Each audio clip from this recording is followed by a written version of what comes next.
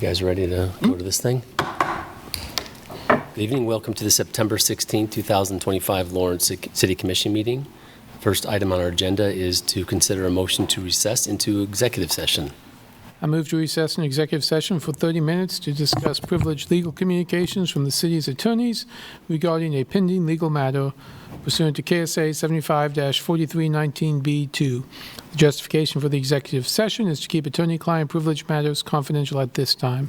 The City Commission will resume its regular meeting in the City Commission room at 5:31 p.m. after the executive session is concluded. Second. Okay, that's a motion by Finkeldye, seconded by Littlejohn. All in favor say aye. Aye. Those opposed? Motion passes 5-0. We'll see you at 5:32.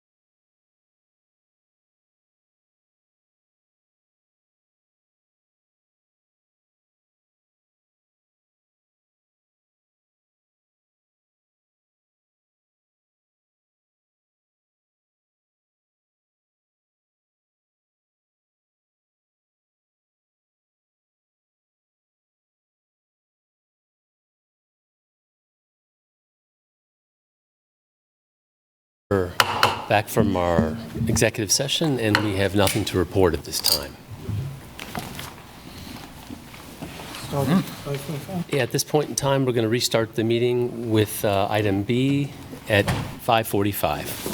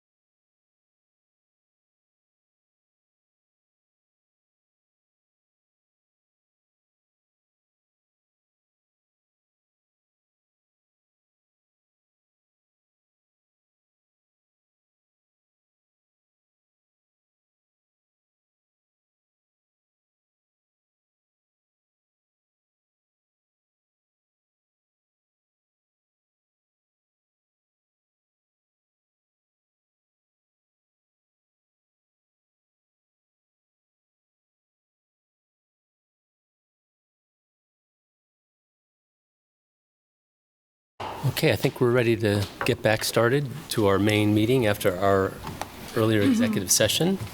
Next item on the agenda is to proclaim September 15th, 2025 through October 15th, 2025 as Hispanic Heritage Month.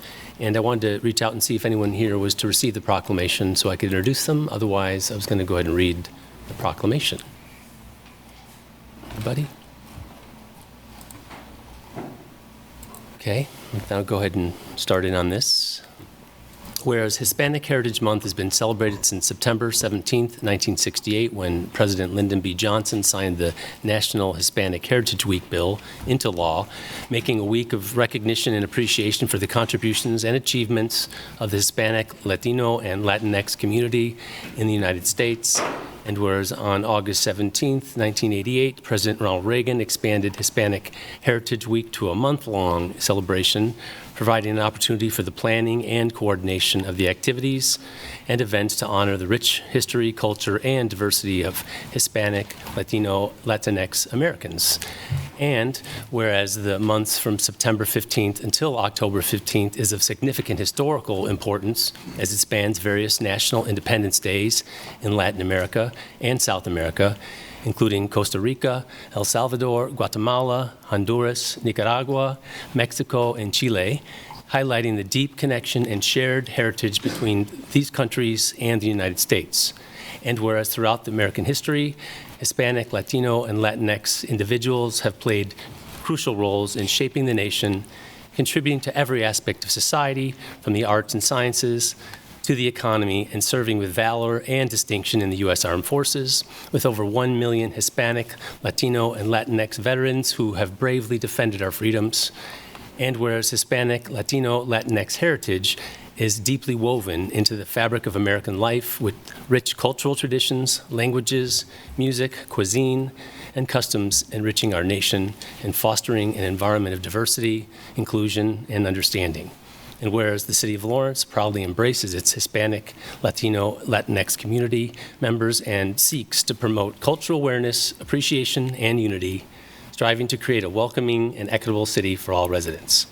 Now, therefore, I, Mike Dever, Mayor of the City of Lawrence, Kansas, do hereby proclaim September 15th, 2025 through October 15th, 2025 as Hispanic Heritage Month, and I urge all residents to join in celebrating and recognizing the enduring contributions and impact of Hispanic, Latino, and Latinx Americans on the history, culture, and shared identity of our city and nation.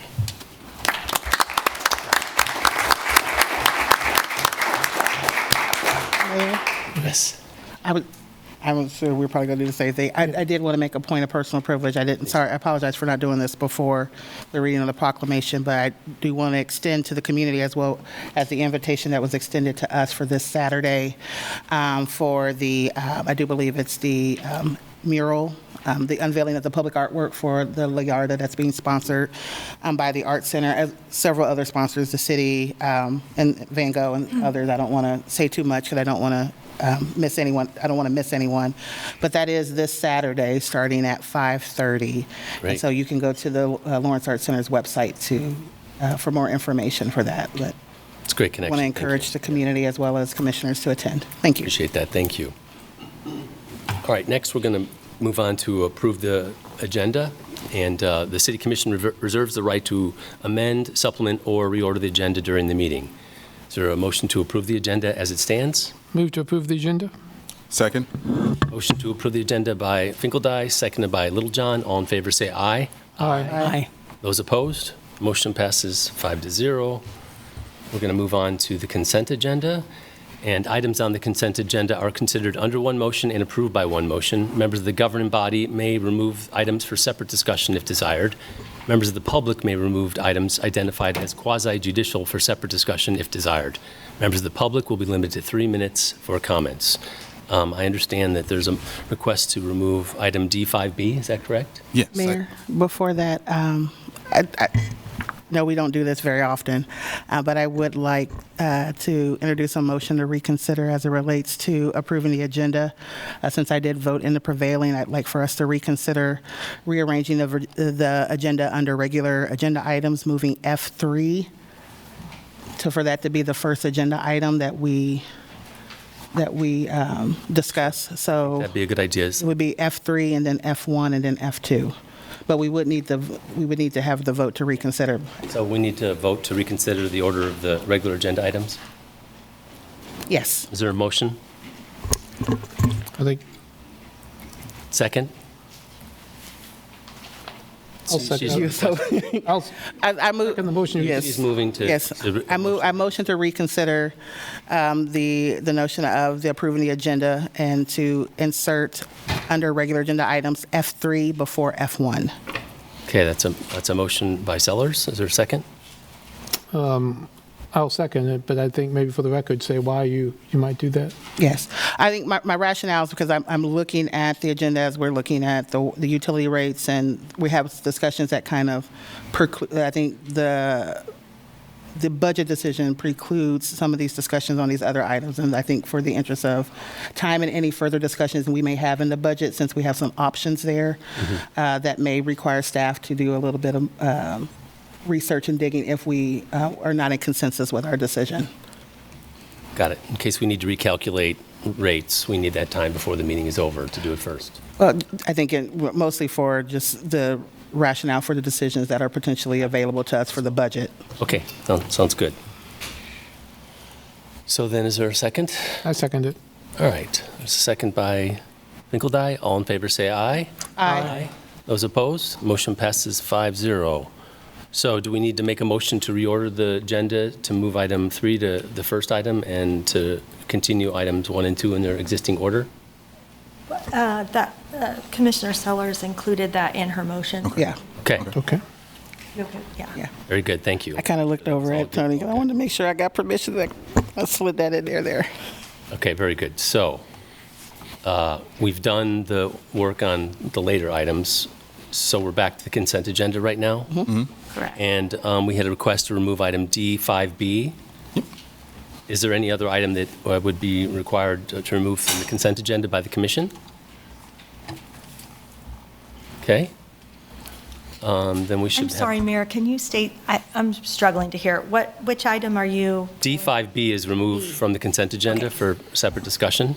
Perfect, thank you. You bet. Okay, so is there a motion to approve? Yes.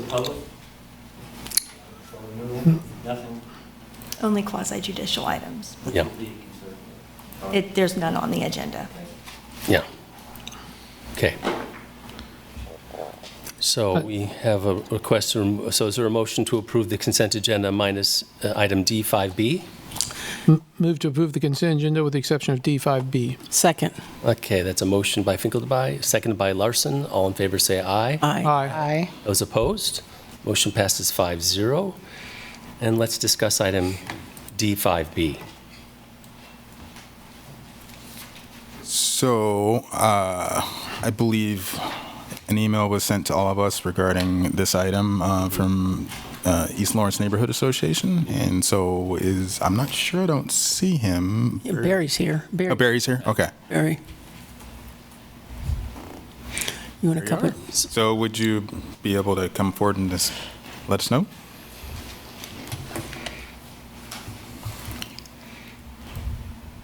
Thank you, Commissioners. I'm Barry Shalinsky. I'm president of East Lawrence Neighborhood Association.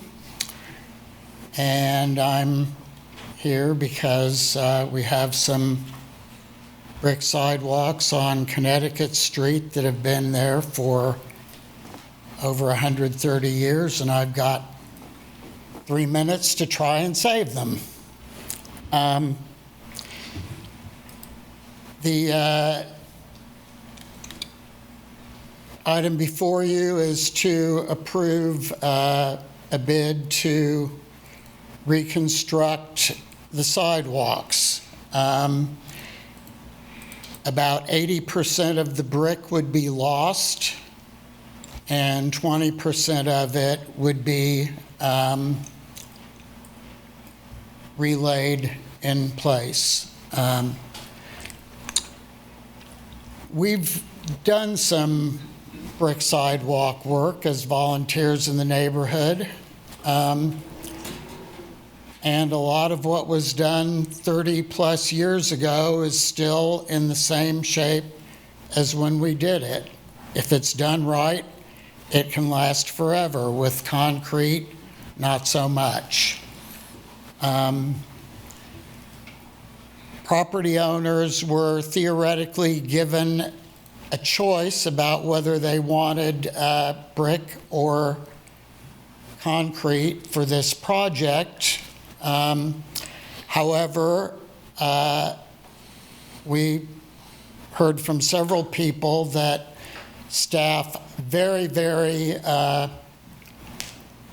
vociferously urged people to choose concrete, and a lot of the basis for that was cost. As it turns out, the cost is not what the engineer estimated in their engineering report that the bid is based on. The engineering report was that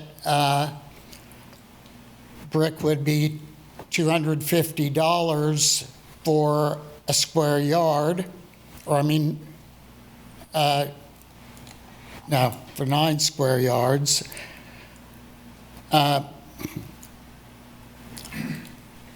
The actual price was $150. Their estimate for concrete was $80, but the actual is $100. So $150 versus $100, $80 versus $250, people are going to make a different economic choice. I urge you to defer this, and let's look at it again. Thank you. Thanks, Barry. Okay. Any other public comment on this? Item D.5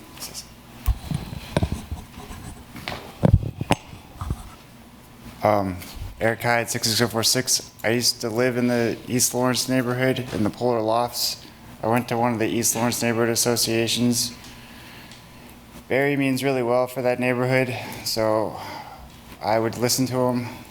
I really don't like that complex up there, all the loud noise on Sundays, but anyway, the baseball thing, whatever. Back to the points. He's right.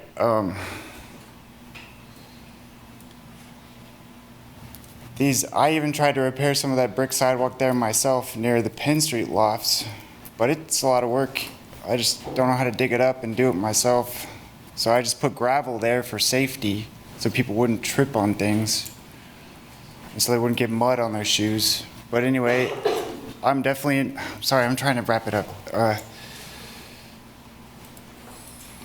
I think what you should do is the brick sidewalks that he's talking about, you should protect those. And then other sidewalks that need a lot of repair, you should stick to concrete, because like elderly people and people with disabilities and stuff, they need to get around. So, but just defer it, like Barry said. It's a good thing to do, and I'm done. Thanks, Eric.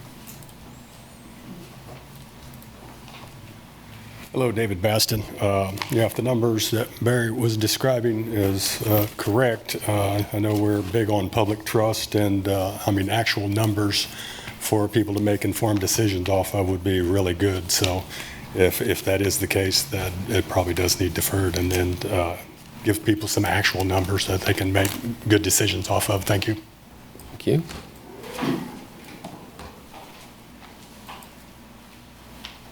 Good evening, Commissioners. Holly Krebs. I'm taking the time to read some more of Barry Shalinsky's commentary that was provided to you in writing so that everyone knows more information. The planning staff and neighborhood stakeholders have been collaborating on an update of the East Lawrence neighborhood plan since 2021. Based on extensive public input, planning staff drafted the following proposed goal statement as its very first item under the heading of public realm. Quote, encourage brick sidewalk along Connecticut, Rhode Island, and New York streets. Approval of this bid item will result in the exact opposite of that outcome. According to the bid specs for the project area, 1,769 square yards of brick sidewalk, about 80%, would be replaced with concrete, while only 454 square yards of brick sidewalk, about 20%, would be restored and reset with brick. Ostensibly, property owners, quote-unquote, chose which material would be used, but several of them reported to ELNA that they were very strongly encouraged by city staff to go with concrete. The reality is that concrete was chosen for many. Low-income residents needing cost-sharing assistance were automatically defaulted to concrete. Property owners who did not affirmatively make a choice were automatically defaulted to concrete. 2 homeowners reported to us that they affirmatively chose brick, yet the city's online system did not register their preferences. They were, hopefully, able to get this straightened out, but we have no way of knowing if there were others who were unaware that their preferences were not correctly noted. It was represented to property owners that brick could be significantly more expensive than concrete. According to the bid sheet, the city's engineer's estimate was that brick sidewalk restoration would cost $250 per square yard, over 3 times more than the estimated $80 per square yard for concrete. In fact, the actual bid tells a very different story. The cost of brick restoration is $150 per square yard, just 1.5 times the cost of concrete at $100 per square yard. We have to believe that if presented with this more accurate and reasonable cost estimate, more property owners would have likely chosen brick. ELNA representatives met with 3 staff members of MSO and the city's communication director on May 19, 2025, to request that the Connecticut Street project be deferred for a year. In support of our position, ELNA noted that prior to undertaking any major infrastructure initiative in the neighborhood, it would be prudent to wait for the completion of the neighborhood plan update to serve as a guide. Thank you. Thank you, Holly.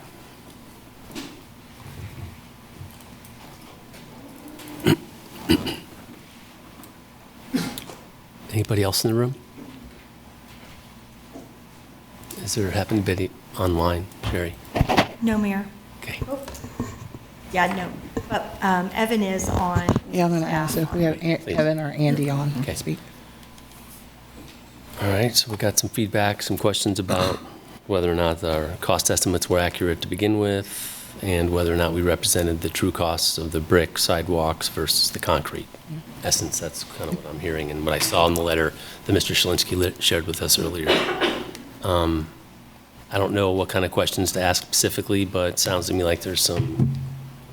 Evan's on. He can- Evan's on. I Yeah. don't know, we could So just hear from him. if you've got one specific you want to ask him right away. I just, maybe some rationale around the 80-20 split, since I know the sidewalk project blended with the ADA projects. I know Andy and Evan are on, so maybe they can provide some additional context to this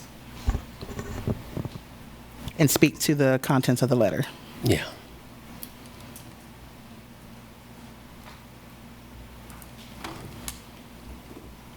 Hi, can you guys hear me? Yes. We can. All right. My name is Evan Corrent. I'm the city's ADA compliance administrator. And thank you, Mr. Mayor and commissioners. First, I want to say that the city staff is excited about the contract before you tonight because the brick square footage prices came in lower than anticipated. In previous communications with property owners, we used the national brick average, which is 2 times the cost of concrete, and the bid came in a little under 1.5 times the cost of concrete.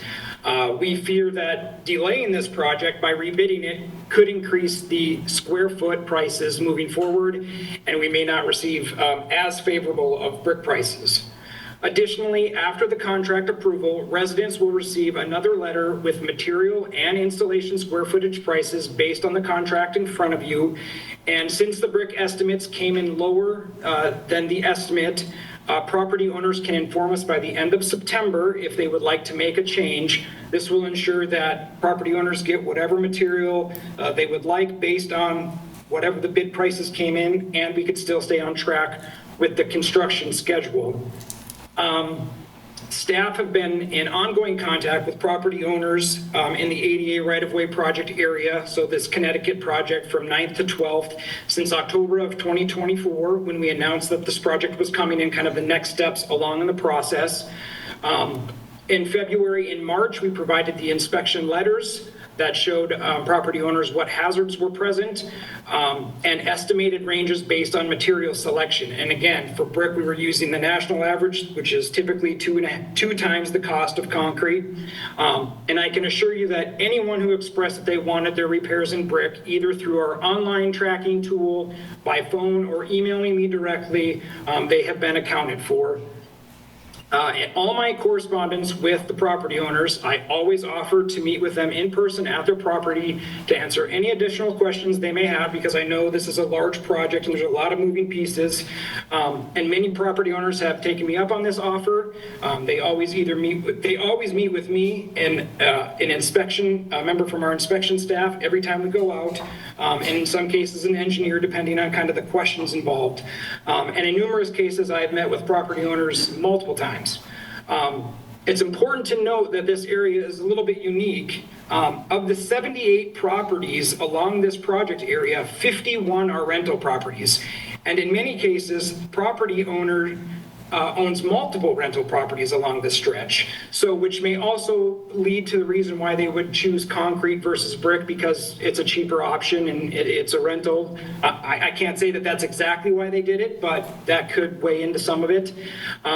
However, every property owner along this project stretch, if they choose to go with the city contractor in the estimates in front of you, under the cost partnering program through the ADA transition plan, as mentioned in previous other commission meetings and as approved through our ADA transition plan, the city pays for the demolition, the removal, excavation, grading, retaining walls, traffic control, design, and any hazards caused by city infrastructure, including city street trees or underground utilities, slope and width issues. Residents pay for whatever material they choose and the installation of that material of their identified hazards. In addition to the cost partnering that every property owner can participate in, the city has two other financial assistance options. One is financial aid, which is income-based, and if qualified, the city pays 100% of those repairs in concrete. Per the policy, the default material is concrete when the city covers 100% of that cost. That ties to our sound fiscal stewardship in our strategic plan. The other type of assistance that an owner-occupied resident could apply for is owner-occupied corner lots, where the city pays 50% on top of all the additional things we're already paying through our cost partnering. And so that can go to material and installation costs, and that can be either brick or concrete. Of the 27 remaining owner-occupied properties that would qualify for additional financial assistance, only one chose to go with the financial aid, which he's getting 100% paid for in concrete, and one is doing the 50% because it's a corner lot based on square footage, and the city is paying 50%, an additional 50% of her brick. So residents also have the option throughout this process. Like I said, it's been going on since last October, and property owners have been aware since February and March what their options were. They can also do self-repair or hire their own contractor as long as they follow city sidewalk standards and can get it cheaper. There are a few property owners that are doing self-repair and some that are hiring contractors. And as long as that work is complete by the time our contractor starts, so we can tie into the work that's already been done, that's perfectly acceptable. And I always tell people, whenever they get these estimates, feel free to shop around, get some prices, see what, if you can get something better, if you know a contractor or some of these property owners have relationships with contractors, then by all means, whatever is the cheapest option for residents. However, if they use their own contractor or do self-repair, they don't qualify for the cost partnering items that the city pays for. Because the sidewalk repair decisions are up to individual property owners, we work directly with affected property owners. Staff did not feel that it was appropriate to give out resident names and material choices to ELNA because those decisions are up to the individual property owners, and it can be based on a lot of factors, whether it's accessibility reasons, financial reasons, maintenance issues, or just aesthetic preferences. So with that, I'd be happy to answer any of your questions. And I believe we also have CC Riley, who did the brick policy online, and Jake Baldwin, who's the engineer on this project as well. Well, thanks, Evan. That was very thorough. Evan, can you tell me, so you started with this, but what's the next step in the process? if we approve this, that you said something about sending out letters and then people could still make a choice? Tell me Yep, about so that. the next step in the process is once the contract's actually awarded or you guys approve it, then each property owner will get a letter that says, this is what the square foot for concrete came in at, this is what the square foot for brick came in at, and this is your total square footage of responsibility, so they can decide, what they want to go with. And since this brick price came in a little bit cheaper than the 2 times cost that we originally quoted, they can make that change, and as long as they let us know, and in the letter we'll say, as long as you let us know by the end of September, we can make those changes and work with the contractor to do a change order. I mean, it will take some work on our side, but we want to make sure that people have the options available to them, and then we will continue with our construction project, hopefully without much delay. Thank you, that's helpful.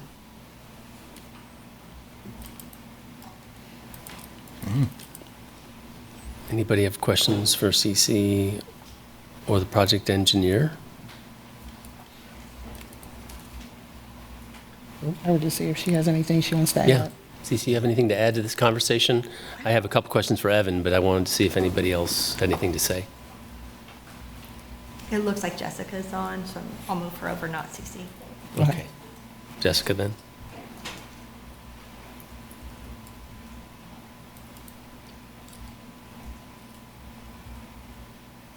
Sherry, I think it was Cece. I don't think Jessica was planning to talk about this issue.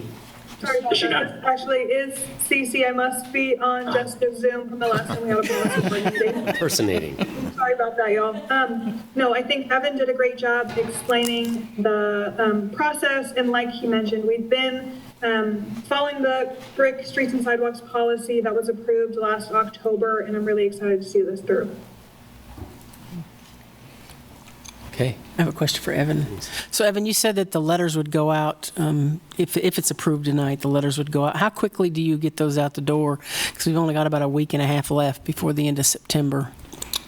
My original plan was if it got approved tonight, then I would work on getting them to our admin staff tomorrow to get them sent out by the end of this week. Okay. And if you advise that was too quick of a turnaround, we could maybe push it back to, the end of the first week of October or whatever, if we needed to give a little bit more time. I think that would still be okay with our contract, our construction contract, but we'd have to kind of look into that. And to follow up on that, Evan, so from my understanding then, us approving this tonight, the cost changes would really be borne by the landowner or the property owner because it's material related simply. You said if they cost share, everything else is paid for, but for the materials. Yeah, so the only thing that would change is if a resident currently chose concrete because they didn't think that the brick prices were going to be low enough, they let us know, hey, with these new prices, I'd like to go to brick. We do a change order and kind of revise the plans and get that to our contractor and make those changes, or vice versa. If somebody's like, concrete came in a little better than I thought too, I'll go to concrete or whatever it may be. Okay, good. So this would not affect our costs. And then the timing, it sounds like it won't affect the timing. That was my other question. If we do delay it a week, it's not that big a deal, but it will provide the landowners a little bit more time to make that decision, especially if it takes a little while to get this stuff in the mail. Yeah, Jake would probably be better at if it would affect construction timelines. When we talked earlier today, I don't think that it would too much. It just depends on how quickly we can do change orders and get the changes to the plans. So the contractors, are aware of, hey, this person's now going brick, this one's going concrete, whatever it may be. But I think it should still stay on track with our contractor schedule. And you're right, it would only affect whatever their hazards were and whatever material choice they selected. Mm-hmm. And then the 51 rental sites, are they all owned by 51 different people, or is it multiple people that are going to be able to affect this change with more? Is it easier to get a hold of, say, the 10 people that own the 5 properties, or is this going to be 51 people we'll have to be in touch with? Yeah, so they're owned by multiple people. Everybody will get a letter that reflects these prices, and we'll have on there that if you want to make a change to let us know. There are a few property owners that there's one individual that owns 4 properties, I think another one that owns 2 or 3, but most are just one. They're kind of one-offs rental. And in most of I can say, like I said, since I've spent a lot of time in this area over the last handful of months, most of these people I've kind of spoken to kind of as this process has evolved and kind of what our prices we're looking at and some options and things like that. There were some people that had initially said that they were going to go with their own contractor, but we're kind of waiting to see what the final prices came in at. So there's already been some communication there. So I think the ones that have really had an eye on this are already kind of aware that some prices are coming. Okay, great. Thank you.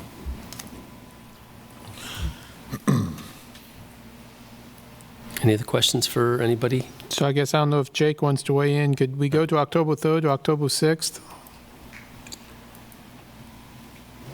Hi, good evening. Jake Baldwin, Engineering Program Manager at MSO. Yeah, I think we've got the flexibility with our contractor to extend that as needed. Well, I think we'd go to October 6th. That gives them a couple weekends in between. That'd be fine, yeah. Yeah, I think that's a great idea. How long do you think they would give you on that, Jake? Latest date that they would want to definitely have a number? I don't know the answer to that question. Luckily, this is a contractor we have a great working relationship with, so I think we're going to be able to sort this out however needed. They just need some time to talk to their subcontractor who's doing the brick work to make sure that they understand the schedule and cost ramifications. Okay, thanks. Okay. We got what we need tonight? So is there a suggestion to defer it to October 6th for the purpose of? No, I think, no, just Okay. approve it so they can so the contract's approved, and then Okay. just with the caveat that the landowners have until October 6th to respond. So I'll just add that to the motion if that, For the material choices. yeah. But I would also add that the letters have to be out of the office by the end of the week, so people can get them timely. Okay. I think that's appropriate, yeah. Okay. So wait for motion? Such things up. We can try. Okay, I'd move to waive the requirement to rebid number 2500056 for the Connecticut Street ADA brick reconstruction project MS5-G24000.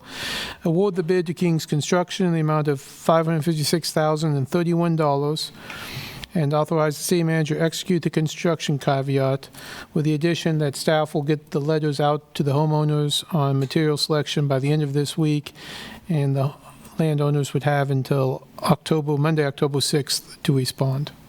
Okay, it's a motion by Finkeldye. Second?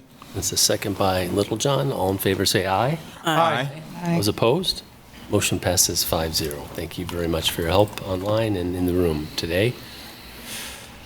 Go ahead and move on to our regular agenda items, which is now going to be ordered. First item on the agenda for tonight is to consider adopting resolution number 7632, approving and appropriating the 2026 City of Lawrence operating budget and adopting the 2026 through 2030 capital improvement plan.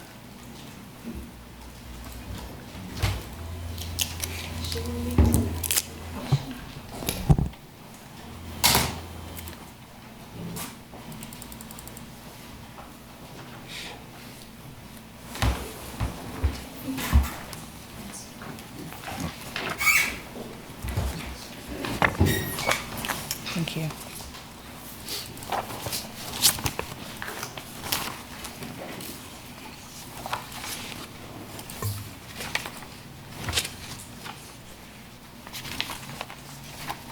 Is that working, Kurt? Okay, sorry. Thank you. I don't think I've ever had to raise the dais before, so this is a big evening for me. Good evening. We are here this evening for our budget adoption. We have a very brief budget presentation for you. So just a review of that 2026 budget process. Again, something for 2026 we started in 2024. So I think I stand here for a lot of people saying that this is a long time coming, very intentional process, and I want to thank so many people who made it what it is this evening for you. Again, this is approximately $431 million budget across all funds. And then based off of feedback that we heard from City Commission, we have put together 3 mill levy scenarios for your consideration this evening for the city's general fund, our primary operating fund. So scenario A is the city manager's proposed budget, which is a flat mill levy, and it combines additional revenue from Douglas County to restore 8 LDCFM positions for a new medic unit, and it has the original Parks Recreation fee proposal that you saw. So that proposed estimated tax rate for the general fund would be 21.142. Scenario B took the laundry list of items that we heard at the public hearings and basically added all those together. So in addition to that additional revenue from Douglas County for the 8 positions, it adds 1 more to LDCFM, 2 police officers, $175,000 for the farmers market CIP project, $25,000 for small business support, $20,000 for neighborhood program, and then it is the updated PRC proposal, so there's $50,000 to offset that revenue loss. This would have a proposed estimated tax rate of 21.63.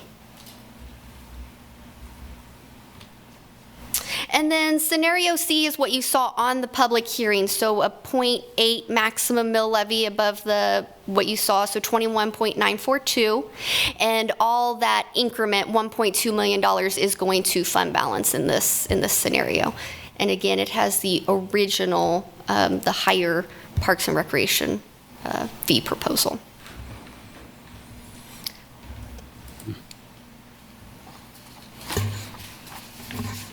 So our action this evening is to adopt Resolution 7632. And if you look at the packet in front of you that Mary was so gracious to hand out, you'll see the resolution. You'll see the insert that we need to have in the packet with the highlight here. So that's what will change the general fund numbers. And then you'll see the 3 scenarios broken out. So scenario A, you flip that, you see what you would insert on the second page, scenario B and C. The commission is welcome to vote on one of these 3 or any iteration thereof, as long as we do not exceed the maximum mill levy.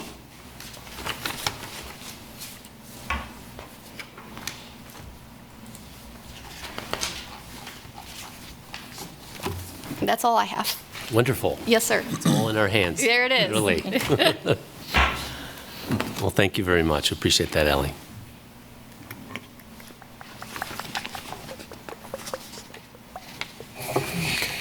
Any questions for Ellie while she's standing up there?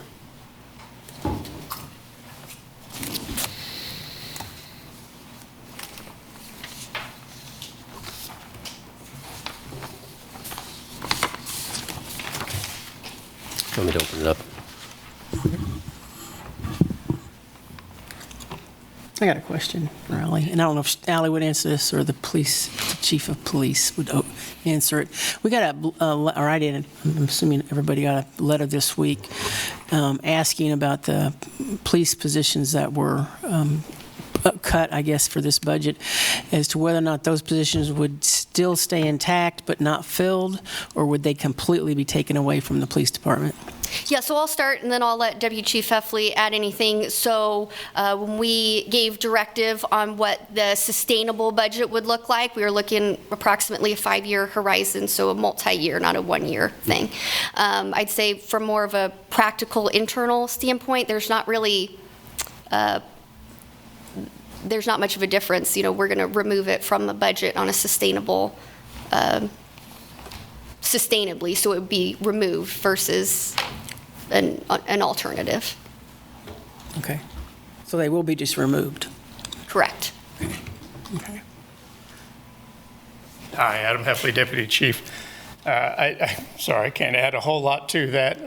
If the positions aren't funded, I assume they would remain unfunded the following year. And the direction we received was to make sustainable cuts. So a 1-year reduction wasn't going to meet the assignment I was given. Mm-hmm. Okay. That Make sense? Yeah. Thank you. And I think the question was, is it disappear to those, at least I think, is that what that email was saying? That the position? Yeah. Disappearing versus being just unfunded like we do in the CIP. We just put something as unfunded. Yeah, well, we deal with that all the time. Yeah, we do. But I was just, the positions though, are they're gone, or they're just, they don't just go to an unfunded category. I guess it's the same. Yeah. Correct. Yeah. Okay.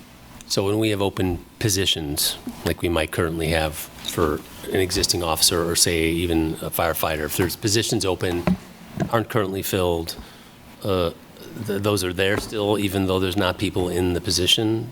Yes, we have vacant positions with funding attached to them. Got it. Because they're vacant, there's funding sitting there, even Yes. though we're not using it. There's funding attached, which is why you remove it. Yes. That makes sense, thank you. Okay, that makes sense to me.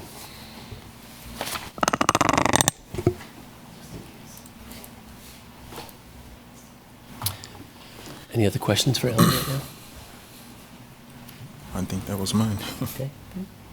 Commissioner, you have a question? I was thinking of a hypothetical to give Ally to speak to the, so let's say, okay, so we have the cuts. Let's say next year we have 2 stellar recruiting classes that give us numbers that will exceed the budgeted amount. What would be, talk us through what that scenario would look like? I'm assuming that would come back to us as a budget amendment, or how would that come back to us if we had a scenario of something like that? Yes, I think I'll let Craig start on, his authority to have the police department overhire, and then I can add anything. Sure. We have faced that in times. Sometimes we're predicting what turnover we may have. So we may know that there's some retirements, and I have authorized overhire, not just in the police department, but other places, fire in particular. If we know that we're going to have vacancies, we'll have people ready to fill those positions by the time that they come up. Most of the time, in my 6 years here, those have all been theoretical, because we have more vacancies occur than we can fill, especially in those 2 departments that have long lead times with the selection and the training to get them ready for the positions. So I have used some discretion at that, working with the command staff in both departments. And we've done this in other departments. None come to mind, but there are other departments where we'll do this too. If we've got authorized salary and we've got a lot of work to do, we want to get those positions filled and not have long-term vacancies. We have played with it a little bit with the budget shortfalls, and we have let some vacancies run a little bit longer. Those are sometimes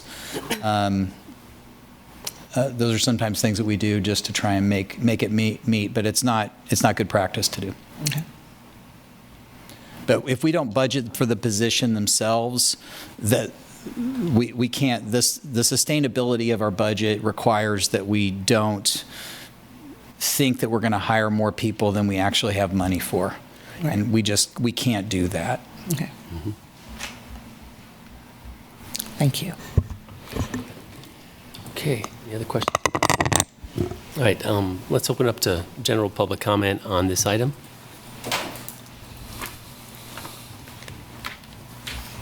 John M., 66049. The city's spending way more than the revenue it brings in. If you normally spend $10 million a year maintaining roads, and now you borrow $10 million to do the same work while freeing up the $10 million to spend elsewhere, you're using debt to balance the budget. You're just calling it capital spending instead of operations.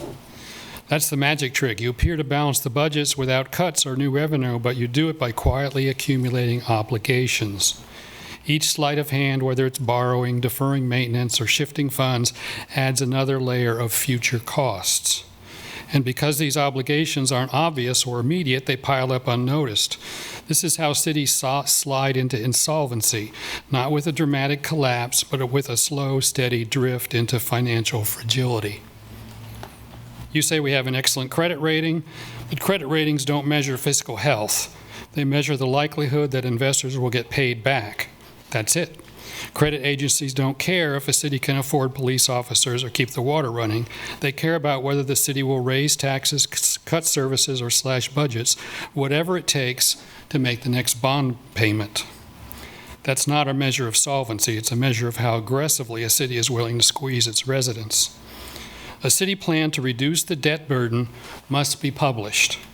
The city needs to be much more aggressive in paying down the debt burden. 5 years from now, you may not be in the big chairs on the dais, but your legacy of debt will still be with the town's residents. Thank you. Thanks, John.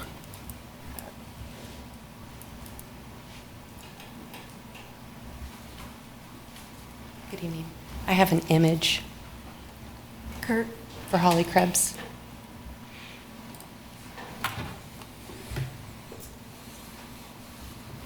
And it's not that image. That one's for the utility rates. There is also one that I sent. Yeah. Right there. It's the other one. We did a little rearranging. I know. So it's that one. Thank you. All right, you're on. Commissioners, as you know, the Coalition for Collaborative Governance has concerns about the sustainability of the long-term debt that the city is considering in the 2026 through 2030 CIP. We appreciate your previous attention to this matter and your planned discussion of this issue on October 7th. I want to take this opportunity to reiterate our most substantial concerns for your consideration. The chart before you shows the city's plan for paying their current and proposed general obligation debt through 2035. If the city approves all debt proposed in the CIP before you, the city's debt service payments for these bonds in 2030 will be $10 million more than this year's payments, which is an 84% increase. The city is planning to pay for these larger payments through 2032 by using funds from the bond and interest fund balance. In 2033 through 2035, the city anticipates paying for their debt obligations by breaking with their fund balance policy and dipping into reserves that I believe are intended for emergency purposes. While Commissioner Finkeldye stated that this fund shouldn't be susceptible to emergencies, I would posit the opposite. If our community has a flood or other natural disaster, the city will likely need to take on potentially substantial debt to attend to our community's disaster response. This fund would finance some of that emergency debt. This chart also assumes that the city will only take out approximately $6 million annually in GO debt in 2031 through 2035, which is only about 7% of the GO debt that the city is proposing for next year alone. Our coalition is concerned that the city's proposed debt for the next 5 years may significantly limit the city's future capacity to financially manage planned or unplanned needs during the 2030s. Since March, our coalition has been asking about the city's long-term plan for paying their debt.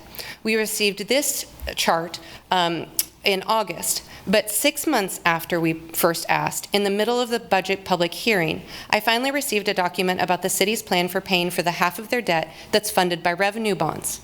Unfortunately, the document I received is 3 years out of date and does not include the additional $200 million in current and proposed debt that's paid for with our utility fees. We had hoped that the community and commission would have access to this up-to-date information before the commission approved the $143 million of revenue bond debt in the proposed CIP before you tonight. Additionally, our coalition's research into the city budget has revealed documentation inconsistencies that make it impossible for the public to understand the actual numbers for the city's debt issuances, debt payments, and capital expenses. We continue to request that the city provide clear and consistent numbers based on cash flow about the amount of new debt, reissued temporary notes, and capital expenses that the commission approves. We appreciate the commissioners and the finance department's continued attention to these issues. Thank you for your time and consideration. Nolly?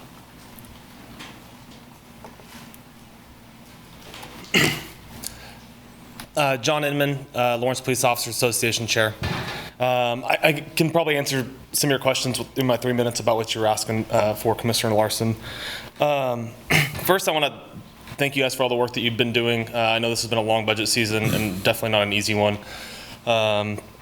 As far as what I was asking for in that email, essentially our fear is it took us a long time to get up to 154, which was what our maximum number that we got to in about 2013, I believe. To get there, it took grants that no longer exist and some mill levy increases, which is obviously something that kind of the community has decided is we don't want any more mill levy raises. So my concern with cutting these positions is to reach any level of rebuilding our numbers, we're going to have to do some level of mill increases or large budgetary changes to make that happen. And Not sure how that would go about, but that's kind of why, if there's a way that we could hold those positions to where slowly we could rebuild over time to get back to a better staffing level, that is kind of why maybe that is an option. I don't know if it is or not. I am thankful that we have this proposed 2 officers with the small mill increase. I know it isn't obviously our whole budget, which would be nice, but it is something, and that does mean a lot to us.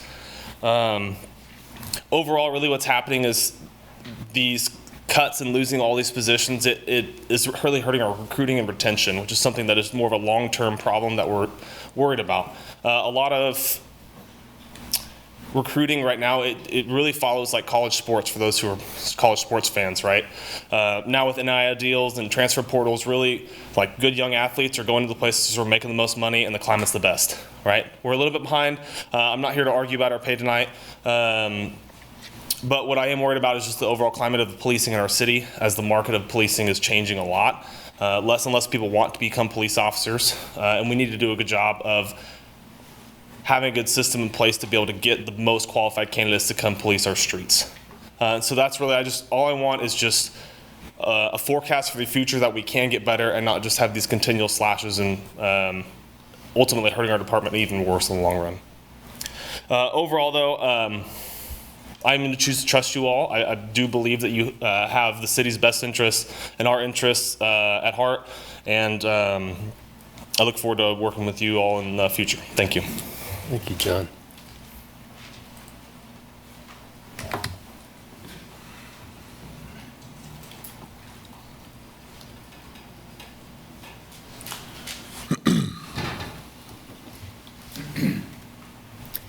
Good evening, Commissioners. My name is Carol Kummer, 66049. The Lawrence City Commission has expressed interest in rec fees in spite of opposition to community members in their own advisory board. Taxpayers are already supporting recreation centers in the taxes we pay every year in our high property taxes, high sales taxes, and motor vehicle related fees. Our City Commission believes that $500,000 they will generate for the rec center fees will somehow solve their budget deficit problems. We do appreciate the City's Commission's revised PRC recreation facility membership and fee schedule that made adjustments to some of our community's concerns and issues with the rec fees. Your 2026 membership target goal of 3,000, which is 3% of our population, will, with a revised revenue of estimated at $450,000.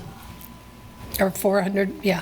Thank you, Commissioners and PRC, for addressing my no rec fee petition and community concerns with the revised membership fees, but there is still a problem you may not have addressed. Through my community outreach and talking with different community residents, they are still opposed to your monthly and annual resident fees. If rec fees are implemented, some residents will consider joining other health clubs that have more to offer than SPL, like on-site pools, saunas, more and better equipment, smoothie bars, cement court surfaces for pickleball tournament play. With this in mind, PRC may not reach their target goal of 3,000 memberships, and our budget will still be in deficit. Some residents have expressed another thought on the proposed fees. We already pay for our rec centers and our property taxes. If membership fees are implemented, they only provide limited access because when there are basketball and volleyball tournaments, we are still unable to use SPL, making it a limited access for the rest of the residents. The city is gaining 3 fees, our property taxes, the membership fees, and tournament rental fees. This is why we are opposed to the rec fees. Still, there is a chance to make this work. That is why my petition with 1,995 signers urged the city to explore the alternative funding sources listed on my petition to maintain and improve the rec centers. We hope you will reconsider not implementing the proposed rec fees. I want to thank you for your time and service to our community. Thank you.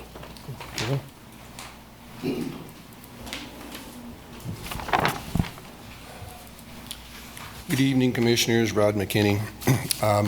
one comment and two related questions that I'd like to get an answer to sometime, whether it's tonight or not. Regarding the bonds, I don't think it's right for all of the residents of Lawrence to have to pay for the bonds to create infrastructure for new housing developments. They've been paying for their facilities for years. Those sewage, fire, stormwater, etc., are used specifically by the people in the new housing developments. Those are the ones that should pay for it. Now, many cities, as I'm sure you're aware, many cities have created special taxation districts to allocate bond payments to those who exclusively benefit from those developments. And I would like to see Lawrence do the same thing. As far as the questions, I'm going to use the rates here that were proposed. Those may change, but I'd like an explanation of the proposed Lawrence 2026 mill rate of 33.99, and that may change. In light of some of the mill rates of some of the nearby counties or nearby cities, comparable cities. For instance, compared to the high-tax city of Olathe, Lawrence's 33.99 mill rate is 45% higher, 45% higher.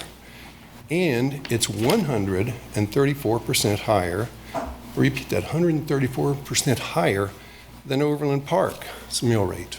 That's huge. That's an enormous difference. And that's especially painful since, you don't have anything to do with Douglas County's rates, but Douglas County's rates are 3.10% of the average income, I take it back, of the median income of Lawrence citizens is paid just in Douglas County tax rates, and then we have the city rate on top of that. So, two questions. What the heck am I getting out of this? And me and tens of thousands of other people in Lawrence. All I see as a result of this is traffic jams and extra time, that it takes me to get to places. I understand preventative maintenance, but this is an awfully high price tag for preventative maintenance. And the second part of the question is, what's so different about Lawrence that our mill rates, that we can't manage our obligations and budgets as well as Overland Park and Olathe? Thank you. Thank you, Rob.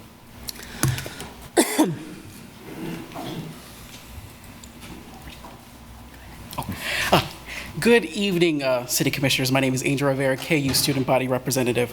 I'm here to speak, to echo some sentiments from a previous speaker in terms of park and rec fees. In consideration to how this affects the student body, at first I was hesitant to speak because students receive access to rec centers on campus through their student fees itself, but one thing I did not consider was the summertime.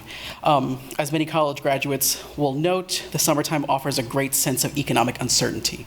And with that, some students, because they're not registered for classes during the summertime, they're unable to access university recreation centers. And so they rely on city recreation centers to have a sense of community and have a sense of well-being. So I would ask, in consideration to what was laid out, I believe in the park fees when it comes to adults, what was it, $250 a year, if I recall, and how it's structured. I noticed that for students in public school system, I think under a certain age, they get access for free, while not asking for college students to receive free admission to park and rec services in the city of Lawrence. I would ask a reconsideration of having a specialized fee for college students that go to KU. Thank you. Okay, thanks, Andrew.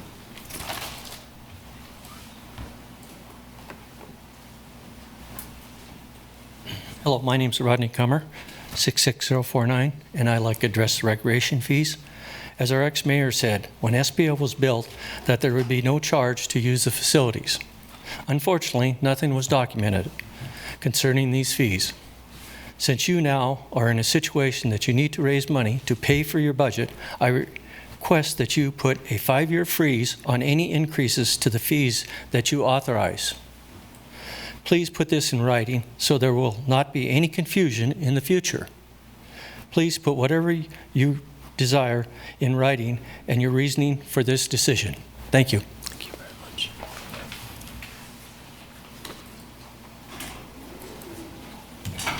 Hello, David Baston.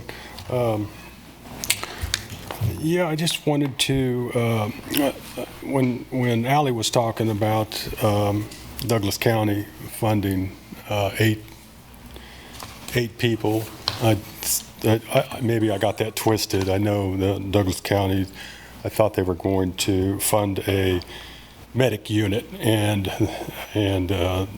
Lawrence was only going to fund one extra person, and then you guys taking out engine number 5, would 7 of those people would be basically doing that. 7 of the people will basically be on that medic unit. So maybe I got that all twisted around, and then to circle back to you guys getting rid of engine number 8, I think it's a bad idea. I think Brad said, I think we had like 200 calls, fire calls, which I know that unit. I don't have the exact numbers, but I know that engine is on way more calls than just than that. So I know I don't think it's a good idea. I do appreciate you guys going to open up another station, but as far as dropping that one, I'm not a fan of it all. And just like the police officer was up here talking about them losing positions too. I mean, public safety should be your number one concern, not taking away from that to do some other projects. So I'm totally against what you're doing with fire engine number 5, and also with the police department, and I think we can do better than that. Thank you. Thanks, David.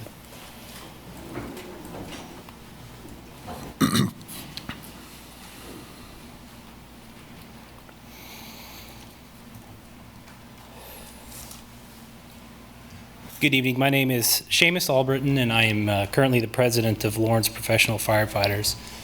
I'd like to start by mentioning that in my comments on this item 2 weeks ago, I was a bit more emotional than I intended. I hope that you guys can extend me some grace as I continue to advocate for my peers in the community. But just as 2 weeks ago, I'll begin by saying and making remarks to be clear that I'm not here to question you all as individuals and your commitment to the community. I'm here to question your priorities as policymakers for the community. All 3 of these options presented in front of you will result in one less fire truck for the citizens of Lawrence in 2026. At the last meeting, there was some remarks in response to my public comment stating that the number of working structure fires have not increased significantly year over year. And to a certain degree, that is true. And our fire marshal who's in the room deserves credit for putting on a fantastic prevention program. But calling attention to that single data point presents a very narrow view of what emergency services is and what we represent in this community. Lawrence Douglas County Fire Medical, like every other modern fire department in the country, our fire trucks respond to and are needed at so much more than structure fires. We respond to car wrecks, natural gas leaks, carbon monoxide emergencies, electrical emergencies, hazardous materials emergencies, water rescues and drownings, confined space incidents, elevator rescues, aircraft emergencies, landing zone coordination for serious medicals that require air vac. And of course, just like everywhere else in the country, serious EMS calls require extra hands, and the best model for that is sending a fire truck. So when you look at the full spectrum of 911 calls that fire trucks are responding to in the city of Lawrence year over year, there is significant increase, very significant. This is not an opinion, it's a fact, and it's documented in the city's reports. Yet, in despite of this proposed budget, all three options in front of you call for a cut of a fire truck. Commissioners, we cannot say that we prioritize the well-being of our citizens while voting to delay emergency response. We cannot pretend to support public safety while voting to dismantle infrastructure. I ask you to reconsider, not for me, but for the citizens that you and I have taken an oath to look after and support. Thank you.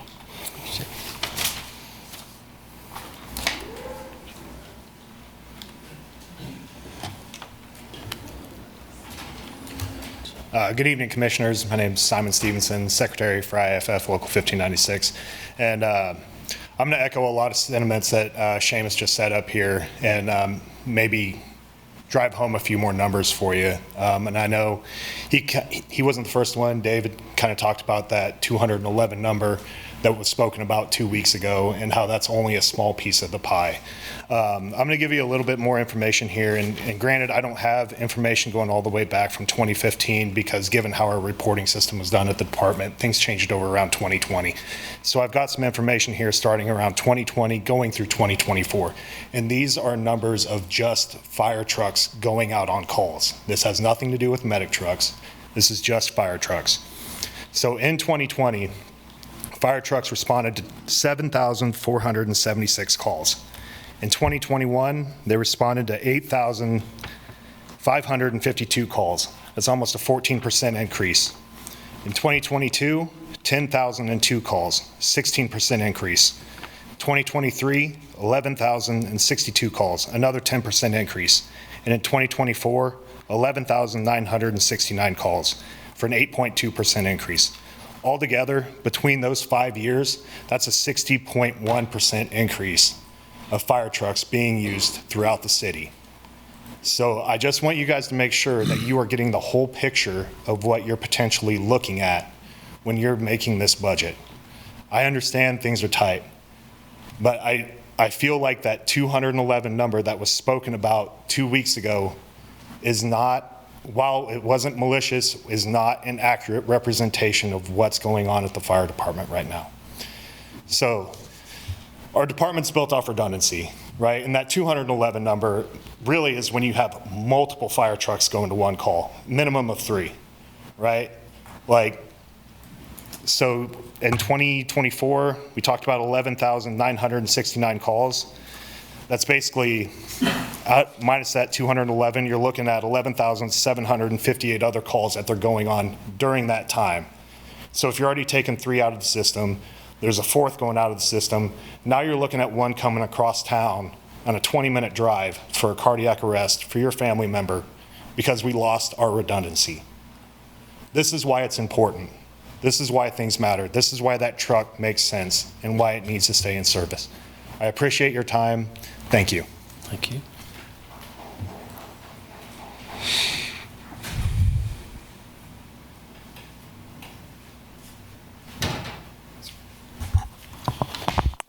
Eric Hyde, 66046. Okay. I'm trying to think of a way to explain it to you, to everybody. So when I was growing up, I used to play this game, Sim City, a lot. I'm sure maybe some of you in here have played that game. Don't lie. All right, so in Sim City, it's very accurate to reality because when it comes to the police and the fire, and even things like parks, we'll get to that next though. We'll start with police and fire. You have to adequately fund them. You can even overfund them a little bit and it's still okay. All you have to do is take care of your city, your residential, your commercial, your industrial, and things like that. So, give them money. Looks like you made it hard to them, you're gonna drop an engine. So maybe you should think about deferring this budget vote because they don't need an engine dropped. They need your money, they need your support, no matter what. I was very amazed and I'm very grateful for our city manager, Craig Owens. I felt his spirit when he was explaining to you the hiring process involved for the police. I felt like I understood where he's coming from. And I am very grateful. Thank you for that, Mr. Owens. And so when it comes to Parks and Rec fees, I'm kind of having a change of heart here. As you know, before I said I was the first person to talk about it, I didn't mean the first person ever. I know Bob Shum talked about it before. I meant the first person to talk about it this year.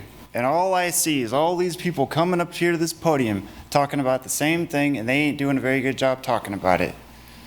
So anyway, the police is integral to the part of Parks and Rec, especially the parks. But let's talk about Parks and Rec fees. Okay, fine. You want to charge Parks and Rec fees to people, I think you should set sort of like a time frame. Make it a year, 2, 3. We're going to charge you fees for this amount of time. We're going to revisit it later. So that's what I think about all that stuff. And I don't think I really have anything else that's applicable to the budget. But yeah, think about it. Thank you. Thanks, Eric.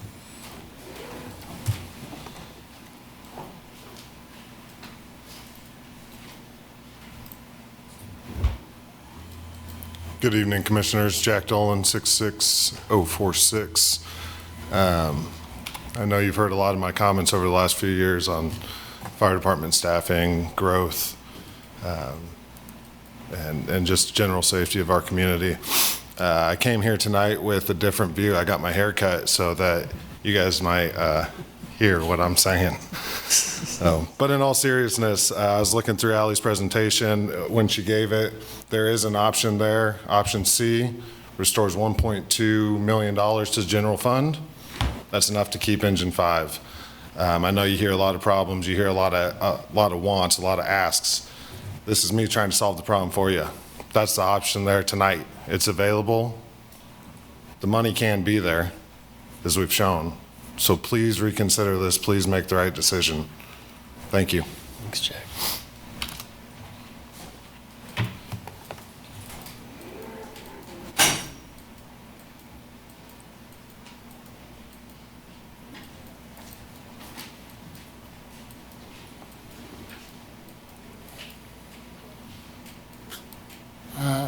Barry Shalinsky, 66044.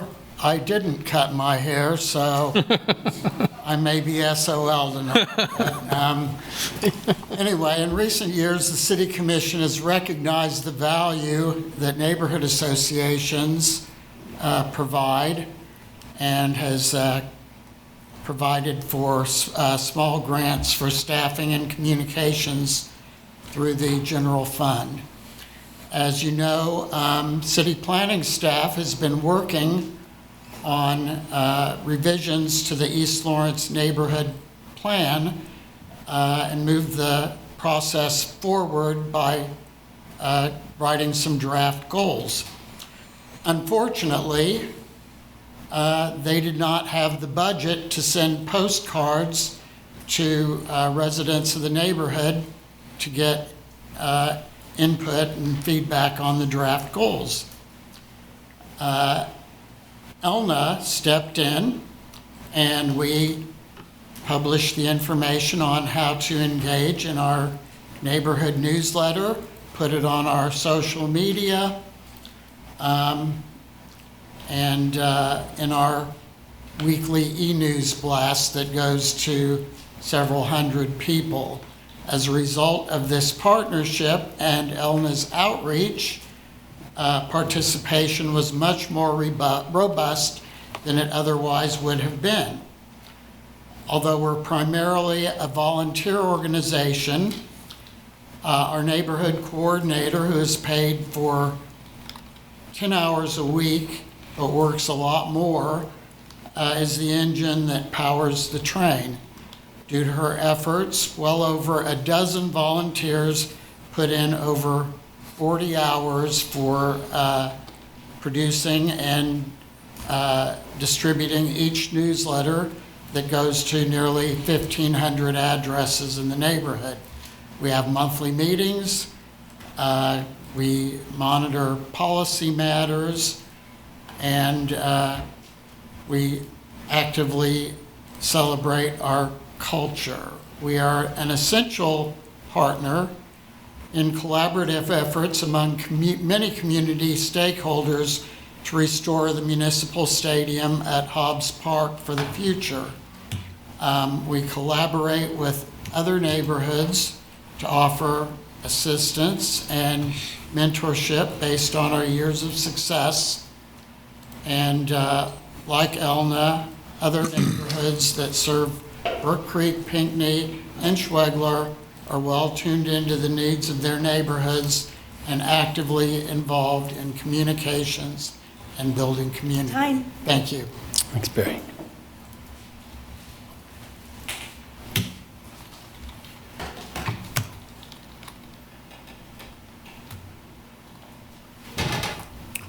Somebody's coming up.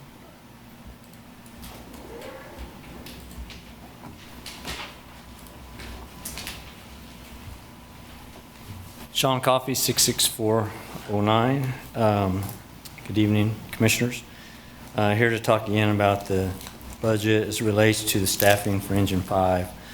One of the things that the fire department through the years has been taught is to bring data to the Commission. Data. Our justification of what we're doing. And through this process, it looks like about 9 meetings, I've still not seen the data from the city saying why this should happen. I picked up on the 211 numbers as well. It seemed to be a big one. But just to let everybody know, in that 10-year period, the mean value of that was actually about 237.9 with a high of 308 structure fires in 2022. By closing Engine 5, we're returning to 1985 levels of staffing. In 1985, we had 110 structure fires. In 2024, we had 211. Same number of people dealing with a 92% increase.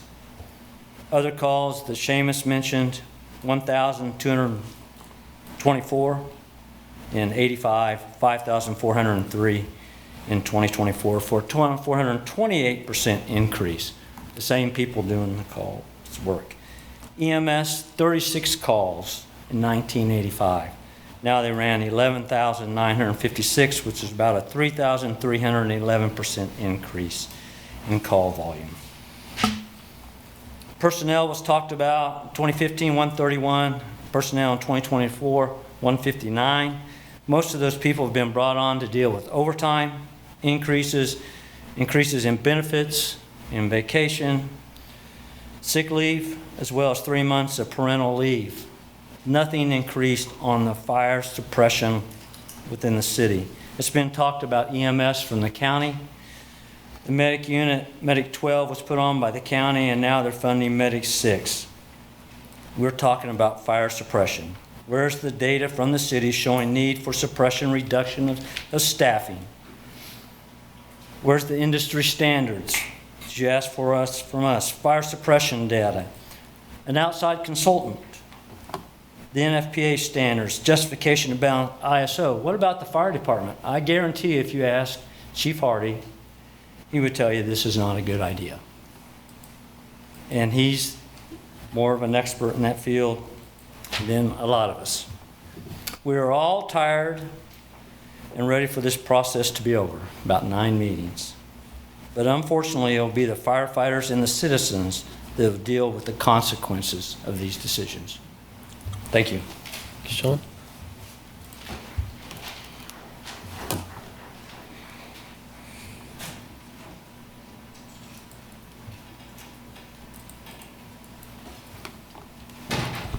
Hello, Melinda Ball, 66046. I have a question about what if Lawrence wins the jackpot and has the World Cup here next year, and there's an incident that needs fire response? How would that be handled if we're going to even further reduce what we currently have? On top of that, this grandiose stadium that KU is putting on, building, they want to put on, I think DeWitt was saying 8 or 9 major concert events. That's a lot of people for that stadium. So if we are to reduce our current coverage, how could if there were to be an unfortunate incident there, how would that be handled? Is there coverage there? Particularly closing Station 5 in that location seems pretty much a bad idea. So anyway, thank you. Thank you, Melissa.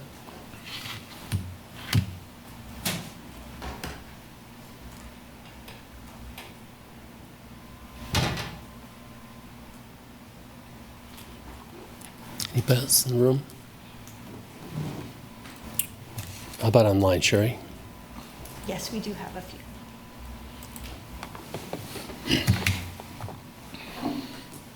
Lori Trojan.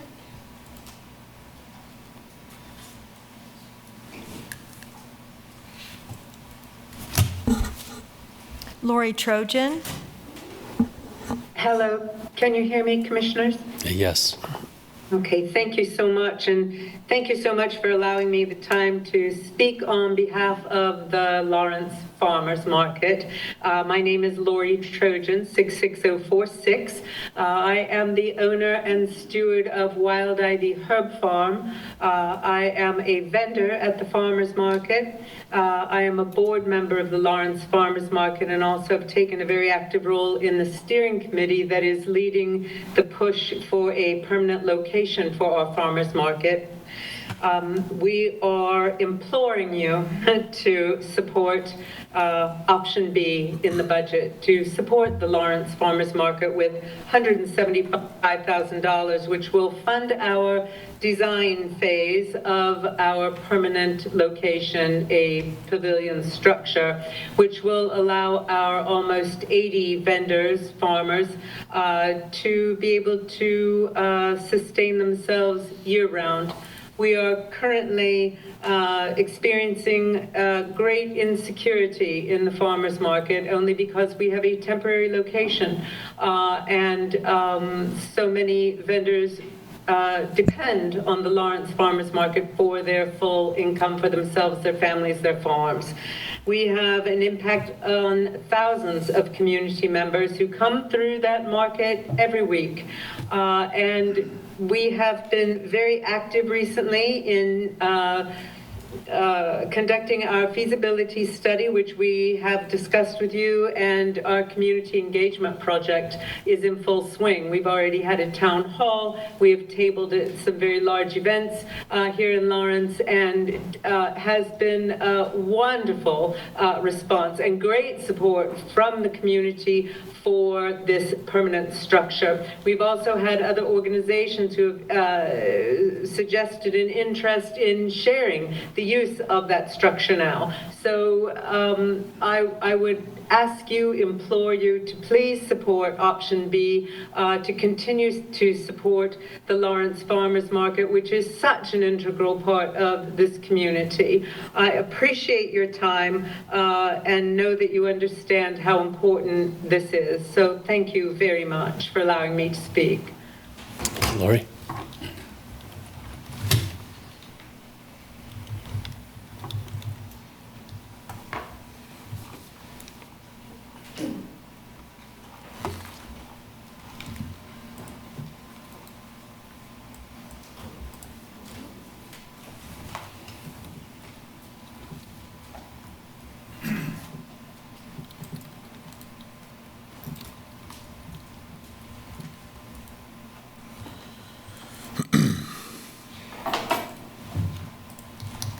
Jeffrey Hepler.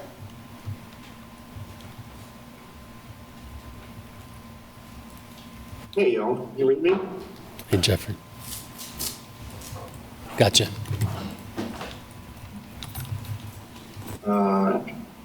We can hear you. Jeffrey Hepler, 66044. Can I get a thumbs up from everyone if you hear me? We got you, Jeffrey. Yes, sorry. Okay, great, very cool. There's just a little low on your end.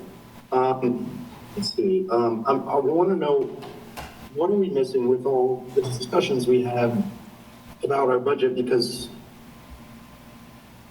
this is what we're talking about, are cutting these essential services. I honestly expected more questions from the commissioners in the initial report that was given for discussion. but I appreciate all the commenters' points that they bring up. Let's find the Lawrence Farmers Market a home.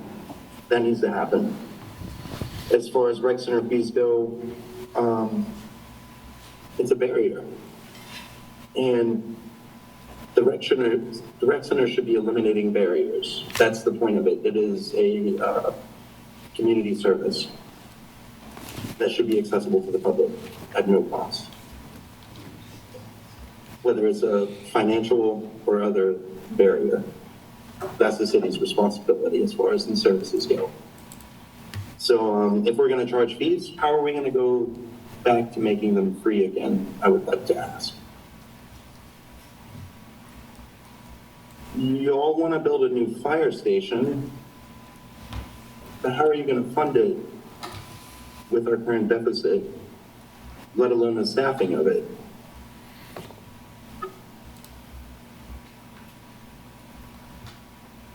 And I appreciate the points of bringing up a natural disaster fund, or even just an emergency fund in general. It looks like we're chasing our tail here as far as money goes. Unfortunately, we're talking about raising the mill levy as the source of funding, rec fees as a source of funding. And I'd really like to see some creative ways to make some money, to have the community that we need. This conversation is not over, I feel, so I wonder if there's any power to defer this decision so we can have a budget that reflects the community's needs. Thank you. Thank you, Jeffrey.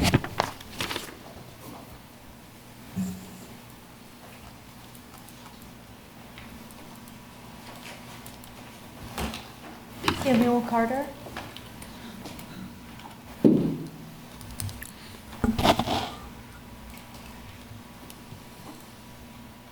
Samuel Carter? Good evening, Commissioners. Thank you, Mayor. Thank you. I am Samuel Carter, 66046. I saw on the agenda a $20,000 for a neighborhood program.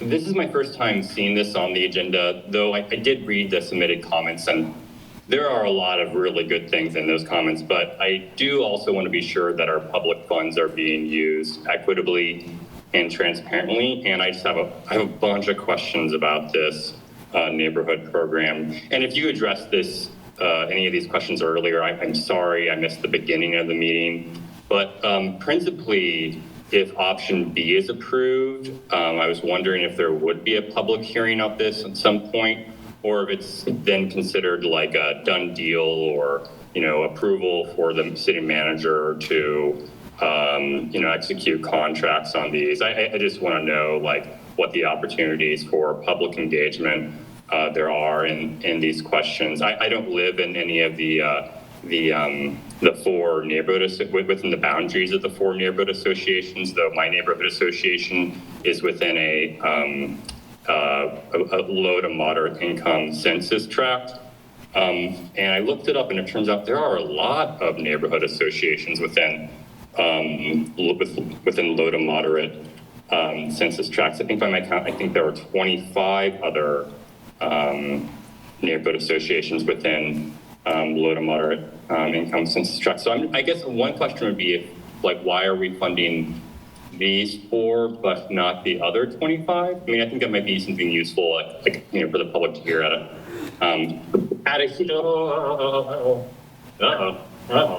all right, I gotta go. Well, principally, yeah, thank you. That's all the comment there. Thank you, Sherry.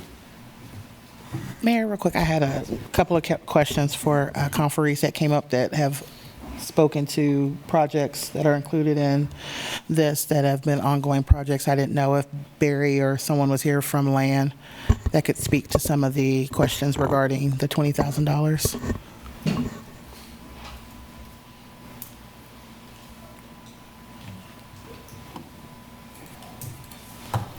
Looks like I'm still connected. Sorry about that. I apologies. Mute yourself. Yeah.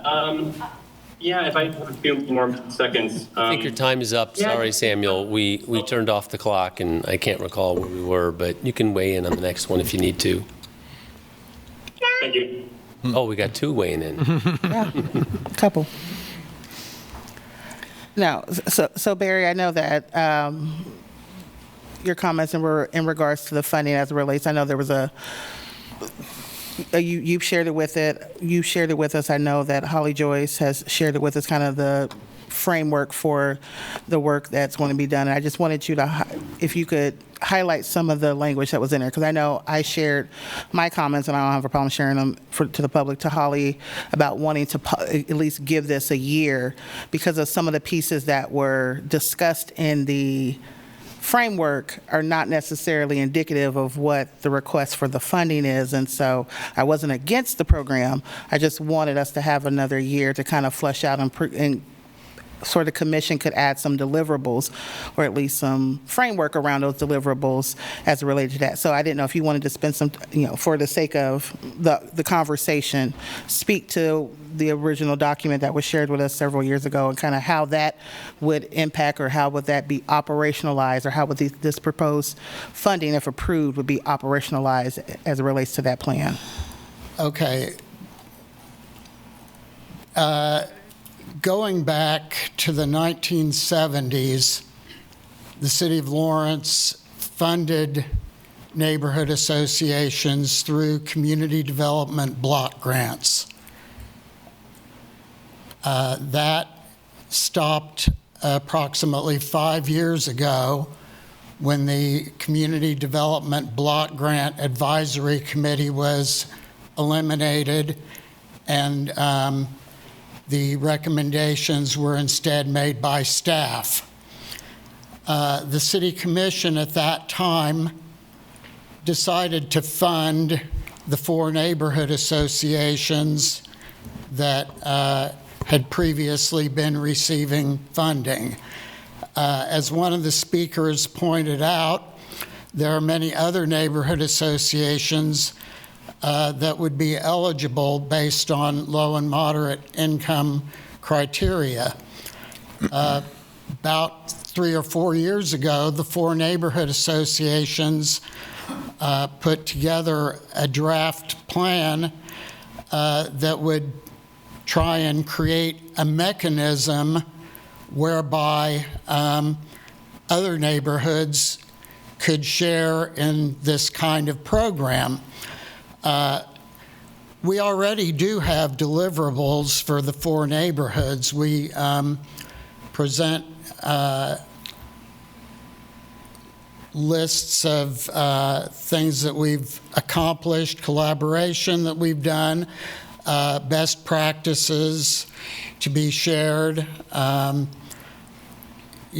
many people our newsletters reach, et cetera. So there already is a framework, but what we were hoping to do is work with the staff to put something together that could be done on a citywide basis. The concern that I have about not funding for a year is that would eliminate some of the resources that we have to work on this program with the staff and with other neighborhoods.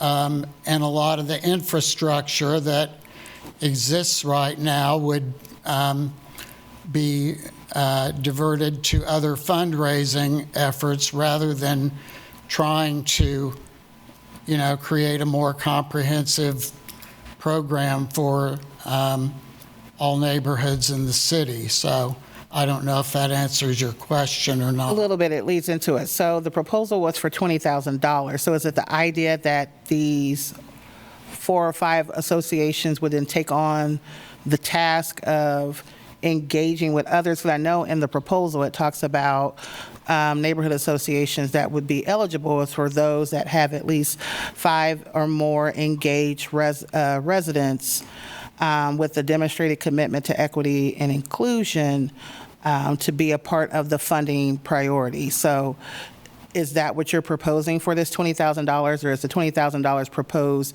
to make whole the $5,000 that the Big Four or Big Five typically received in previous years of CBDG money? It would be both. Okay, so. We would have money to continue our ongoing work, and we would take on the task. We've already taken on the task of trying to put together another more comprehensive program. The issue is whether or not we can have the level of staff engagement to move it forward. And we can certainly try to do that without staff engagement and just come to you in a year from now and say, this is our proposal. We would prefer to do it more collaboratively, but, you know, that's not up to us.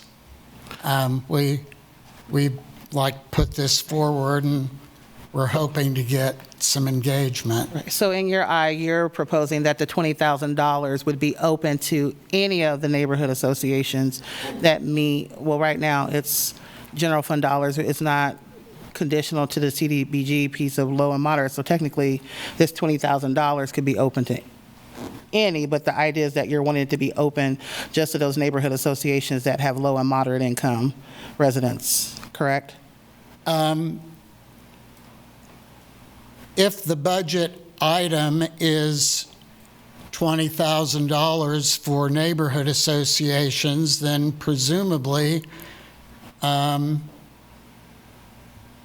it could be allocated in whatever manner the staff wish to do so.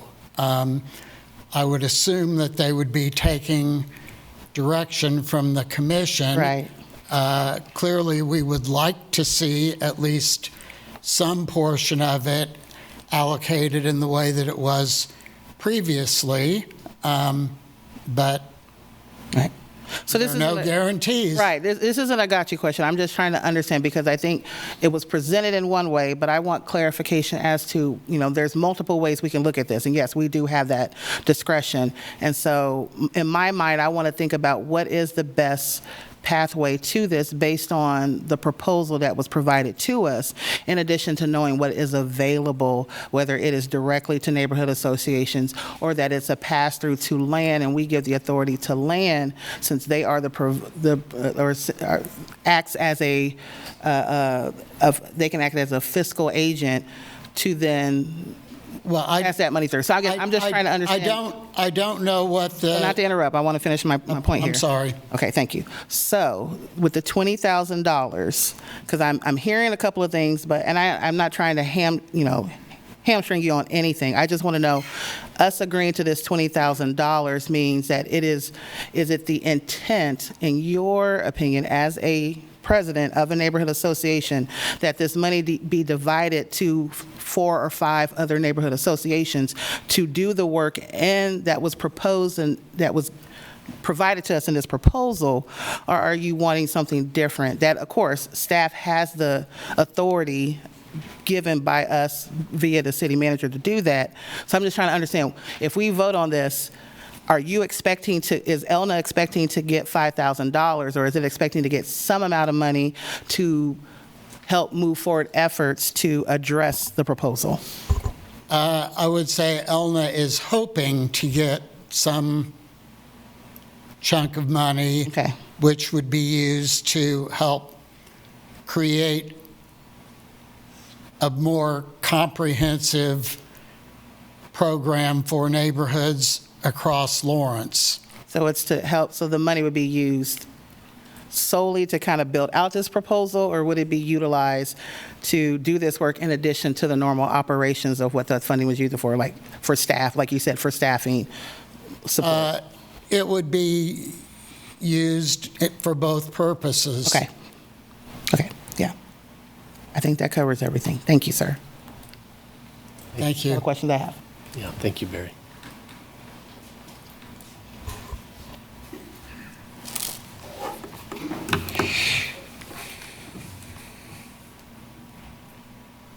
So I know we're kind of quiet. I mean, just to kind of continue to kind of piggyback on this, I know that when this came before us, when it was brought to us by Commissioner Larson, the idea was that this was a part of a pay-go, that we would find somewhere in the budget to cut funds to supplement this $20,000.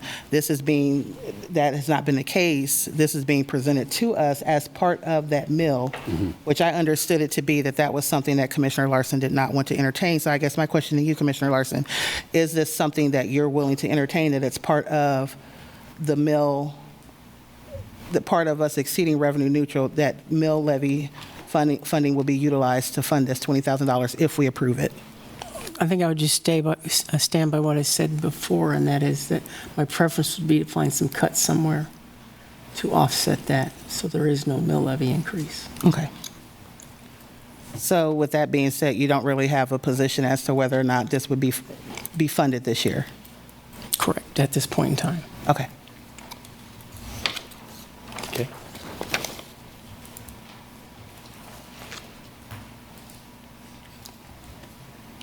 I got two or three things that we need to address, but I want to make sure somebody else may already have them down, so I wanted to make sure we address them. I always have a lot to say. Mayor, we give you the floor. I just want to make sure we address, I think we did, the hold open positions for public safety versus, the idea of just earmarking the funds but not using them. I think we got some pretty good clarity, but I think that was brought up and we need to discuss it a little bit clearly. The discussion of fees and holding them up for longer than, or defining the exact time period for such fees, should we approve them? And again, I think it's premature, but I think it is something we should talk about once we get there, is whether or not we want to put some sort of sunset on the fees or a time to reevaluate them down the road, or perhaps we can't make those commitments for future commissions. I want to address that question. Mayor. And then lastly, you got it, the Public Neighborhood Association. I had another quick question. I don't know if Angel's still here. I know he's our KU rep. Angel, I just wanted to ask a point of clarification, because I know it has been a while since I was a student at KU, but I do believe I still can access the rec center because of the amount of money I paid for it while a student. So I want to make sure I heard you clear. If a student is not enrolled in summer classes, they are not able to access the rec center during the summer months. I believe that to be true in consideration with student fees that students pay every semester based on credit hours. Okay. With the university. Okay. I wanted to make sure of that. Thank you. Okey-doke. Anybody want to jump in on this? Oh, I just had a question regarding the Parks and Rec proposal. It's more of the administration. Luis is online. Okay, cool. Thanks. While we're waiting on Sherry to tee up Luis. Okay. All right. I have a question for Allie afterwards. All right. Yeah, hopefully just a quick one. And with, the proposal included in all three options, I just wanted to make sure that the administration of this new program there's a plan to go ahead and have it up in place. Yes, there is. Absolutely. We've been working on this possible eventuality since we started discussing fees, and we continue to talk about the logistics and administration system-wise, staff-wise, training-wise. So yes, we will be intending for this to be in place January 2nd. Okay. Just curious. Okay. Allie, I have a fuzzy math question. So based on option B and option C, what is the difference as far as funds, the amount of funds that would be available to us under option C minus the funds used for option B? Ooh, yeah. I know, fuzzy math. So option C, which is the 0.8, I think was just over like $1 million, like $1,010,000. Okay, yeah, I remember 10. I saw it in my notes, so I wanted to make sure that was correct. And then option B was like, was it 8, 7, 8?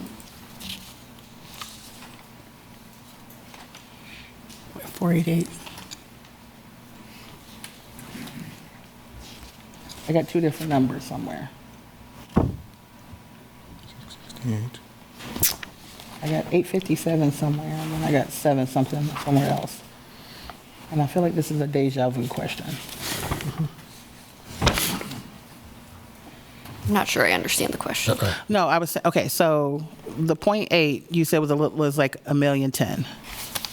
So option B was, I keep forgetting option B's number, which is horrible. Because I have two different numbers written in my that's bad on my part. This is between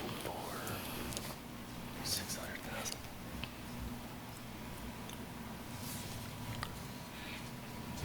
About 600,000. I think 770. This.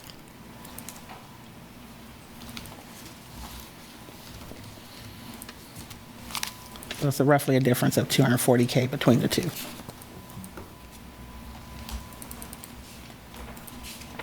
Okay.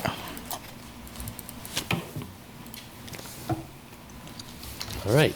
I've got one. Please. Could we get a little bit clarification? There was discussions and based on what I've read in the budget about the fire engine, one of the fire engines being taken out of service. Could we get clarification on what that, is it a certain one or is there definitely one that's being removed?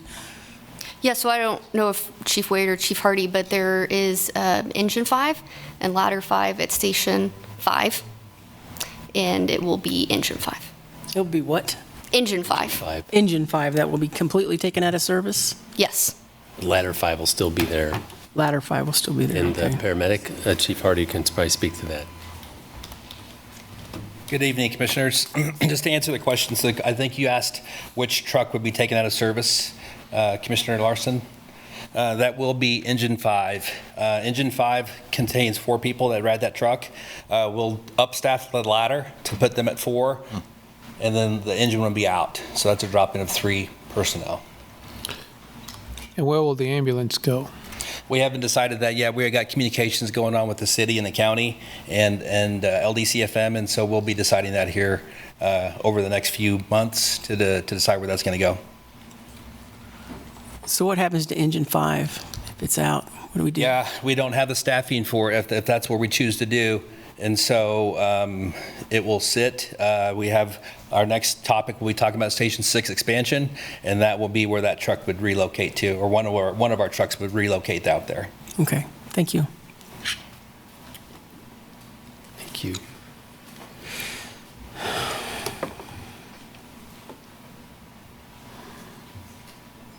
All right. So it's quiet up here. Anybody want to proceed with any kind of questions or comments? I can make some comments. Be careful what I say, because when I say 211, it all comes back at me. But I still, that's okay. Couple things I'd say. I mean, jump in on a couple points. You know, we've talked about the debt level before, and I appreciate the groups that are concerned about our debt level, because we have increased our debt. But as we've also talked about, you know, I think, you know, the other line of questioning of us would be, why do you have $34 million in reserves in that account? And it's because we've been planning to spend them down for this purpose. And, you know, we have this plan. Now, certainly when you look out 10 years, you can do a chart and it shows a negative in there, and a little less than 10 years. But of course, that's premised on an assumption on what we fund in the CIP going forward. It's an assumption based upon what the property values are in the future, and it also is an assumption based upon what the mill rate is. And for example, you know, one of the reasons, you know, we might have taken these differently when we talk about Station 6, and I'll come back with that and I talk about by fire. But even when you see some of those proposals, we're talking about a mill levy increase to pay the capital expenses for the expansion station. So those assumptions, there's a lot of different assumptions in there. It also, like I said, depends on what our property values are and, how we grow and how we don't grow. So, yeah, there's a lot of assumptions in there. I feel comfortable with the assumptions we have. I feel comfortable with the plan we've been working towards, and I feel good that we will be able to accomplish that. And so I'm comfortable with that. Next year, when we get to the point of looking at the CIP, we'll have to decide, do we fund everything we have in the CIP for 2027 in the next 5 years? And when we have new information, the answer might be things are looking good, we're good to go. The answer might be it's not looking good, and so we have to change the CIP, but that's why you look 5 years in advance, but then you also make the decisions every year. So I feel good about that, and I feel good about where we're at the moment on that. The other part of that is going to the comments about Olathe and Overland Park having much lower property tax rates than us. Absolutely true. However, Olathe has, I think, something very close to 60% residential tax-based revenue and 40% commercial. We're 75% residential and 25% commercial. When you have a high commercial tax base, you have lower property taxes. Olathe, Lenexa all have lower property tax rates than us because they have high commercial values. We've talked about this for a long time. 75% of the money we spend is on the back of residents. Only 25% are on the back of the businesses, which, again, big difference in Olathe and in Overland Park. And so we have to continue to do economic development. We have to continue to bring in commercial properties. We hope as we bring in commercial properties that we can get those built and get those moving, and that will help change that tax base. When you look at other communities that have less commercial tax base, we look a lot more favorable. Obviously, we're at 33 in something, depends what we do tonight, but let's say we're 33.67, 33, so basically 33. Topeka, 33.956, KCK, 34, Dodge City, 36, Manhattan, 44, Ottawa, 44. Why do they have higher mill rates than us? Because they have a lower commercial tax base than us, and they have to, and so they're trying to find those balances. So yes, you can find some cities that have a lower tax rate than us, but when you compare ourselves to Topeka and Manhattan, Ottawa, KCK, we have a lower tax rate. So obviously, I want to keep tax rates low, but I also want to support the things we want in this community, including public safety.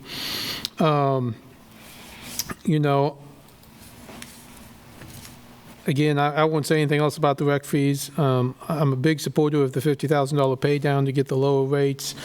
I still support that. I understand that again, just like the tax rates, some people, some people use our rec centers heavily, and some people never step foot in our rec centers. And we think maybe 3% of our community might heavily use the rec centers.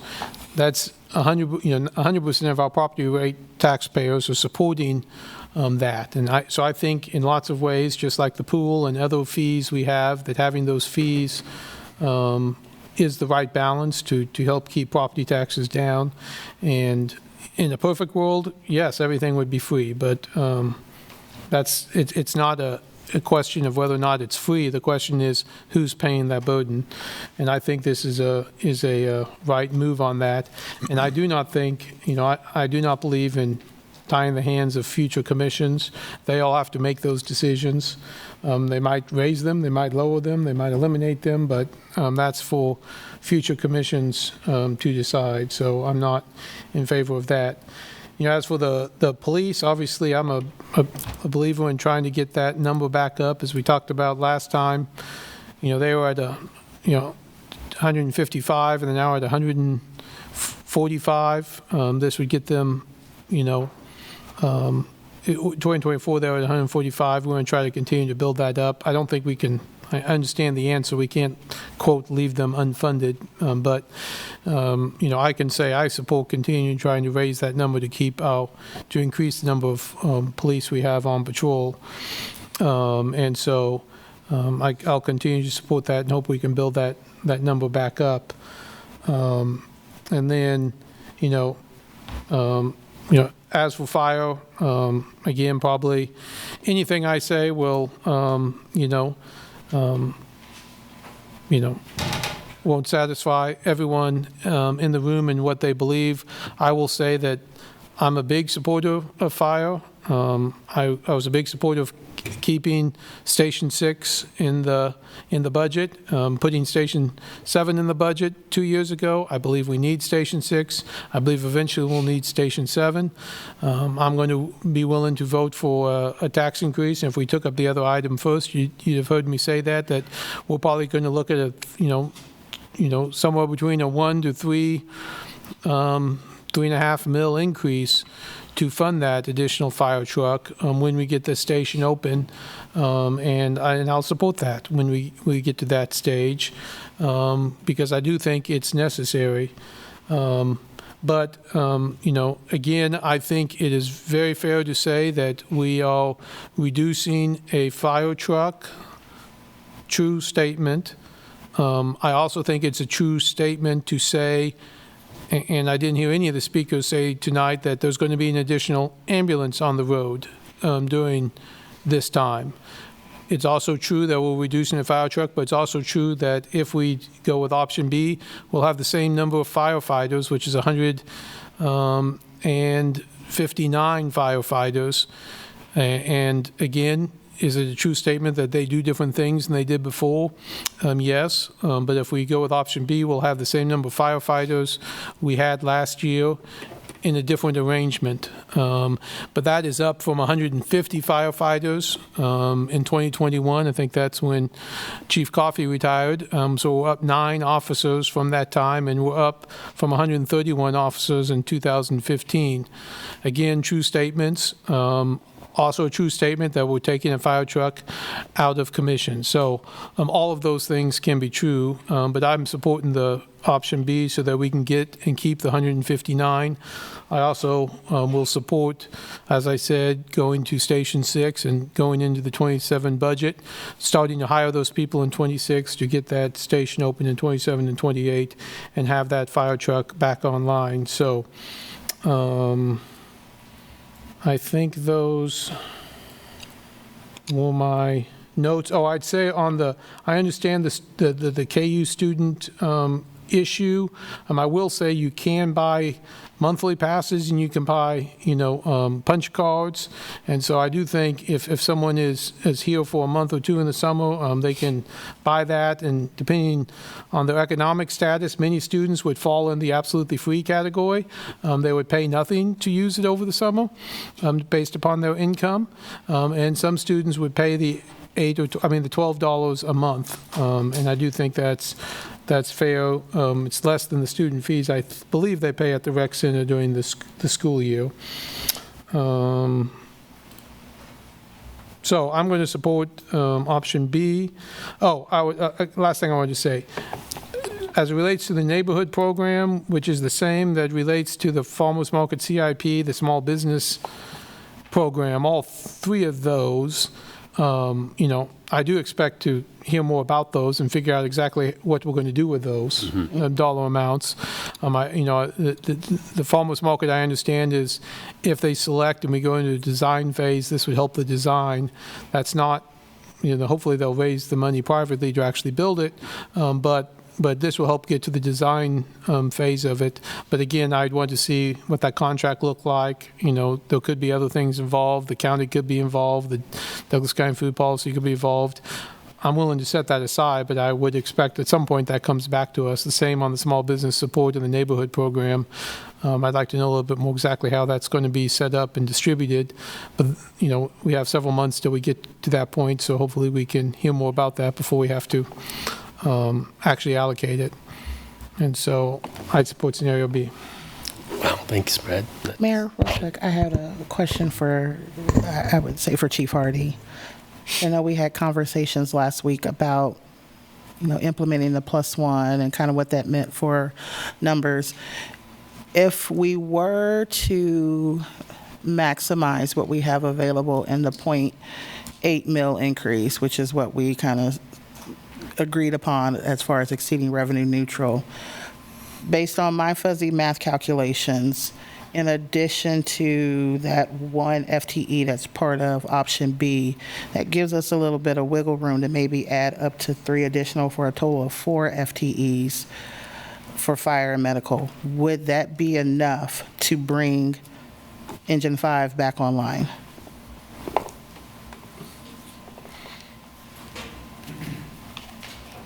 Hi, Mackenzie Zell, Chief of Staff of Lawrence Douglas County Fire Medical.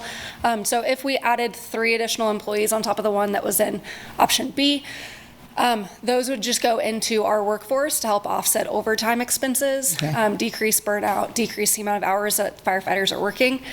However, it would not be enough to staff an additional engine unless staffing was changed. So the 3 additional positions with 3 shifts, we would technically need 9 to do 3 per shift for those 3 shifts for 24-hour shifts. Thank you for clarifying that. Yeah.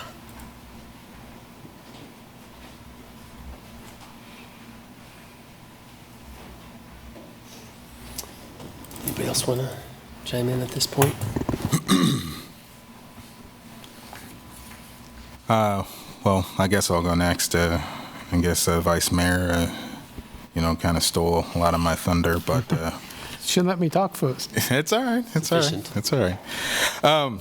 But yeah, it's I do like the aspect of the option B the most, especially with the firefighter addition. Kind of get us back to that number we had before. 2 police officers, get them back to bring them back somewhat.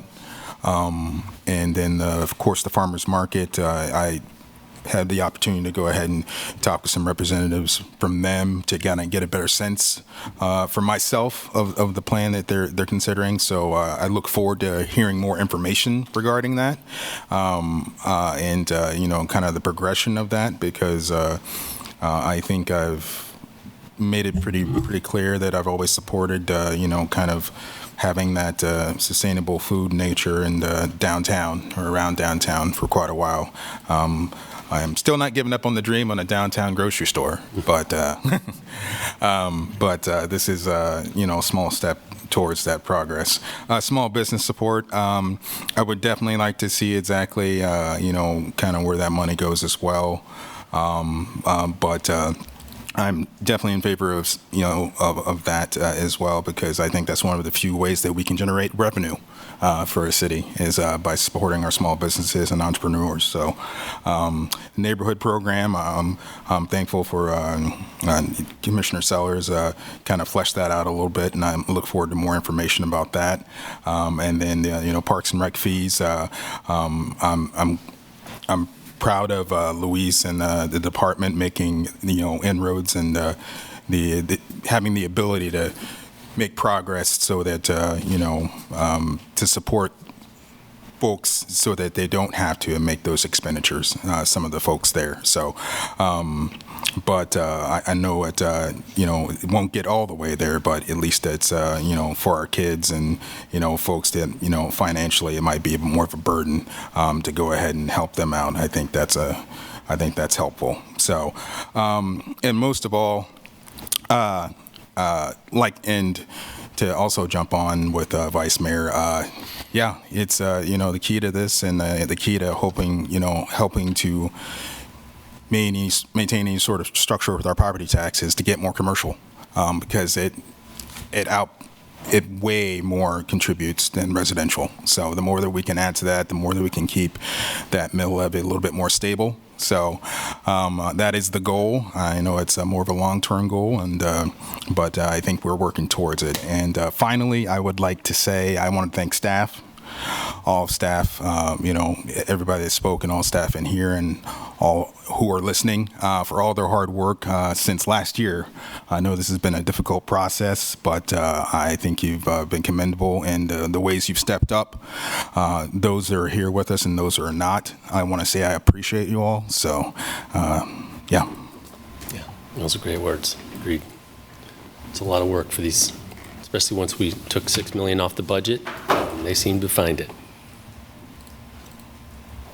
Lisa, go ahead. So at the first of the year, we kind of got a head start, a little bit of a head start on our budget when we had a meeting at the commission and talked about what our wants were for this budget. And we had tasked staff with bringing a budget that had a flat mill levy rate, but then also would build back our reserves $2 million, I believe that's what it was. And so that's what staff brought to us, and that's the budget that I can support. I think, Vice Mayor said quite a few things I do believe, but at the same time, this additional .488 mill levy increase for scenario B, my preference would be to find some additional cuts. So I can support scenario A, but I cannot support the other two. So yes to A, but B and C is not an option for you. Correct. Okay, thank you.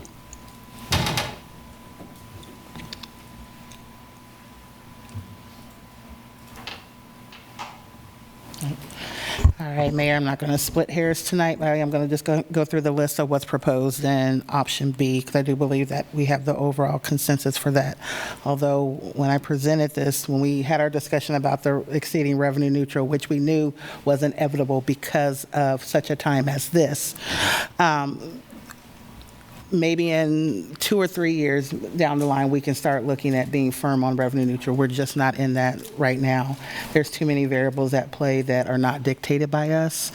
We've talked about that. Vice Mayor has spoken to that. You've spoken to it. Many of us have spoken to that over the past year, not just with staff, but also with community advocates. And what it boils down to me is that we do the work that we do and the work that staff does that our constituents don't often have a day-to-day understanding of. It's not about a lack of transparency. It is about the true complexity and competing values that a city budget does have. We have over 100,000 people, or roughly 100,000 people who live in our community, and probably at least 100,000 different opinions as to what the budget should look like.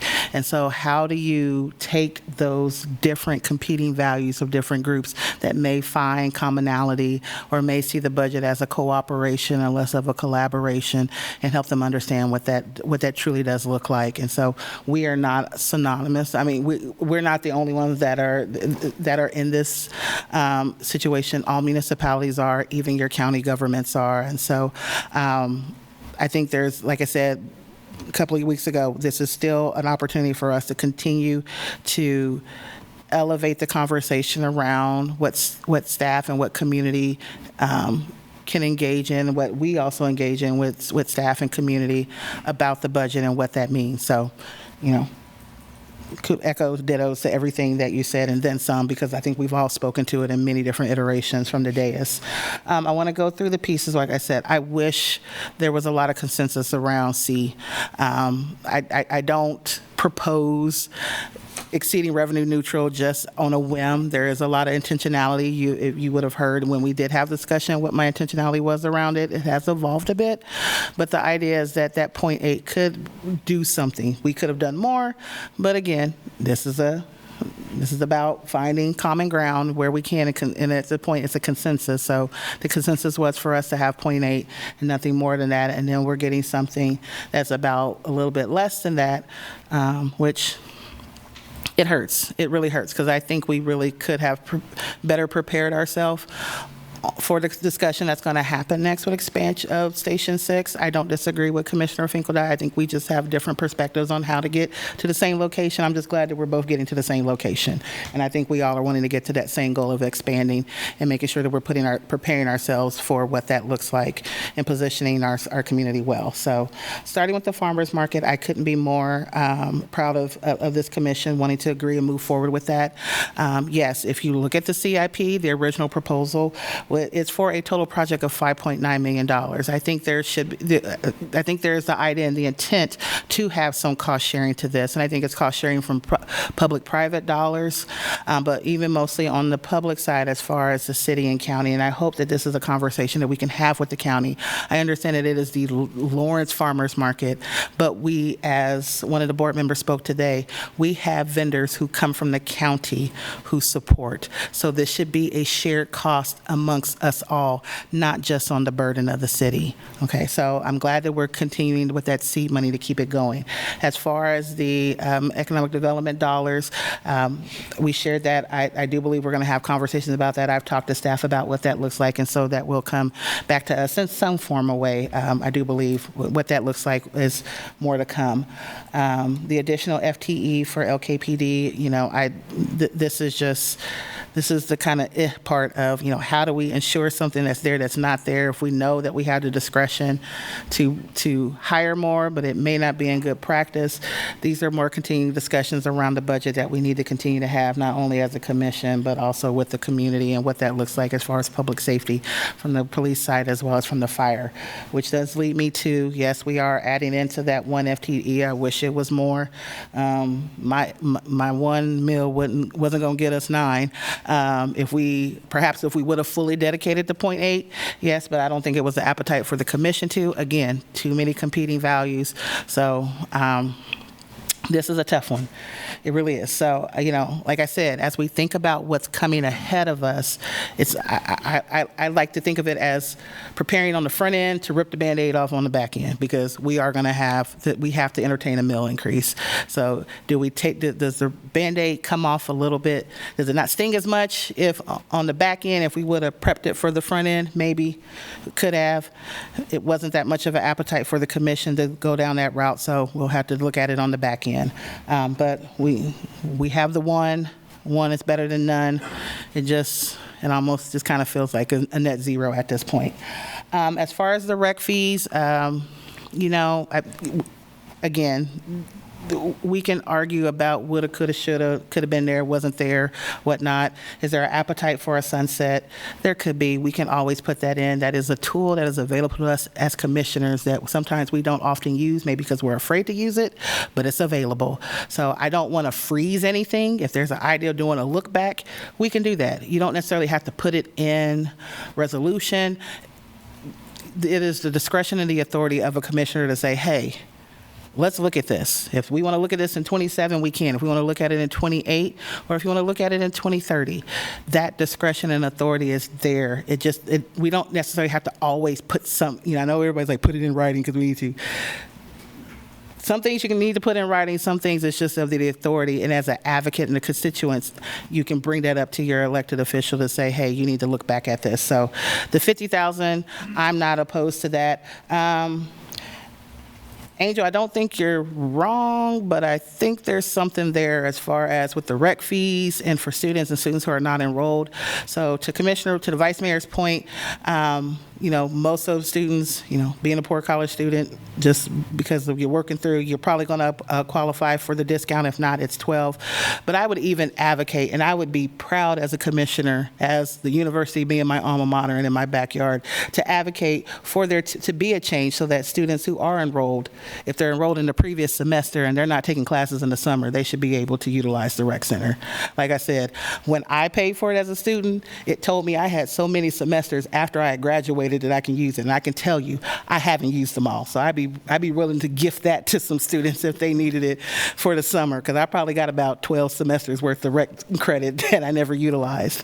So I'm okay with the 50K. I think there's some advocacy efforts that we can talk to that I'd be willing to engage with you about if we wanted to. And then, of course, lastly, with the neighborhood money, of course, you know, there needs to be more discussion. I think what I shared tonight, like I said, I wanted to take a step back so that there's a lot that needed to be flushed out. If there's appetite for us to flush it out this year, I'm not opposed to the 20, but I'm not in favor of giving 4 associations $5,000 to do whatever. If we really want to be intentional about building strong, welcoming neighborhoods, and we're going to identify or earmark money for that, then we need to make sure that it is equitable and inclusive of all the neighborhood associations based on what that criteria is. So I am begrudgingly, I'm voting for B. I wish there was more of a consensus and an appetite from the commission to vote on C. Understood. Thank you. Good points. Again, I want to make sure everybody's clear on where we're at. I think we've got a pretty great selection process that we've gone through over the last 8 or 9 months. It feels like forever we've been talking about this budget, but I'm really excited to try to take some of the suspense out of what we're doing and move it forward, and having this time, the community, to talk to us about us and tell us what we got wrong. And I think tonight's about figuring out what we got right and what we got wrong in our first blush. And as a leader, you have to take a look at what you taxed the city to do, and it was impressive what was done by staff from the lowest level of staff members to the highest level at the city manager's office, trying to take ownership of this reduction that the city demanded of them. So I'm really appreciative of all the work that was done. I know it's grueling and hard to see things taken away from a budget, but it's important for us to exercise our brain and work through these solutions and these problems so that we can talk about the future. And I think that's really what I want to talk about right now. Is we as a commission have kind of seen there's a consensus on agreeing to a 0.488 mill levy increase, which is less than the original maximum of 0.8. As Commissioner Sellers pointed out, if we went with more, then we'd have more wiggle room, perhaps would be a good way to put it. But I really want to be intentional about any increases that we have, and I appreciate that C also doesn't do away with some of the rec fees that we've talked about. So for me, taking a step back from the recreation fee conversation, I think this was a good feedback and good consensus making opportunity for us to pull back on some of the fees and to clarify who and what would have to pay. When we made these cuts, we took things out, and I think intentionally we're putting them back in. I was one of the strongest for not trying to raise the mill levy, or not really remaining revenue neutral with the appraisal increases. But I wanted to try to commit to try to not increase again, not increase the mill levy.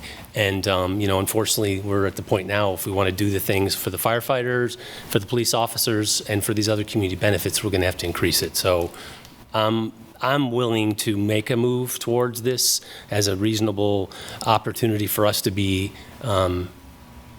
moving forward with some of these ideas that we left behind when we formulated this budget to begin with. And so for me, this feels like a cleanup of some of the things we may have missed. And for me, I know the firefighters are going to have we're going to have a conversation about equipment and fire stations, but long range, I think Vice Mayor Finkeldei pointed out, we're going to have some mill levy increases coming, whether I like it or you like it or not. If we want to have the public safety and the security that are being preached here tonight, it's going to cost us a lot of money, and we need to make a concerted effort to make that public, and that we make the right decision in how we spend those dollars. So for me, I'm in favor of moving with scenario B at this time, even though I tasked the staff to doing less. I really appreciate what they've done, and I'm willing to move forward with scenario B. So in that Ready for case, motion? yeah, please. I move to adopt resolution number 7632, including option B, and approving and appropriating the 2026 City of Lawrence operating budget, and adopt the 2026 to 2030 capital improvement plan. Second. Is that good enough? Yeah, that's a motion by Finkeldei and a second. Oh, I'm sorry, I was looking at Sherry, so Yeah. Sherry, does that work with okay. motion? Just making sure the motion sounded right. Second. And a second by Sellers. All in favor, say aye. Aye. Those opposed? No. Okay, that was motion passes 4-1.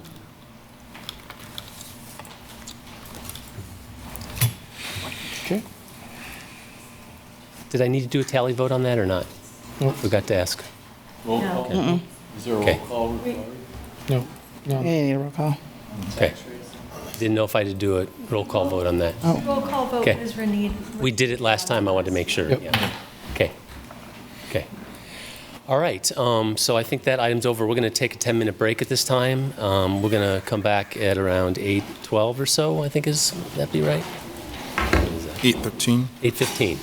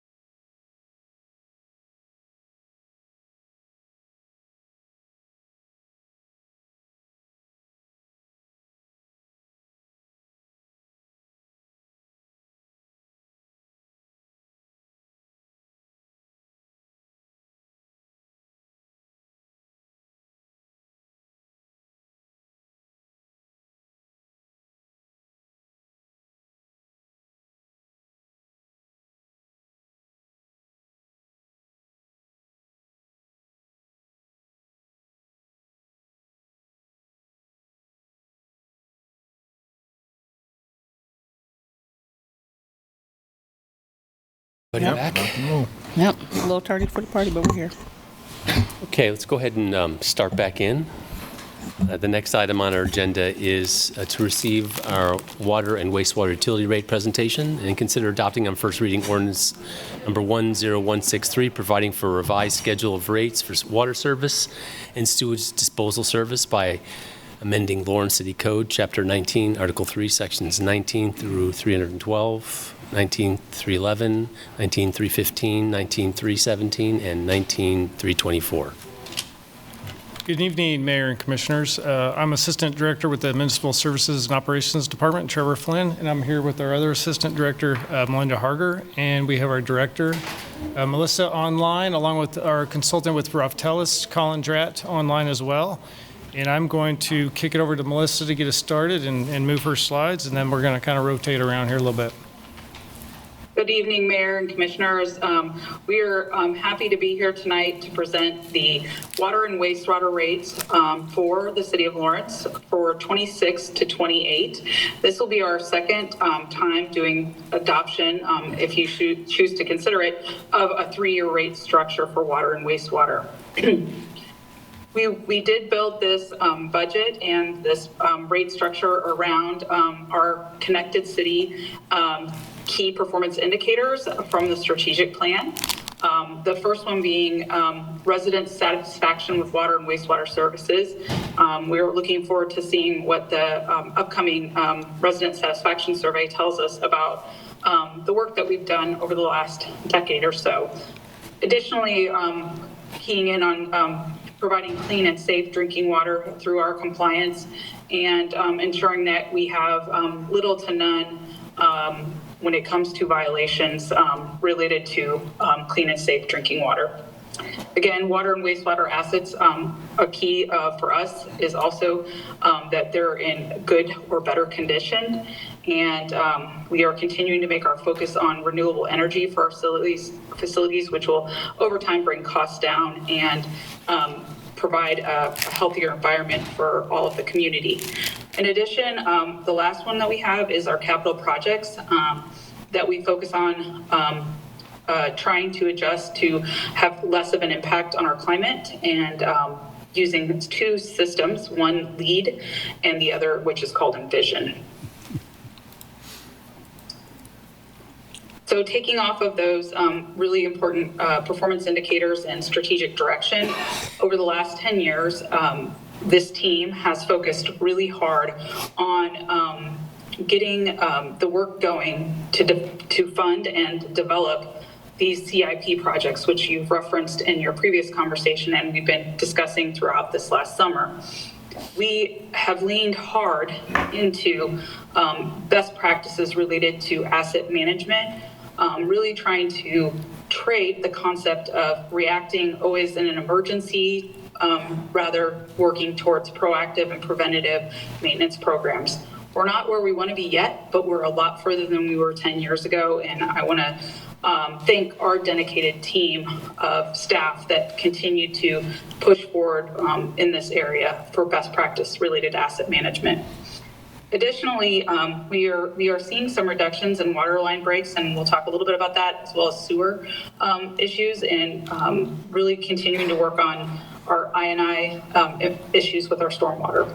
Additionally, just want to note that we are increasing our environmental stewardship through our best practices for nutrient removal and optimizing the work that we do with watershed management. And last but certainly not least, this governing body has helped tee us up for the future with facility upgrades and the correct staff to meet those regulatory requirements. So we are moving from O&M to capital. So let's talk about some completed projects.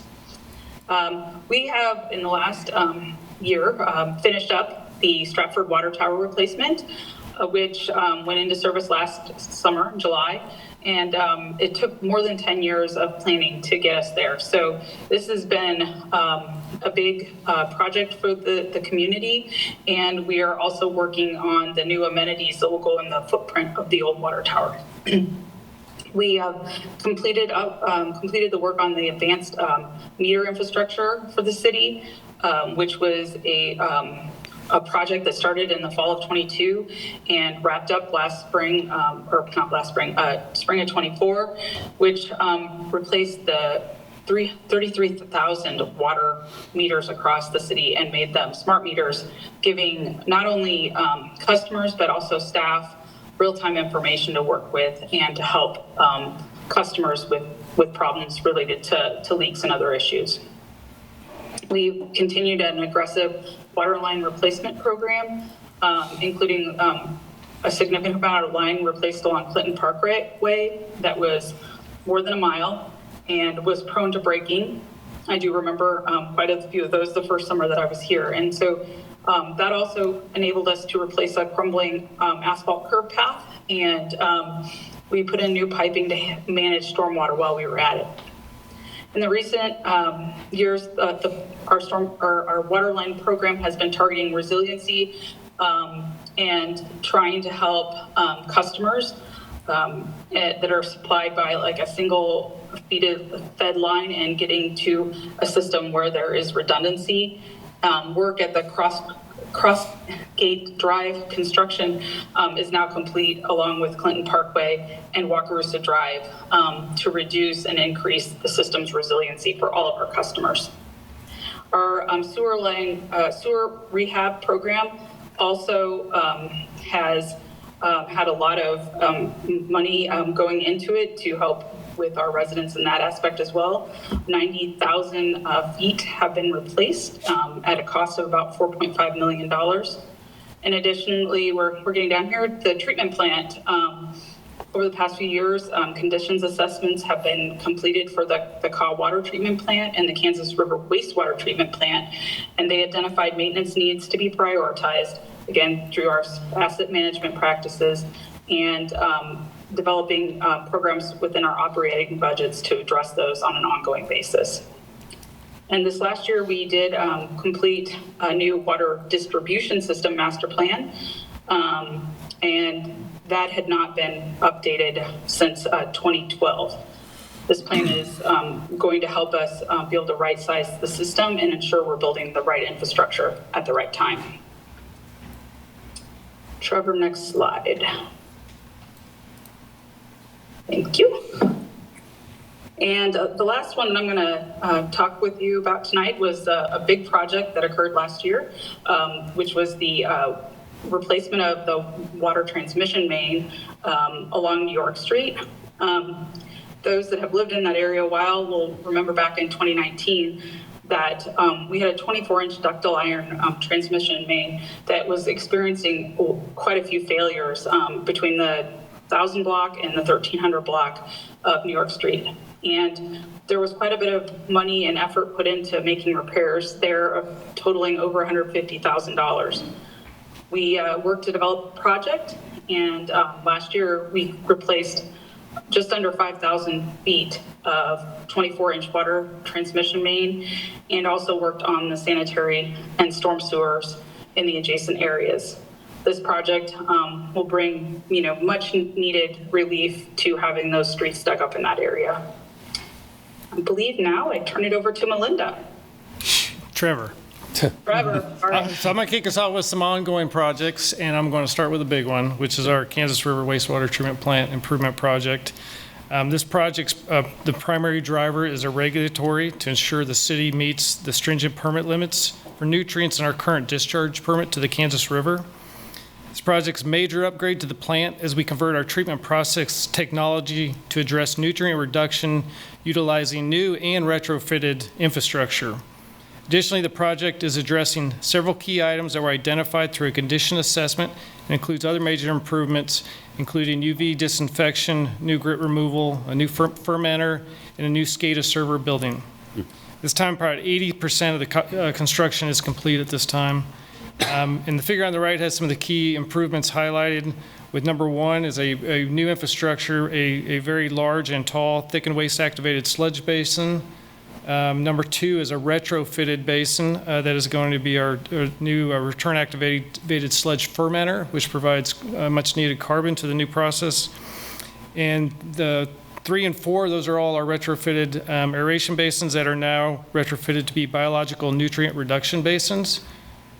And then the new UV facility is number 5, and that's for disinfection with no chemicals. We're just going to be using the UV on that. And then on 6 is our new SCADA server building, and we're looking forward to wrapping that one up and hopefully have some ribbon cutting and tours out there here pretty soon.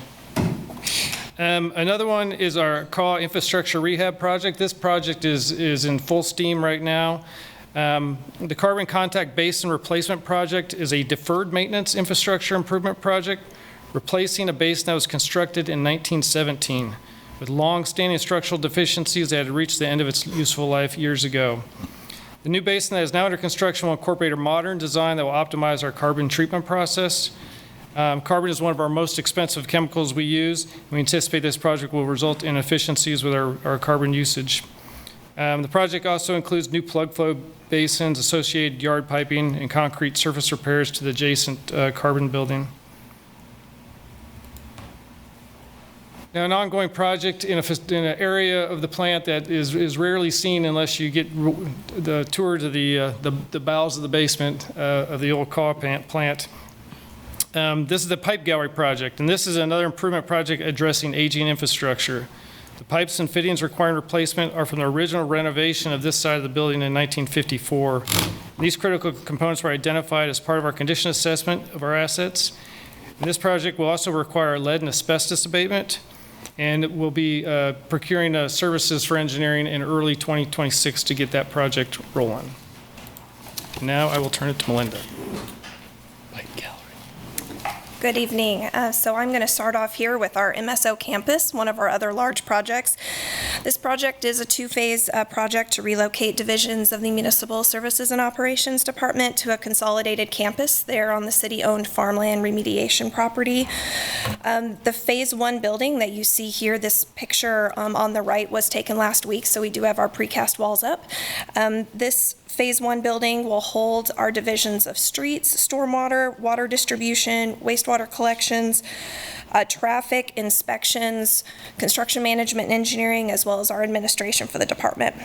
Phase 1 also includes vehicle wash bays and a fuel island.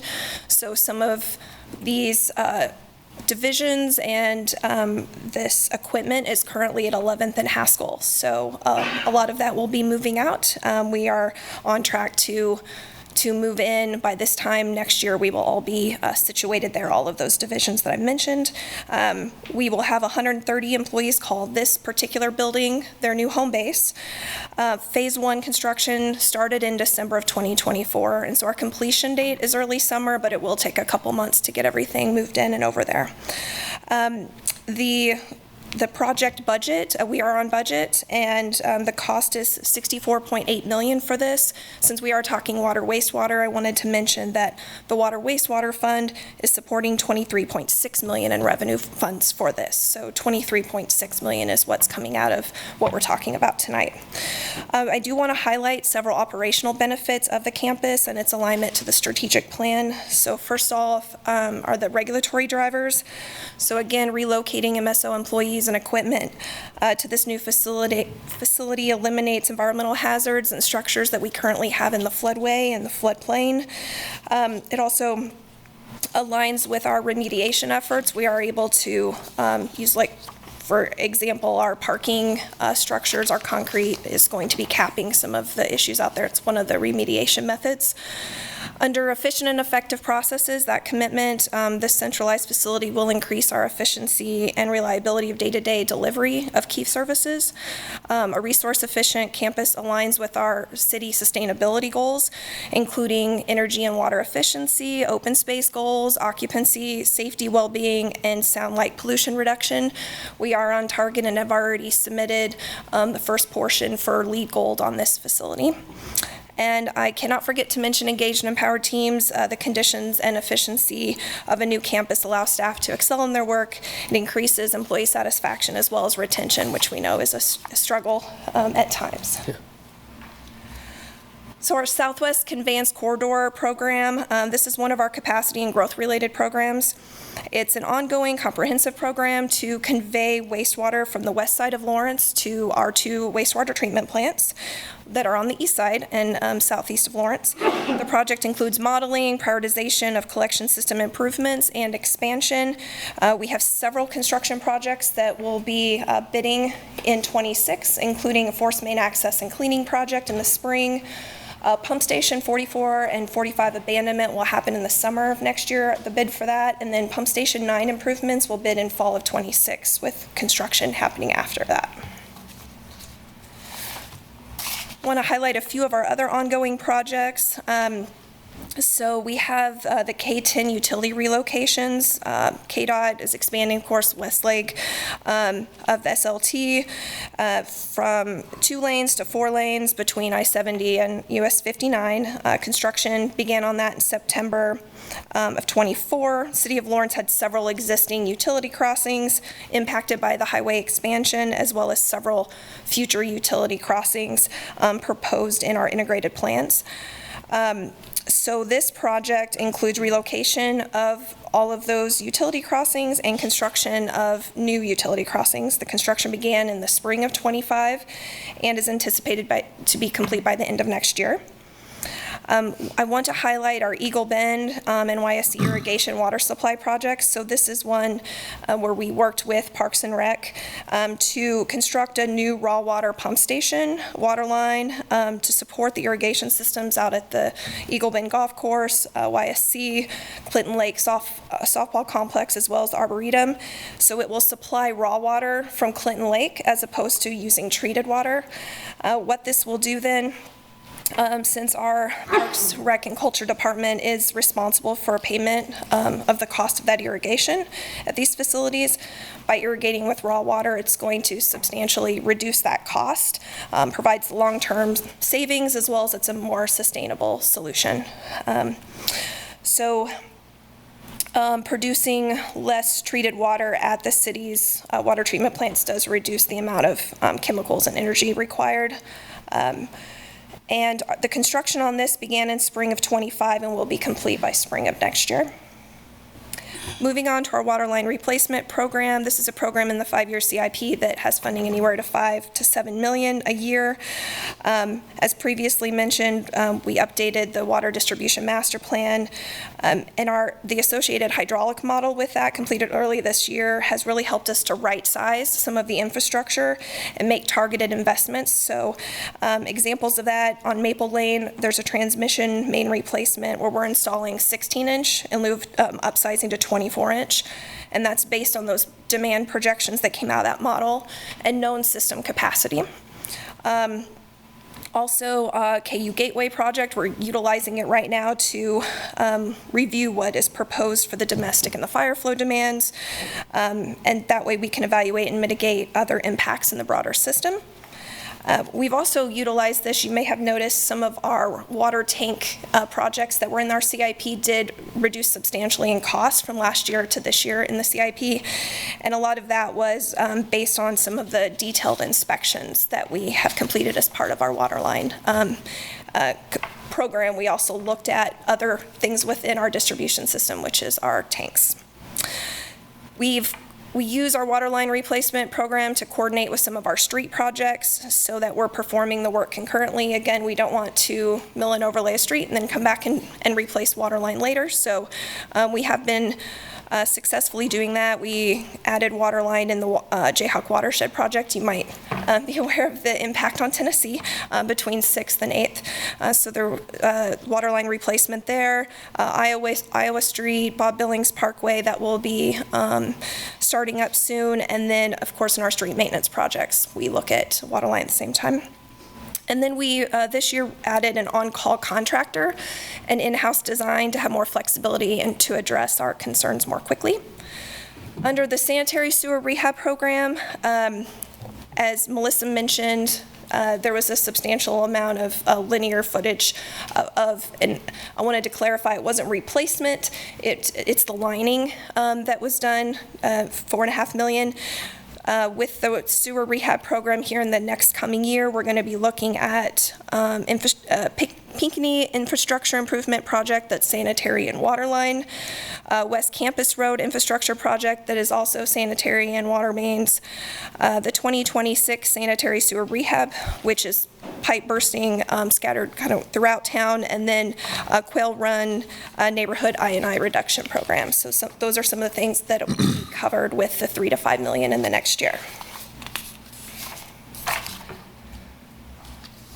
And then another thing that we did new this year was provide a separate funded category for development-driven CIP projects, our water wastewater projects. We grouped these together with intentionality and to plan for these based on a variety of indicators, including measured wastewater flow and development growth in certain areas.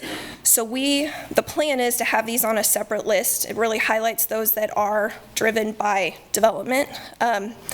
And that we will look at these each spring as we're updating our CIP and be able to adjust the timing of these. And you may notice that a couple of these had already been on the previous funded list, and we did adjust the timing. We pushed those out because as we're looking at, again, the current capacity, what our models are showing, where development's happening, they didn't need to occur in 26 and 27.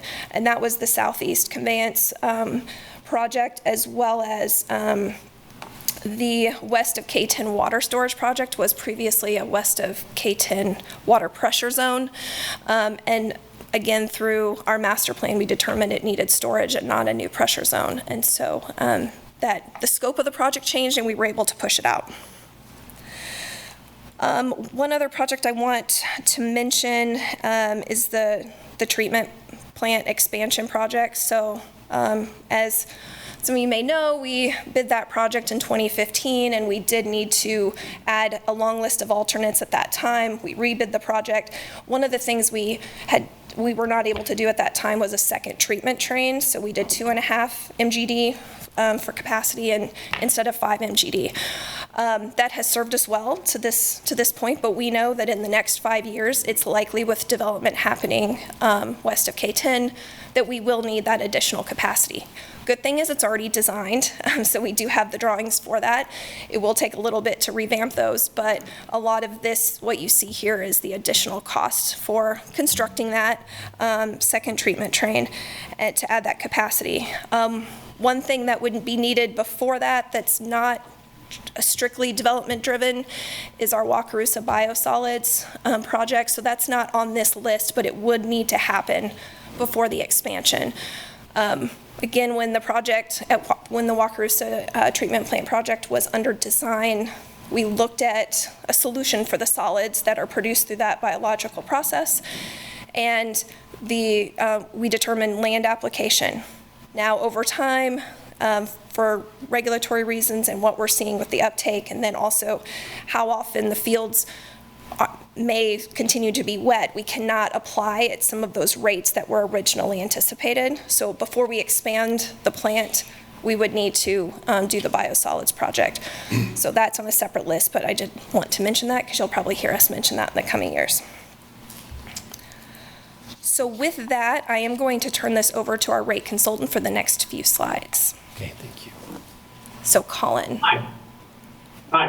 Colin Dratt. I'm the Vice President with Ractelis, and I'm the project manager for our engagement helping the City of Lawrence develop the rates that we are discussing tonight. So I'm going to talk a little bit about some of the key drivers of our forecast and the proposed rates.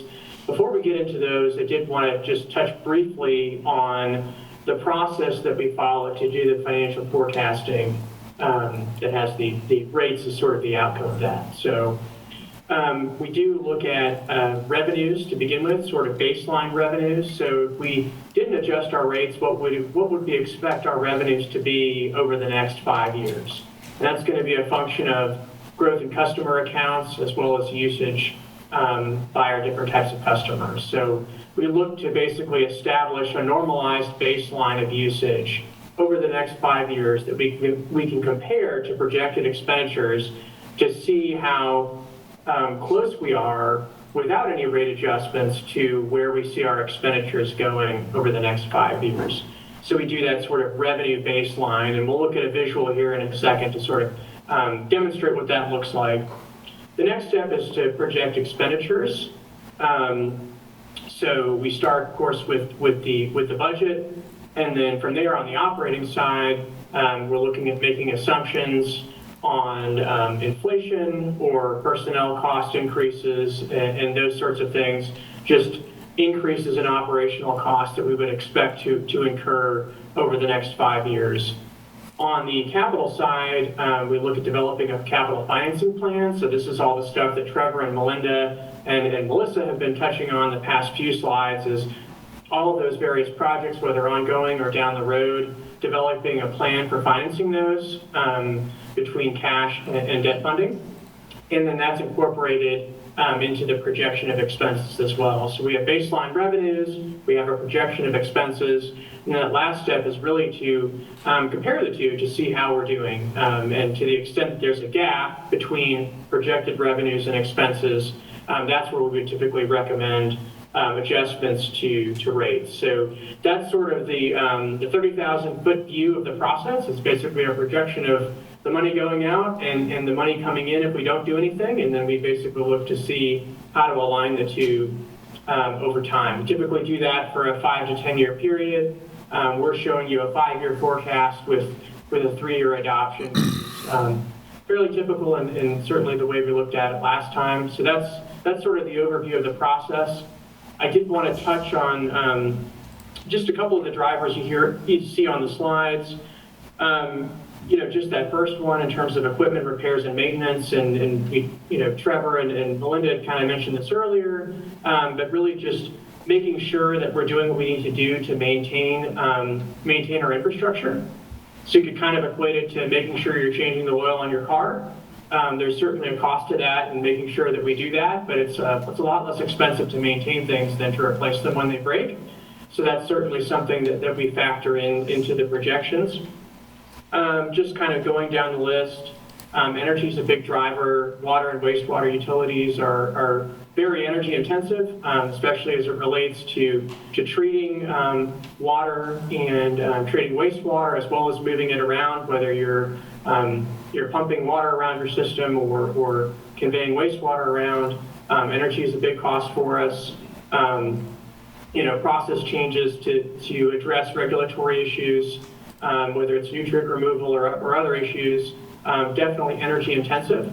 And our energy utilities are also adjusting their rates. So that's an input cost into what we see in terms of our water and wastewater.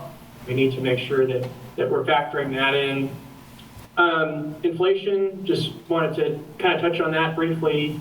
We did a 3-year adoption previously, and that was right at the cusp of where we were starting to see that sort of post-COVID rapid inflation increase, between operating costs or even the cost of executing capital projects. So you have COVID, all the federal government stimulus, all the additional money sort of flowing into the economy. And then one sort of outcome of that is there's more money available that increases demand for goods and services. And we did see inflation sort of tick up as a result of that. So that's something we had to incorporate. Now that, inflation has sort of come back down, but the costs themselves haven't necessarily decreased. It's just the rate of change has come down. So that certainly still factors into our costs. The other thing everyone in the industry sort of collectively has to keep an eye on is the impact of potential tariffs and tariff retaliation. It may not necessarily be things that we buy directly, but it could just impact the things that the inputs into the things that we buy. So that can potentially, that's a potential risk there in terms of our costs. So it's something to keep an eye on. Regulatory requirements, Trevor touched on that in terms of the nutrient removal and the requirements there, to the extent that we have to do things to comply with state or federal environmental regulations. That's something that we will certainly do, but we'll have to incorporate the cost of that into the rates. And then the last one, the big one, just CIP for infrastructure improvements and development-driven projects. And I was kind of taking notes on the years as I think Trevor was talking, and having a component of infrastructure that's over 100 years old in the case of the 1917 item, and then the other one in 1954. And I will say, as shocking as that might sound to people listening, that's not at all unusual to have pieces of infrastructure that are 50, 60, 75 years old. And the reason for that is a lot of these things, they last a long time, especially if you maintain them, but eventually they do need to be replaced. And so one of the things that we have to incorporate into the rates is the cost of financing those improvements. And so we certainly look at that, whether it's cash funding or debt funding. One advantage to debt funding, and I know there's a lot of discussion and consideration on that balance, what proportion of our infrastructure should be funded with cash versus debt. But one thing to kind of keep in mind is we are constructing things that last a long time that will benefit people not only today, but much further down the road. So you can think about something that's going to last 50, 60, 70 years, to spread that cost out over the useful life of the asset, or another way to think about it is all of the people that benefit from it, as opposed to kind of placing the burden on today's users who spread that out. That's certainly a consideration when you're funding infrastructure that lasts as long as the utility infrastructure does. So that's a consideration as well. We flip to the next slide. It's just a visual representation of that process I mentioned earlier. So the stacked bars represent projections of expenses. So we kind of go from kind of most important, kind of up on down the line there. So, the starting point is paying for our operating costs, so the cost to operate the system day to day. And then from there, we have debt service on infrastructure improvements, whether it's ones that we've already completed or proposed debt funding down the line, but just starting to layer in the funding for capital infrastructure. Debt service is a big chunk of that expense, but water utilities are very capital intensive. They require a lot of infrastructure to deliver the service, so it's not unusual to have a good chunk of that be debt funded. And then we also have a transfer in there to the general fund by policy, and then at the very top, cash funding of capital improvements. So that's an option that we have, is to kind of increase that cash funding of capital improvements and maybe reduce the reliance on debt over time.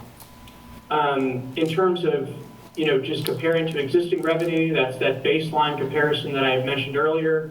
So if we don't do anything, we kind of see where our revenues will look relatively flat. They'll actually probably decline slightly because usage tends to go down over time as people become more efficient, install more efficient fixtures and appliances. So we'd expect, in the absence of any adjustment to revenues, that line to be somewhat flat, or maybe even slightly declining, depending on our growth. And then, we have the proposed revenue there from the proposed rate adjustments. And what we're looking at is about a 7.9% revenue adjustment between water and sewer, and that plays out a little bit differently in the individual rates, because the other thing we dig into is the various rate classes that we have, whether it's residential, multifamily, commercial, industrial irrigation, or rural water, really just looking at the cost to serve each class based on their usage characteristics and making some adjustments to the rates that way.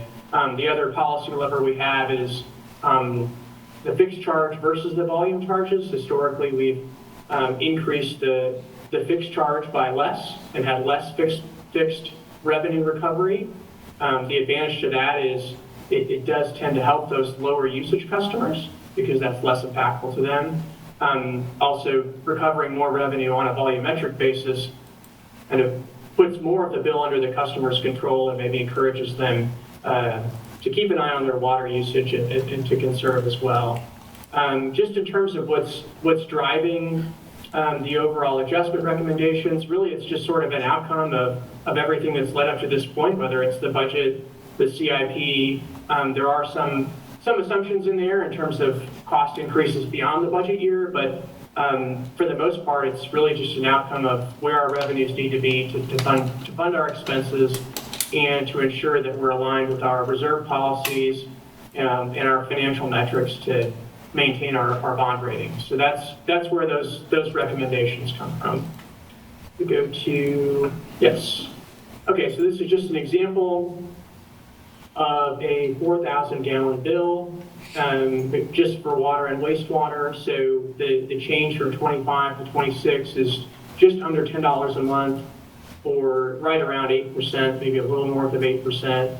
And again, that's going to be a little bit different depending on who you are. Lower volume customers see slightly lower increases because we're not increasing the fixed charge by as much. Higher volume customers might see slightly higher increases, and there's some differences by class, but everyone's kind of right in around that overall revenue increase range. And we can go to the next one. Okay, just to kind of put a bow on it, 7.9% is the recommendation for revenues. We have dug into how that plays out between the fixed charge and the volume charge and by customer class, just to ensure that we're recovering those costs fairly based on how customers use the system. So there are some differences there, but for the most part, the overall recommendation is driven by just the need to fund the expenses.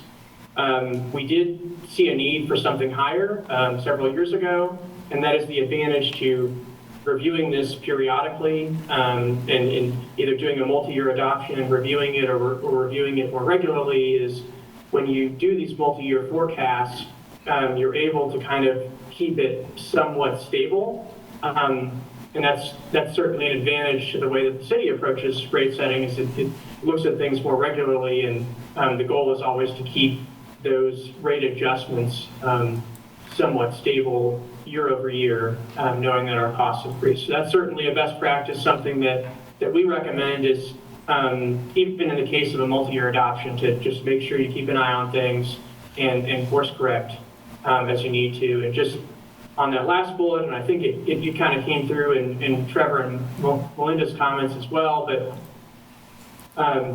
job one is safe and reliable service and high quality service delivered to customers. But we also recognize that any adjustment to the rates has an impact. So we are also focused on the lowest cost of ownership, and that focuses on, I think, really just some of those things I mentioned earlier. Not only keeping an eye on today, trying to have good fiscal stewardship, but also thinking over the long term, making sure that we maintain our infrastructure and try to deliver our service as efficiently and as effectively as we can over the long term, and looking with a long-term view, and also just making sure that we're maintaining our assets in terms of asset management. So I believe with that, I'm turning it back to Melinda to talk about next steps. Yes. So, Commissioners, the action that we're requesting tonight is to adopt Ordinance 10163. And the next steps would be the second reading of the ordinance on October 7th, and then the rates would be effective starting January 1. So we now stand for questions. Thank you, Melinda. Appreciate it. Any questions right now? Can you remind me what the, bonded projects, we have a ratio of income to expenses and we have a reserve requirement. Do you remember what those are? That is a great question for Colin to answer. Uh-oh. Sure. Yeah, so by policy, I believe it's 250 days of expenses in reserve, and that's sort of a target. I think if I remember from your policy, you don't want to go below 225. 250 is kind of a target. That's really driven, again, by our current credit rating. And there's a mixture of factors that go into that, but those two are definitely key, kind of days cash on hand, as well as debt service coverage ratio, which is the other one that you have alluded to. So you take revenues minus expenses and divide that by the annual principal and interest payments on outstanding debt. And I believe we've heard from our ratings agency that the objective there is to get to a 1.7. So that's what these are kind of designed to do over the next 3 years. And I'm sorry, say again what our debt service coverage ratio is? 1.7 is the target, yes.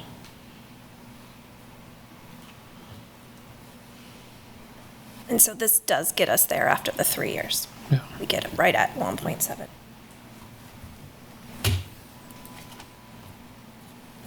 And again, just to be clear for those, I guess, only reading the paper, the 7.9% is an aggregate number. The actual rate increases for residential, commercial, sewer, wastewater, they're all slightly different than that, but aggregate is about the 7.9%, correct? Yes. Do you have a breakdown of what that would be for each one of those categories? We do. There's a very large spreadsheet for that, so we might be able to have it pulled up if you had a particular one you were curious about. No, if it's just the average, if this is the average percent increase, just curious how much would each, like water versus sewer versus the various utilities? Right, on the water side, In the commercial versus residential? Right, we were using the 4,000 gallons as like your typical household, and on that, we were seeing it vary, 8.3%, 8.5%, kind of in that range over the 3 years for the 4,000 gallons. As Colin mentioned, the heavier users are going to see higher increases, but the base rate, we have less than a 7.9% increase, so the lower users are going to see the lower increases. Okay. And can you touch on the Wakarusa wastewater treatment plant expansion? So you're talking about going from 2.5 MGDs to 5 MGDs, and Yes. you want to do a biosolids project. I think I was trying to understand what you want to do prior, which is not in the list, what that cost estimate might be for the biosolids project? It is listed in the funded list, Okay. water, wastewater. It just isn't considered development-driven because in about 5 years' time, we're likely not going to be able to land apply anymore. There's times now that we have to pay to haul those solids away from the plant. Like in 2019, I think that was the year we spent over $250,000 in hauling because that was a really wet year, so the fields never dried out. You can't apply the solids on wet fields. So The land application process wasn't available, and so we just had to dispose of it at some registered facility. we put it out to bid and had to pay a contractor to haul that, and it's usually applied to farm fields Okay, as so fertilizer. land applied, you just have to pay to have it transported and, To somewhere else, yeah. Contingency hauler. got it.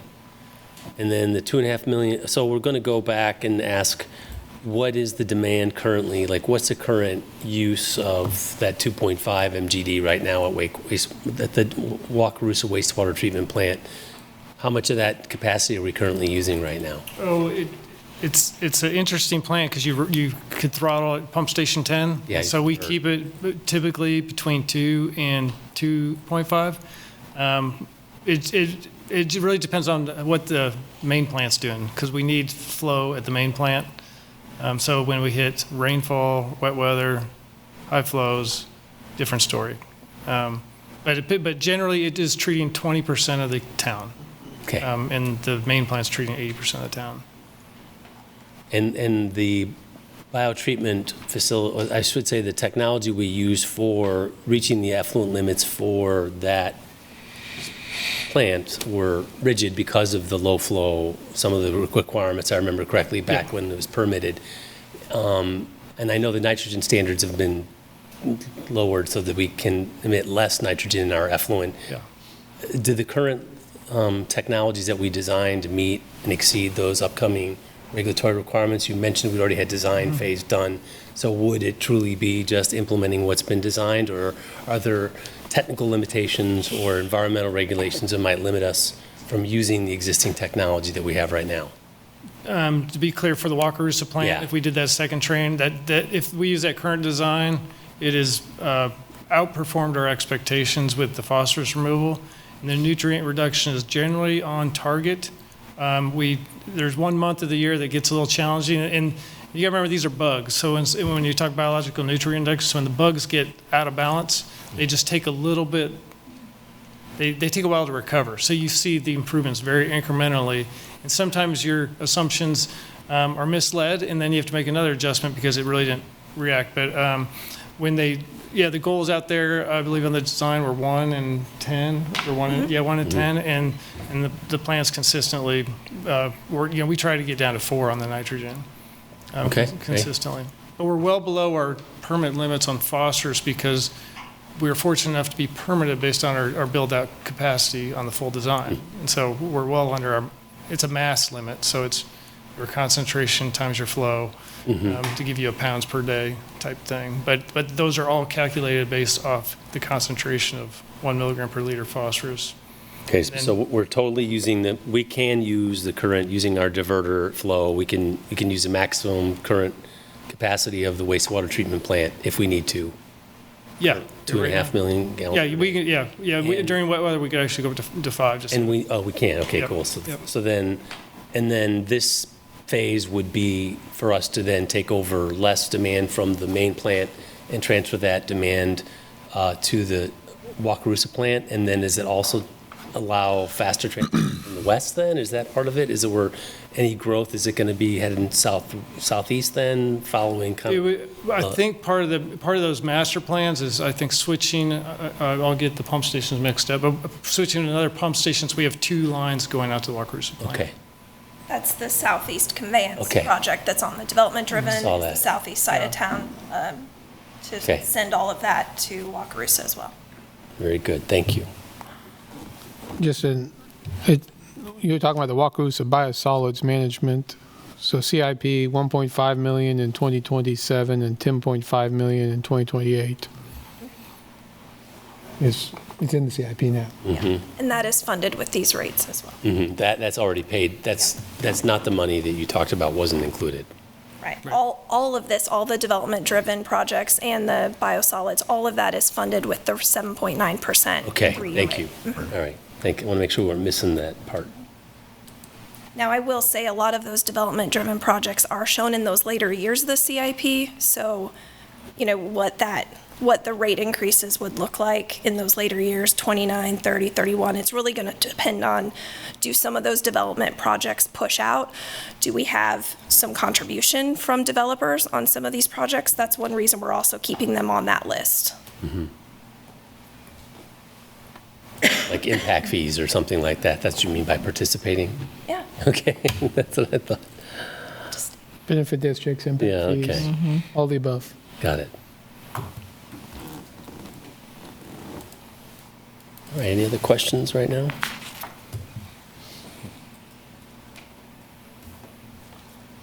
That doesn't sound like it. Public comment? On item 1?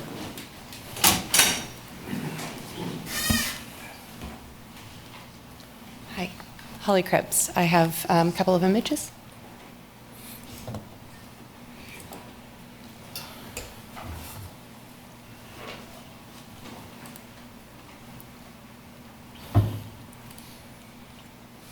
Thank you. Commissioners, I greatly appreciate that you're considering the city's updated water and wastewater utility rates tonight in conjunction with your final 2026 budget approval. Staff's presentation identified reasons for these increases, including increased operational expenses and debt payments for many substantial capital improvement projects. But this presentation did not provide much information about the impact of these increases on your constituents. The Coalition for Collaborative Governance aims to increase transparency about the city's budget by providing longitudinal, comparative data that helps our community better understand the impact of the city's budgeting decisions. So we produced this chart that shows that changes in the city's utility rates that have occurred in the last 5 years and are anticipated for the next 3 years. This chart shows that in the last 5 years, the community has seen a total 54% increase in our water and wastewater rates, and the proposal before you would increase them a total of 25% more over the course of the next 3 years. Could you display my second image? This portion of the chart highlights the financial impact these rate changes have on an average household. For these calculations, I used the average 2020 utility bill numbers provided in the city's 2022 utility fee presentation, and I used the average increase in stormwater and solid waste fees from the last 2 years to estimate their increases for the next 3 years. This data shows that an average household can expect to pay $190 monthly in 2028, which is an 85% increase since 2020, with an average of more than $100 extra per year. This also shows that the total increase in an average household's annual city utility costs can be expected to be $1,045 more than it was 8 years ago. For context, the median household income in Lawrence is $63,000. In the last 5 years, property values in Lawrence have increased 40%, which translates to about an extra $300 annually in city taxes for a median-priced home. While the city absorbed this extra revenue, it did not increase the property tax rate during this period. On the other hand, the city has chosen to increase our utility fees by 49% during the same 5-year period, which increased average utility costs by about $600 annually. The Commission and city staff spend a lot of time examining the city's operational and infrastructure needs that justify these increases. And I ask how much time is spent considering the financial impact of these increases on Lawrence residents. Many community members are concerned about the financial strains that increased property taxes, utility fees, inflation, and more are placing on their households. And may the information I have offered you help you better understand the substantive impact these decisions have on members of your community. Thank you. Hello. Funding the city's capital improvement projects is one of the main reasons given for substantially increasing the city's utility rates. But the staff's agenda item report and presentation barely touched upon the city's most expensive capital investment, the $130 million MSO campus. This project is not listed in the projects highlighted in the staff report, and the slideshow you saw only included a title on the MSO campus slide without publishing its budget expected completion date or any other project details in writing, as the staff provided for other projects presented tonight. I believe the city's most expensive project deserves more explicit documentation when the Commission is deliberating increasing these utility fees that will have substantive financial impact on Lawrence residents. Many of the city's capital improvement projects are debt financed, and since March, the Coalition for Collaborative Governance has been asking for information about how the city is planning to pay for large amounts of debt that have been approved in the last few years and are being considered tonight. 2 weeks ago, during the budget public hearing, we finally received a document that included information about the city's projections for paying the debt that these utility fees fund. But the information we received was only up to date as of the city's 2021 bond issuances and did not include more than $200 million in approved and proposed debt through 2030. When the Commission is considering substantially increasing fees charged to Lawrence residents, I believe the Commission and the public should also receive clear information that demonstrates the need for this additional revenue. The proposed utility fee increases will bring an additional $18 million in annual revenue by 2028, but it is unclear how much of this revenue is needed to cover the city's larger debt payments because they have not released their long-term debt payment plan that we have repeatedly asked for. Finally, as the Commission considers this agenda item and the following items, it's worth noting that the utility fee revenues can be used to augment the general fund, which pays for our fire, medical, police, and parks rec services. Tonight, you made the decision to raise property taxes, institute parks and rec fees, and make cuts to departmental budgets to address the $6.5 million budget deficit. You're also considering instigating a budget proposal to staff to a new fire station that is estimated to require $4.7 million in annual operational costs and could require a 3.25 mill levy increase. More information about anticipated operational costs, capital investments, and debt payments paid for by utility fees could allow the Commission and public to better understand how this new revenue will be used and if it could possibly support some of our community's critical public services in the future. Thank you.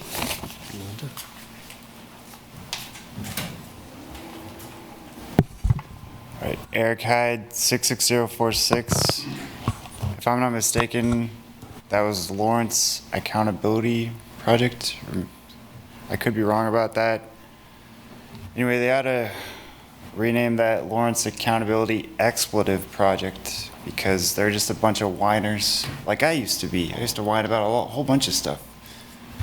But I see what you guys are doing. So again, let me bring up my SimCity analogy. Sounds funny, but when you play SimCity, you got to take care of your water stuff, your water and your waste. Otherwise, your city goes to crap. So, you know, a few years ago, I said, maybe more than a few years ago, I said, don't do this water stuff, don't increase the fees. Well, you got to do it. You just have to do it to keep the city functioning. I saw it a long time ago in the paper, Craig Owens was for infrastructure. That's one thing I really like about Craig Owens, he's for infrastructure. This is infrastructure. Okay, you brought the $4,000 average household thing. Well, I just did this tonight crazily. Looked at the carpet squares. Each one of these has 40 lines in it, and there's about 100 squares in here. It's about 4,000. 40 lines, you can count them. Anyway, wanted to mention also that I'm on Social Security disability income, and I can pay my water bill. I don't even need no reductions. Sorry, I told you I was gonna decrease. I can also pay my energy bill fully. I don't need any reductions. I am married, so that helps. And my mortgage, my property tax rate, it ain't that bad. You know why it's not that bad?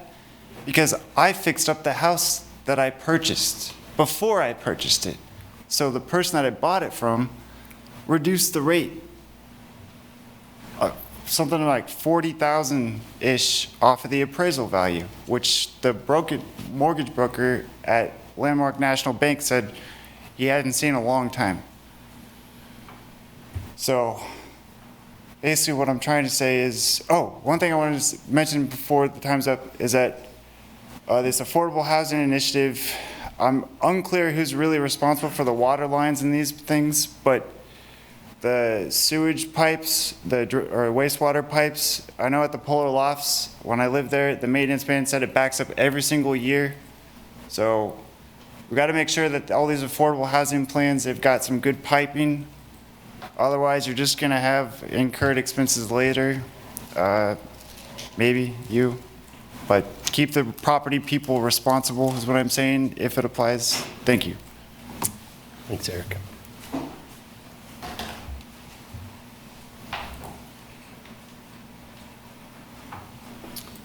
Okay, any other public comment in the room before I move to the online folks?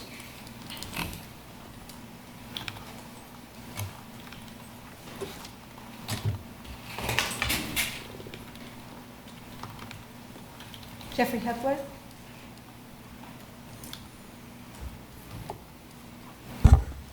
Thank you, Sherry. Good evening, commissioners, everyone. Jeffrey Upler, 66044.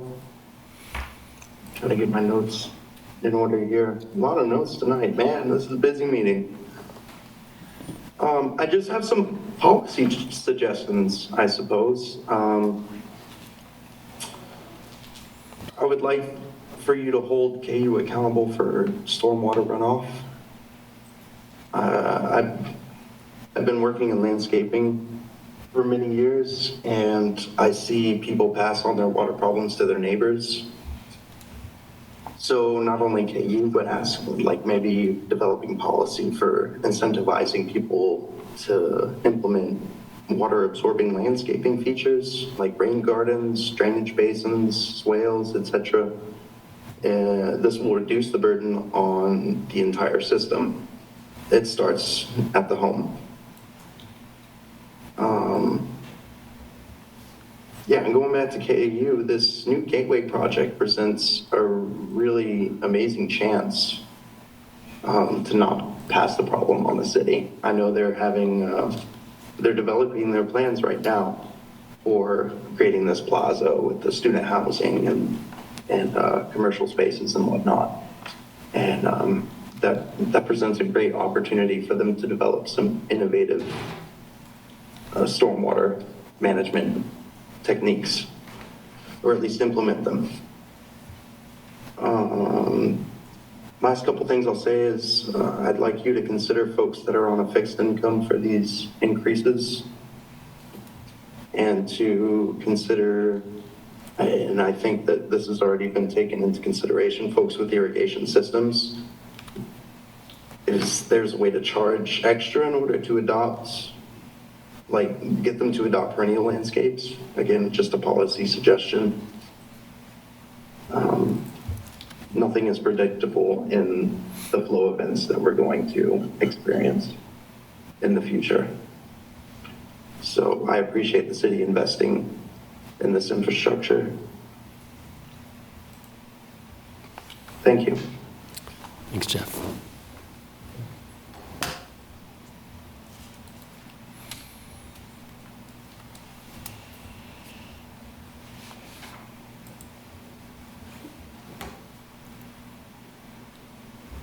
Samuel Carter? Good evening.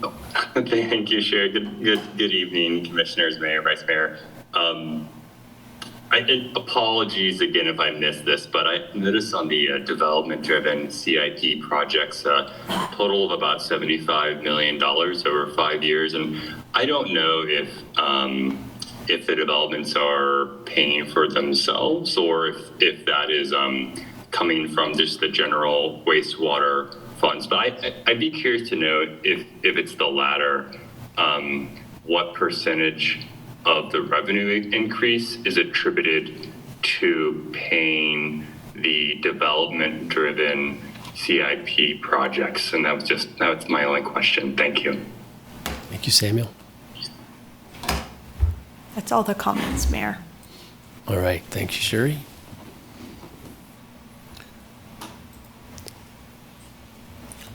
All right, so the action is to adopt on first reading the ordinance. Before we do that, I think we've had some conversations about, how we're moving forward, but I don't know if anyone has any suggestions on changes or any kind of feedback after hearing from the public. Melinda, I think you had addressed this kind of in your opening speech, but Samuel's question that most of those development-driven projects are not in this 3-year plan, correct? Correct. If we look at when we would actually start paying back the debt for those projects, it's less than $1 million in 2027, going off of memory, but I think it was like $7.6 million in 2028. That's exactly right. Good job. And so those amounts we would actually start paying back in those later years, 29 and 30. And certainly, those certainly could be benefit districts or other things that, obviously, that's why we've listed them as development-driven. Correct. No guarantees. Right. That'd be up to 5 people up here, probably, but. Yes. Okay.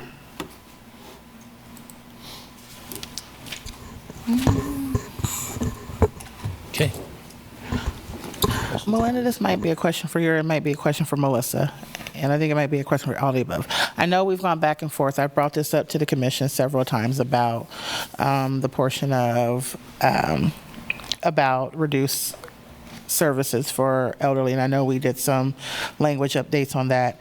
And I think the question is, and I think maybe Mike or Melissa got back to me on it, but I'm still kind of confused. I was confused about the rationale for it, because we talked about expanding that to include individuals that, that may qualify under having a disability or make a HUD voucher. And I think when we were having the initial conversation, it was when we had that we had additional we had our ARPA funds, and it looked like it was going to cost maybe an additional $600,000 to rectify that. Is there outside of that, is there a reason why we wouldn't expand that? I thought maybe there was conversation around we don't have the ability to do that because of state statute, but I was trying to look for my email and I can't find it. So Yeah, Melissa could probably speak to this better, but I understand that we cannot use wastewater generated revenue from the rates to cover those programs, so it would have to come out of the general fund or another resource. we want to cover it. Yeah, and that is correct. We worked with Rochelle on that, but it is part of the bond covenants. Okay. So that's what it was. It needed to come from the general fund and not from. Okay. Thank you on that. Any other questions? To kind of piggyback on that, and it's part of the bond covenants that monies, if it's bonded out for those purposes of wastewater or water, it has to be used specifically for that purpose. Am I correct in thinking that? Correct. We can't use, for instance, the wastewater funds, we can't use them for another purpose, like to do street improvements, unless the street needs to be repaired because the water line was cut, that we cut through the pavement in order to replace the water line. But we can't divert those funds to anything other than water, wastewater.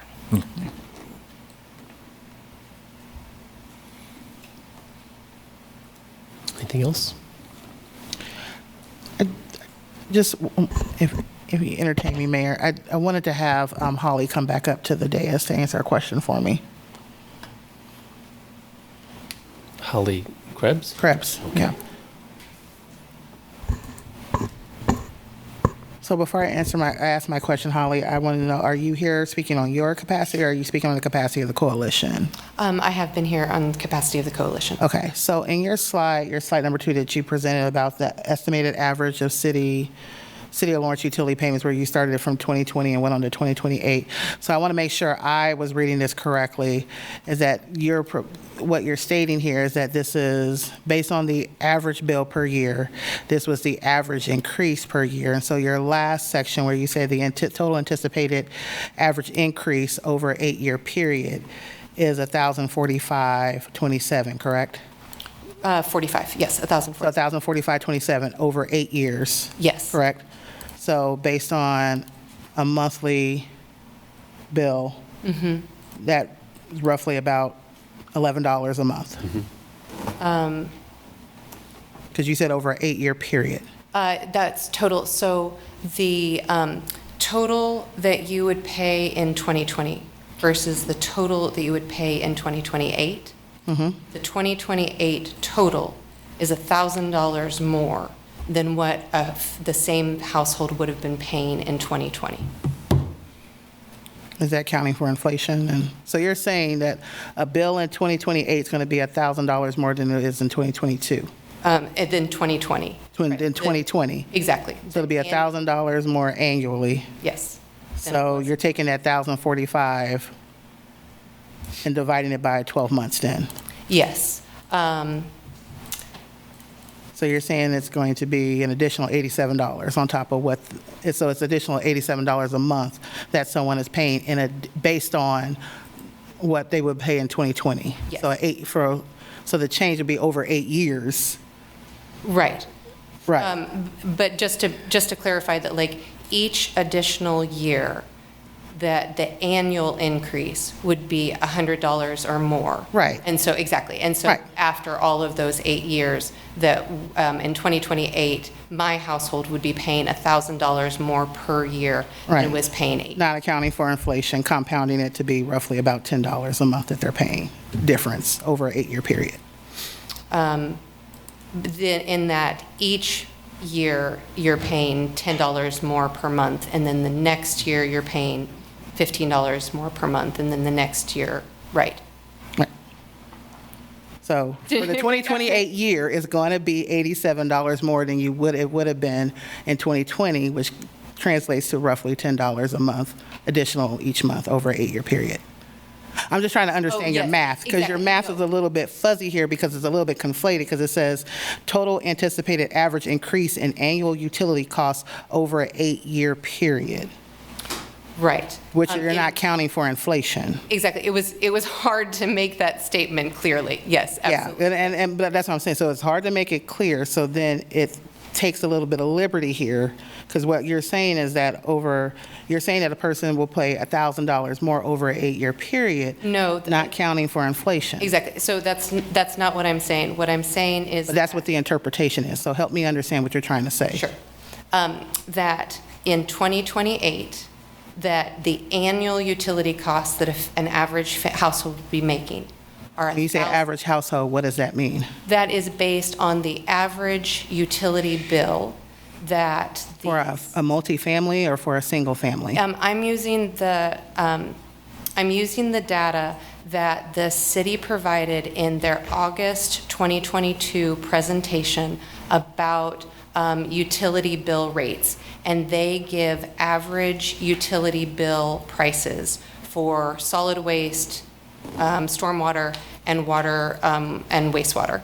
Do we know if that's based on, and I'm going to pause. Sure. Do we know if that's based on single family, multifamily? That was single family. Single family, okay. Right. So using that as a baseline, then what I did was I took all of the percentage increases that have been made in all of those fees since 2020, and then ran the numbers in an Excel spreadsheet to find out how much additional money an average household would pay each year. And so An average single-family household. I was just using the average. But I'm water just telling bill. you. Right. She just said it's a single family. It's not multifamily. It's not a family that has a reduced fixed income. It doesn't mean someone that is elderly. So I appreciate this. There is value in data, accurate data, clear, concise data, yes. This takes a lot of liberties, and I'm not trying to indict you on anything. What I'm trying to say is that in the world of advocacy, when you talk about transparency, accuracy matters. When you say the anticipated average increase in annual utility costs over 8 years, for who? It's different for a family. It would be different for a family of 4 than it would be for a family of 6 and a person of 1. And so, yes, it may be splitting hairs, but you're making a generalization that may not be true for everyone. So if you're wanting to paint a picture that speaks to the individuals in this community, then you have to do the work to make sure it identifies with each particular group. What does that look like for multifamily? What does that look like for single? What does that look like for someone that is elderly? Because you don't take into account that someone who is elderly gets a discount. So their increase is not. So yes, it's an average, but you can't do averages. There could be a median. There could be variations. So I do appreciate you providing data, but this data does not tell a full picture. It tells a conflated picture. Do you understand where I'm coming from? It tells an average. It tells an average based on an aggregate, when an aggregate is not inclusive, okay? It's not. So if you're going to tell the story of a single family is different than a multifamily. It's different than a family of 6. It's different than a family of 2. It's different from a family of 1. So I may not pay an average of $10.45 over 8 years, accounting for inflation. So this doesn't tell the full story. It tells a story, but it does not tell the full story. Do you understand where I'm coming from? I do, and it would be wonderful if we could get all of those numbers. But the way Okay, that well, the that, and I get that. So was that the request that you made? Sorry, do not interrupt me when I'm speaking. Is that the request that you made to staff? Because you were able to quote and cite the 2022 report, but what you did not do is do the work that was fully outlined in the 2022 report. The 2022 report did not just give you single family. It gave you multifamily. You didn't take account for individuals who have who receive reduced costs. So this number is not accurate. It is a number, but it is not accurate. So as an advocate, speaking on collaborative and transparency, this is not a transparent number. So I'm not upset about the delivery. I'm upset about the diligence that was put into it and how it's being presented. If it's your job to show transparency in government and in works and in funding, then do the work to ensure that you're telling the full story and not just a narrative. That's all the questions I had. Thank you. I do want to clarify that the average information was... Again, you keep saying average, and I keep saying average for who? Because we're not an average.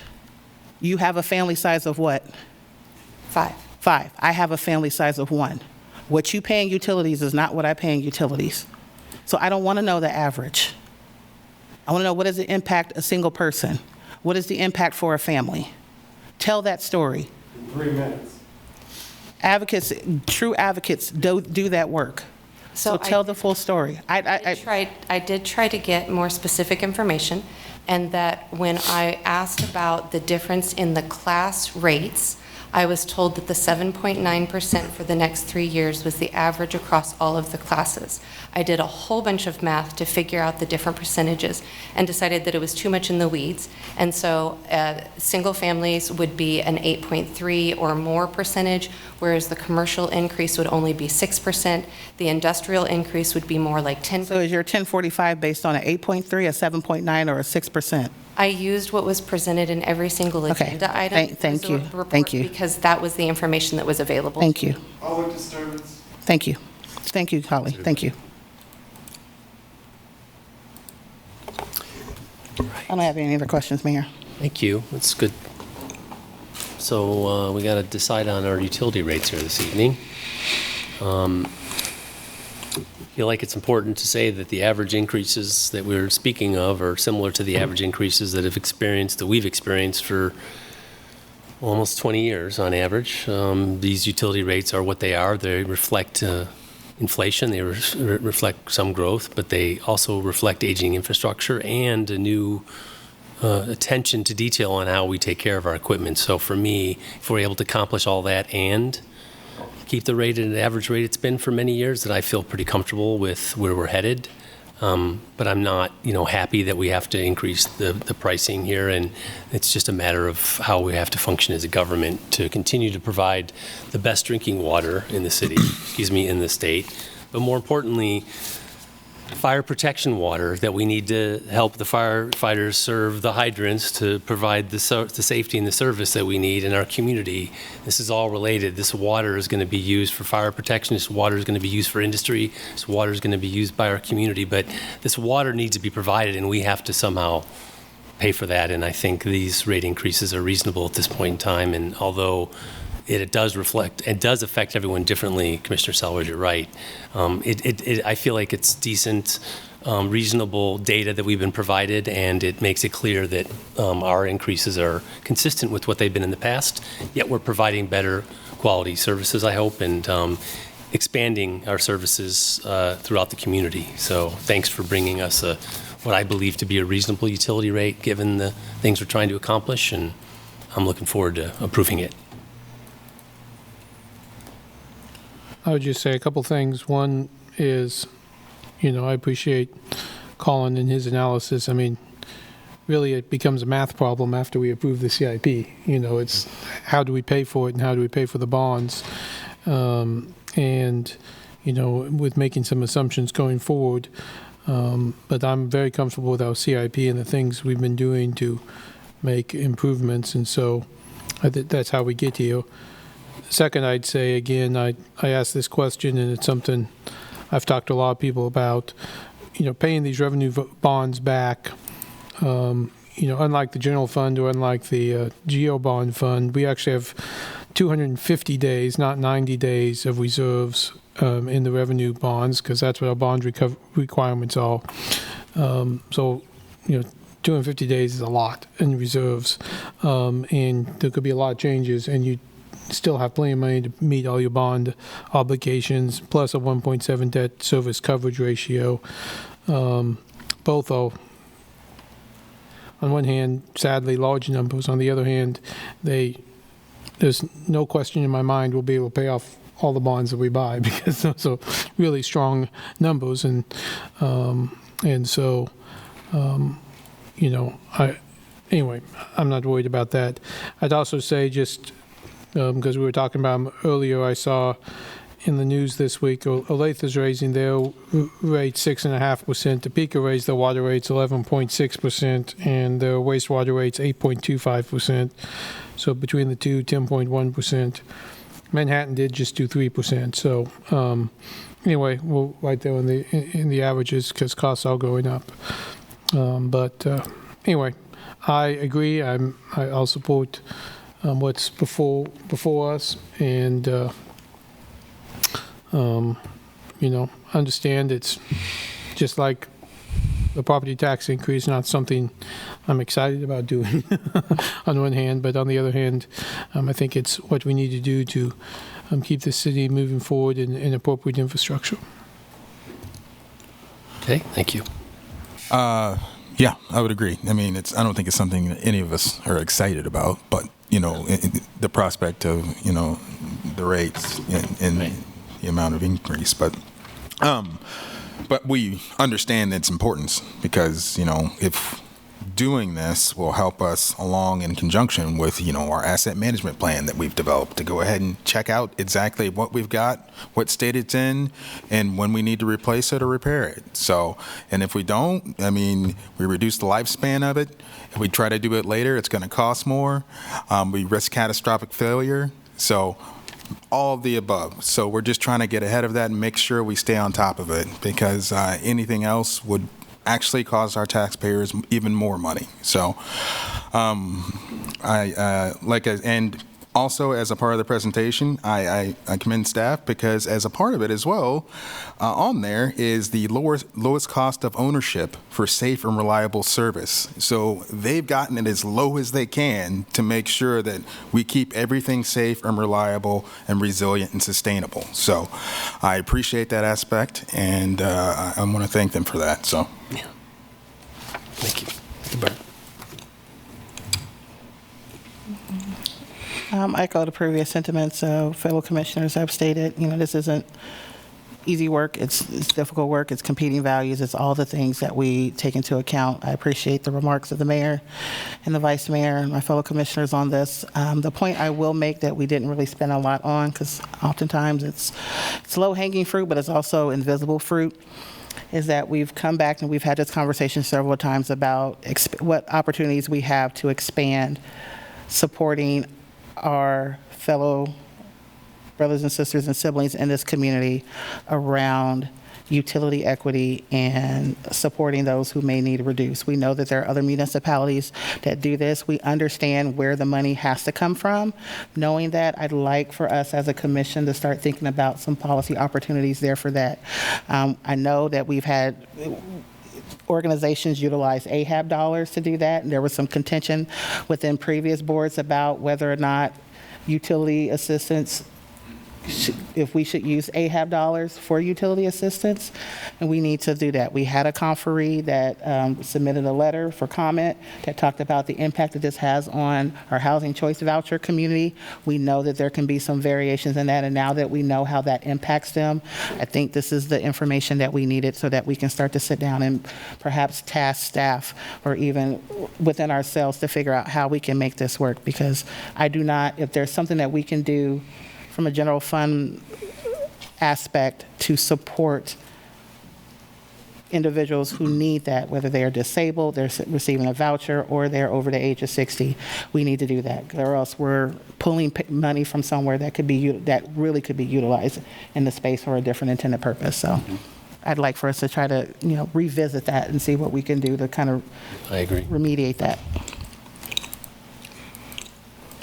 I would agree with Commissioner Sellers on that. The letter we got from Shannon Howery with the Housing Authority, she laid out a couple scenarios, and I would hate to see any scenario where they couldn't be approved or the voucher couldn't be approved because it's outside of it exceeds the amount of income, the 40% income ratio.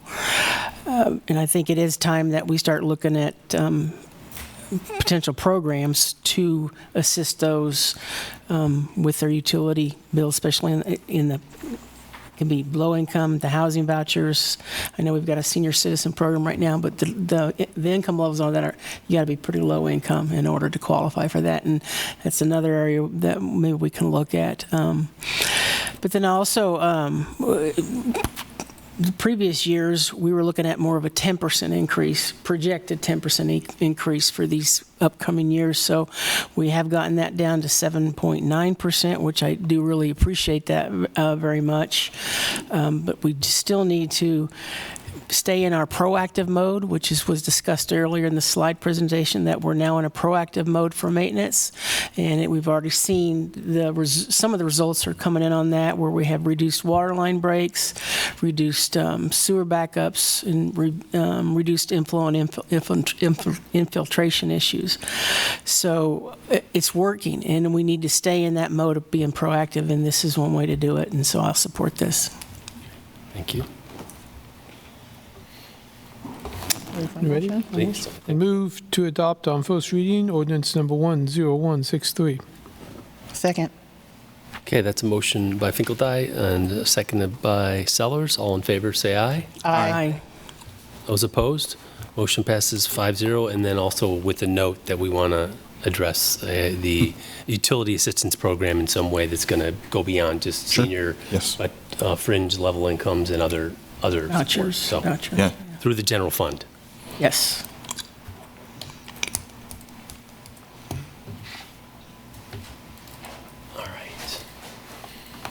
All right, the next item on the agenda is to receive an update on the LDCFM expansion, station number 6. Consider approving 555 Stone Ridge as a selected location for LDCFM Station 6 and directing the city manager to develop a future budget proposal that includes property tax increases to support staffing for Station 6, followed by construction of a redeveloped Station 3. Give it just a second here. There we go. All right, good evening, Mayor, Vice Mayor, Commissioners. I'm Stephen Hallstrom, Project Manager for Construction in MSO. I'm joined tonight by some of our internal LDCFM staff as well as our consultant design team from SFS Architecture for LDCFM Expansion Station number 6 to give you an update on our design process so far and are seeking approval to move forward with the design of our preferred location that was chosen through our site selection process.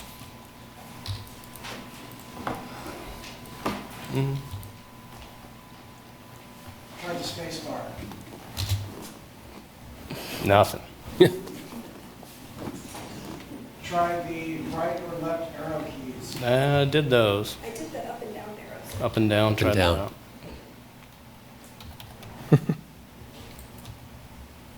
There we go. Okay, well, no, I just did that for you, so you got to do the same thing. Is that the slide you're on?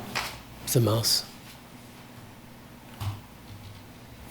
Okay, there we go. Now I'm on. Slower, yeah. All right, so apologies for that. A brief overview of the agenda for tonight's presentation. We'll do just an introduction, a brief project timeline here. We'll go through an overview of the pre-design process we've been through so far. And then we will discuss the guiding principles and the space needs analysis overview that were formed as a result of our visioning and programming sessions. We will then get into our site evaluation and selected and discuss the preferred site with you. We will discuss the health and safety considerations that are incorporated into our design as well as the sustainability initiatives that are guiding us throughout the design process.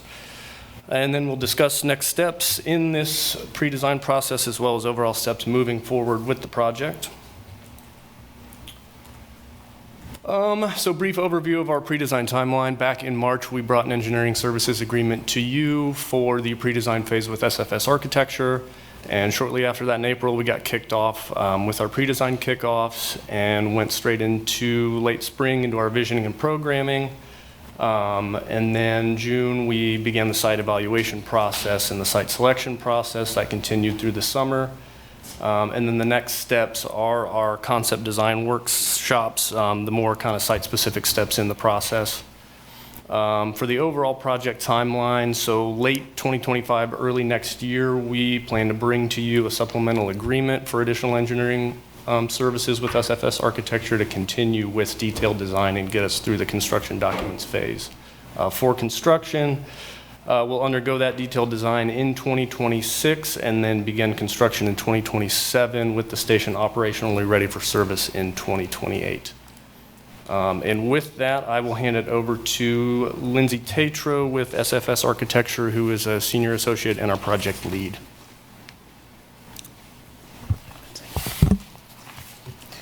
Good evening. Excited to be here to share the process that we've gone through so far.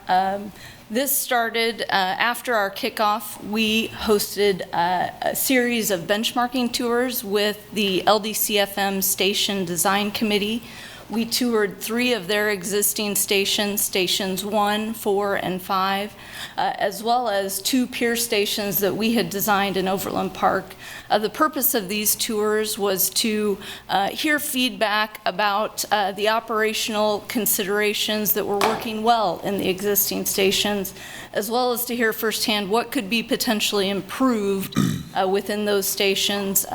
Sharing some of our pier stations that we have designed helped us to showcase some health and safety considerations that we have incorporated into other facilities as examples as we kicked off our programming and visioning session. So that was next up. We hosted a full-day workshop where we went through an exercise initially to define the values for stakeholders. You'll see the different color post-its here were perspectives of different stakeholder groups and what would drive value to them through this process and this project. We had discussion and organized these items by commonality, and these ultimately resulted in our guiding principles for the project. This session also included initial discussions about our sustainability initiatives, as well as a recap of our benchmarking tours, and was a half-day session that discussed the specific needs program for the expansion stations. So you'll see here the guiding principles that came out of that visioning workshop. These were drafted and adopted by the stakeholders. We'll look to these throughout the design process. They're intended to make sure that we're always reminded to be prioritizing the right things as we move through the critical decision-making process throughout the design.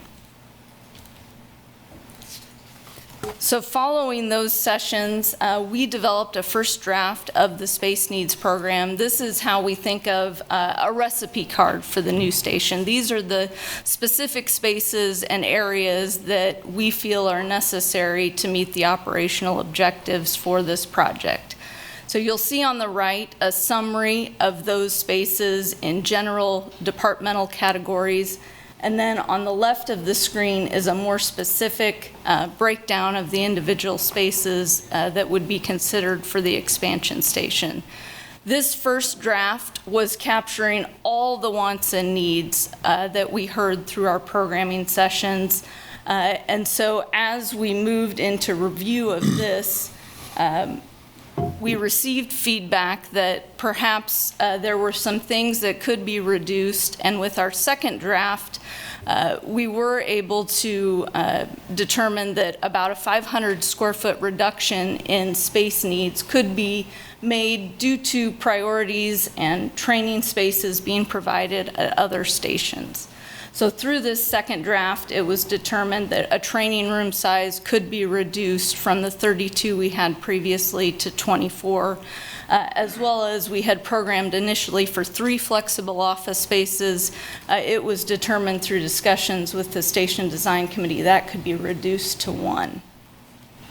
At this time, we also started to do preliminary budgeting, and we evaluated the space needs with a cost per square foot estimate to determine the construction costs, as well as projected soft costs to evaluate the total project budget.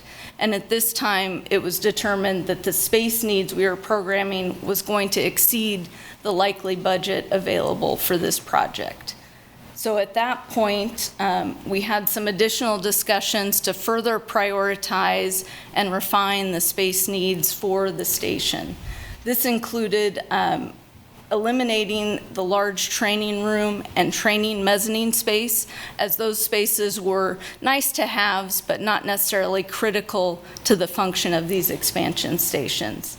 Additionally, with that training room being removed from the space needs, the station office was given some additional space to accommodate the training functions within that area.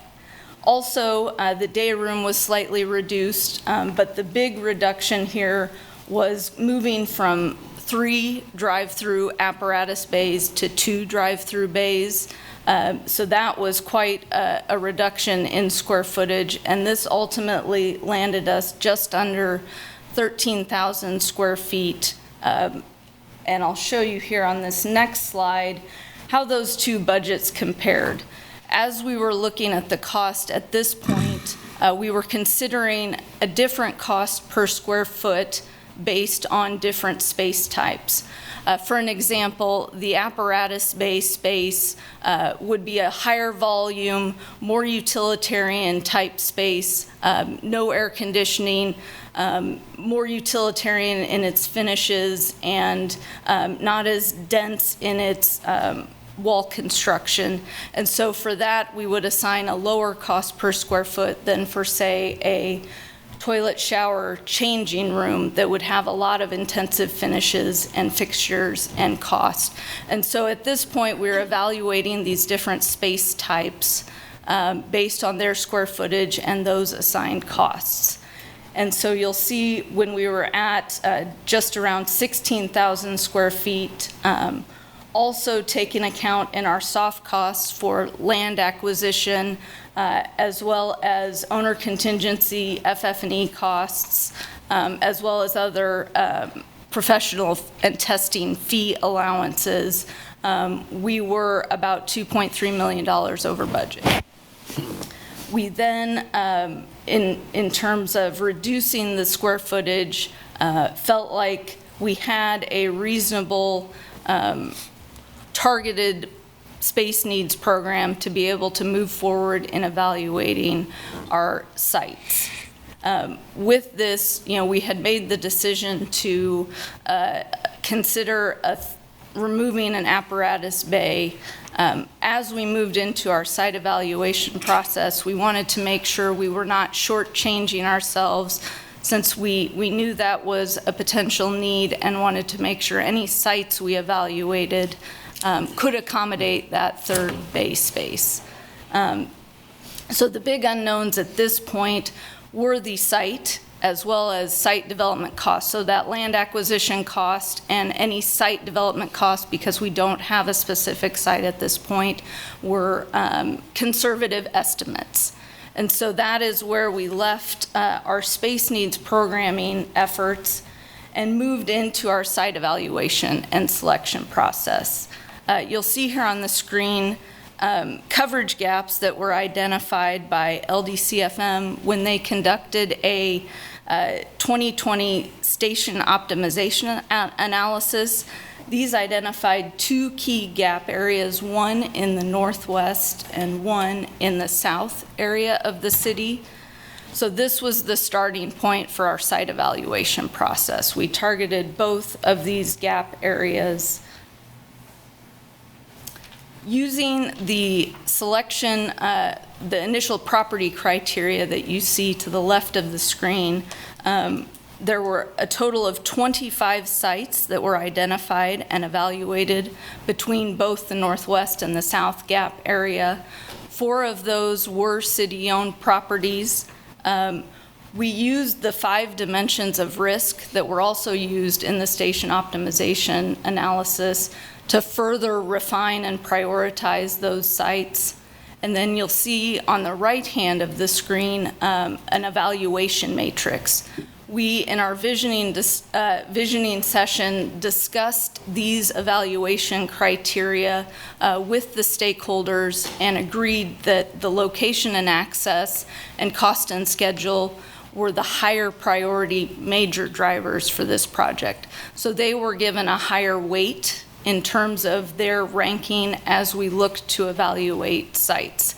So this was a tool that we utilized and compared different sites with this scoring metric. It wasn't the end-all be-all, but it was a means of providing data that we could use to consider as we selected our preferred site. So you will see the scorecard here for our preferred site of 555 Stone Ridge Drive. Additionally, you'll see on the screen here drive time analysis. This was done for both 4-minute operation service time as well as 10 minutes, which would be considered for the county. On the right side, you'll see in red the designated gap area. Currently, the blue shading is only highlighting streets that exist at this time. As further development occurs towards the west, you would see those areas would be filled in and would fall within that 4-minute drive time analysis. As we honed in on our preferred site selection, we held a evaluation workshop. The colored blocks you see on the screen, those represent the different major program components of the fire station.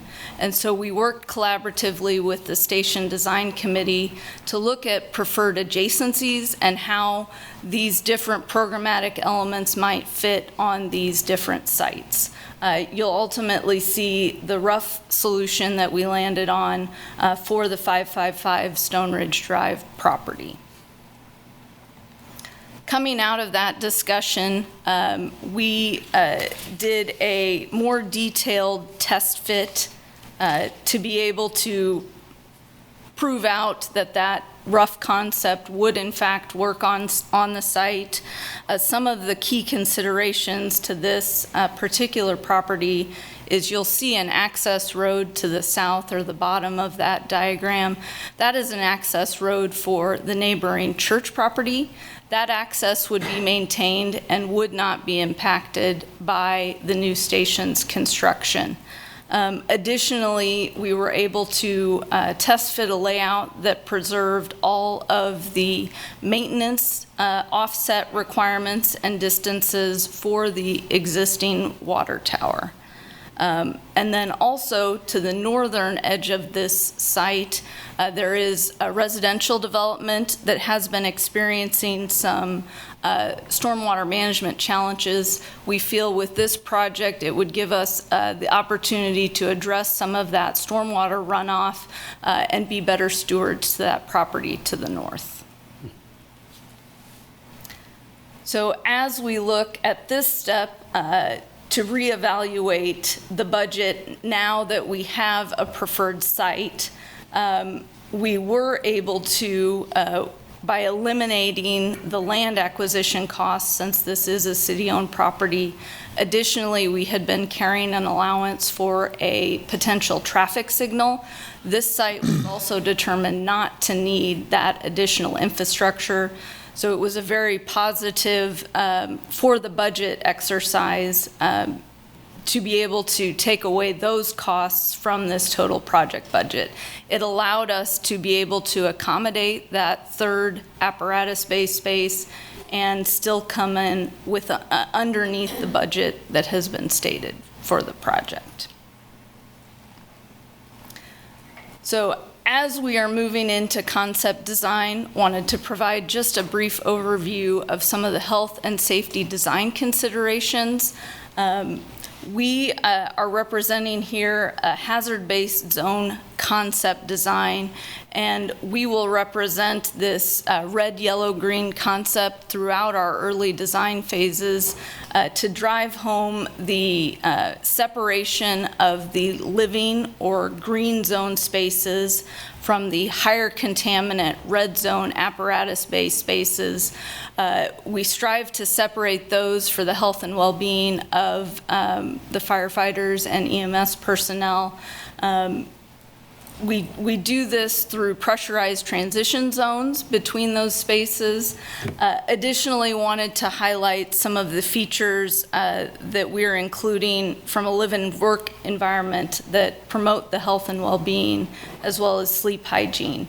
We're always striving to provide natural daylight within these spaces as well as make it feel like a home. This is a second home for first responders, and so we strive to make it feel like that. Also considering individual bunks within this concept plan and gender-neutral toilet shower facilities. So as we begin to further our sustainability initiatives, we've reviewed the regional, county, city, and LDCFM sustainability goals and have looked for commonalities and how we look to ultimately achieve the goal of LEED Gold certification for the project. So we're using this alignment of the county, city, and fire department goals and the project needs to prioritize our approach to achieving LEED Gold certification. For this new fire station, we're not just chasing points, but we're using LEED as a guide. We want to make sure that we're delivering a healthy building that is high performance, cost-effective to build, operationally durable, and affordable to maintain. So as we get into our next steps, once we have confirmation on a site location, as Stephen had outlined, we would be getting into our concept design workshops. In the sustainability workshop, this would include a deeper dive into specific systems, materials, orientation, construction considerations needed to guide our work as we move into further details of the design. Additionally, with the MEP workshop, we would begin to review potential building system options and evaluate those against the facility's needs as well as our sustainability initiatives. We then would further develop our concept on the site and floor plan and begin to explore massing studies that would also align with our sustainability initiatives.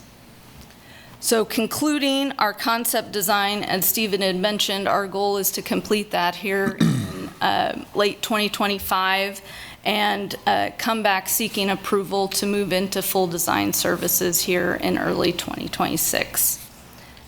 And so with that, I will turn it over to Allie to go over some of the funding considerations. Thank you.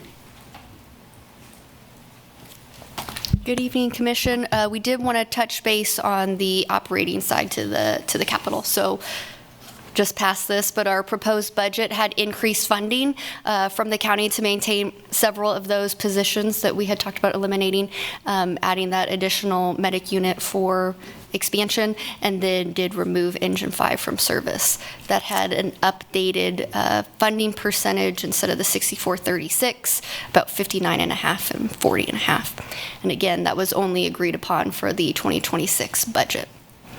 LDCFM did get a charter group together, and their recommendation was to maintain their current staffing levels, which is 4-person on all fire apparatus and then 2-person on all ambulances. So I shared this chart previously at our June 17th City Commission meeting. I take all these numbers for a grain of salt. They are a lot of assumptions built in here, but approximately $4.7 million operating on the city for Station 6, and then you see Station 7, and then Station 3 has the capital along with the years. At the bottom, you see the general fund, mill levy, estimated, as well as the mill levy for the debt side.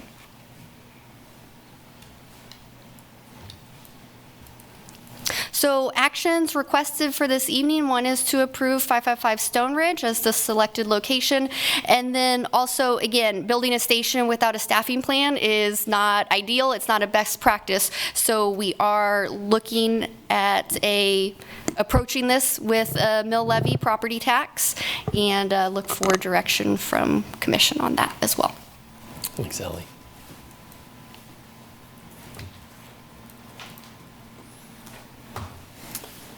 All right, I think that's it as far as our discussion goes. Commissioners, do you have any questions before we take public comment? Right now? Okay. I'd like to open up public comment on this item relative to future fire station funding.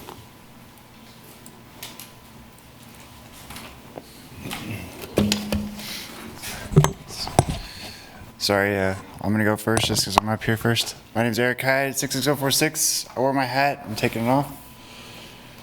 And then now is the appropriate time to use this helmet. It applies to what you're going to do here. On March 16th, 1994, it's about 5:30 p.m. on West 27th Street. I was wearing this helmet. It still fits me. It was my brother's helmet, but it doesn't really fit. Wait, it doesn't really fit me all the way. Anyway, biked out across the street. I was hit by a car. 16-day coma. The lady who responded to the call was former shift supervisor, or whatever her title was, Eve Tollfree. Her name was Eve McIntosh at the time. So all I'm really trying to say is you gotta pass it. You gotta give them what they want, because there's another kid like me who might live, and I'm sure a lot of you guys want me dead, but you know, I have a right to life. And see this little indentation right here?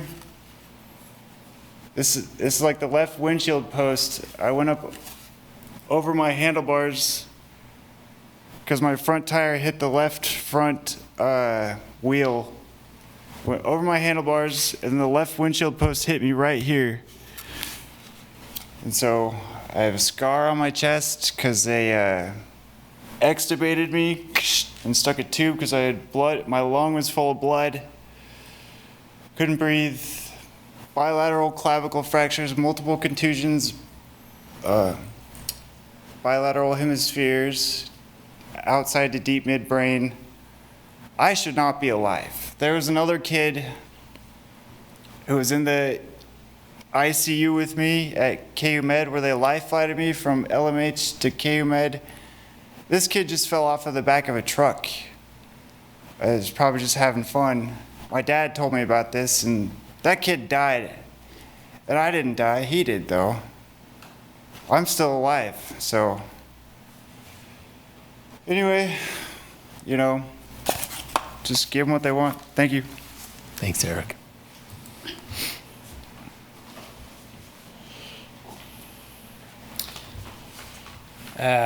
Good evening. My name is James Halbert, just a couple brief comments. I'm sure you guys are aware I've been involved with IAFF leadership for some time now, a good chunk of my career, and I came into the leadership role sometime around the first time a department document published and analyzed the data that said, hey, we got these coverage gaps. So this is not the first time you all as a commission have received a presentation like this in commissions before you. So I've had the opportunity to speak on behalf of my peers in front of numerous commissions, a couple of city managers, and 3 fire chiefs now.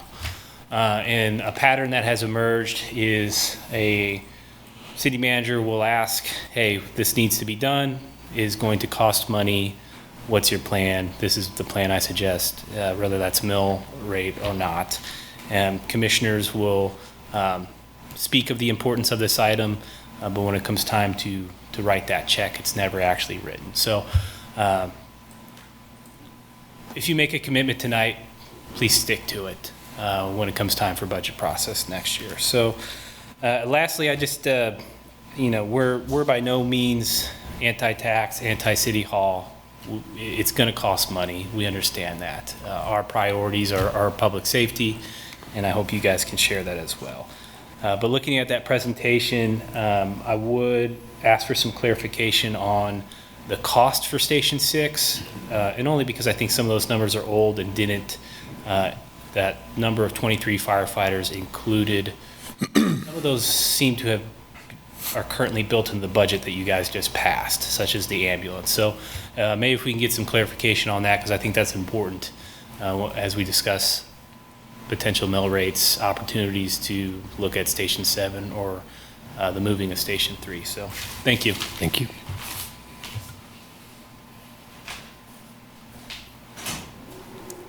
Hi, this is Chris Flowers. I just wonder, have you all, when it comes to public feedback, have you got the public's feedback if they want this at the price that's being asked? Or is it just, how do we improve fire safety type question? And also the other thing I was, I'm not necessarily supportive of a mill increase. Is there any way you can reduce other staff? Because it just seems to me if we grow as a city, why should the mill increase? Like, shouldn't the increase in people, like the tax, be self-sufficient, I guess? So I just don't know about that. And also I'm not asking for this. It just seems kind of BS that when this fire station is going to benefit the people that are living in that area. But when it came to building that stuff for KU, we used a special tax district where it's the KU people that will be funding a project that benefits, well, the argument is, well, it benefits them the most, so shouldn't they pay for it? So why is it, it just seems we pick and choose when we are taxing people that we're going to say, well, they're getting the most benefit, and then other times it's, well, the whole city's going to pay for it. So I would just wish that we quit doing some of this special tax district stuff, or start doing it in this case when it's a fire station for the people in West Lawrence. Like, why should all the Lawrence pay for it? But I'm against raising mill to pay for this. I think you should find budget cuts, cut other staff, but thank you. Thanks, Chris.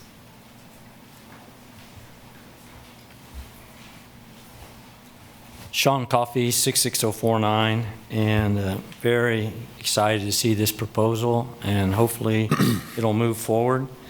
It's been about 10 years in the making by the time the station, if it goes forward, would be done.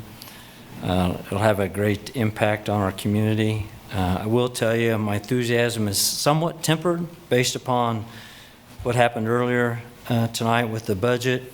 But I think all in all, this will be an exceptional addition, and I'm glad to see the city moving forward. As far as the mill levy, I know that's always difficult, but it was interesting to watch the presentation before.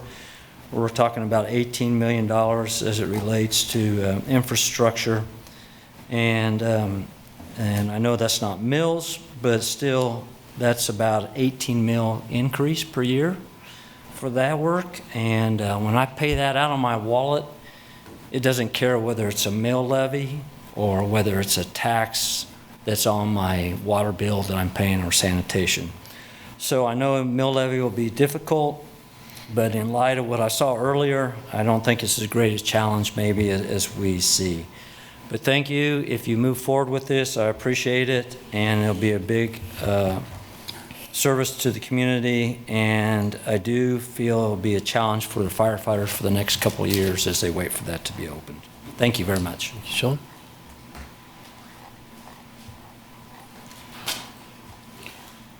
Hello, David Baston. Obviously, I'm for funding that for sure. Yeah, I mean, if you look at it in just, I mean, what's a life worth? I mean, it's, if they save one life, to me, it's worth $100 million. So I'm definitely for anything that supports saving people. So thank you very much. Thank you.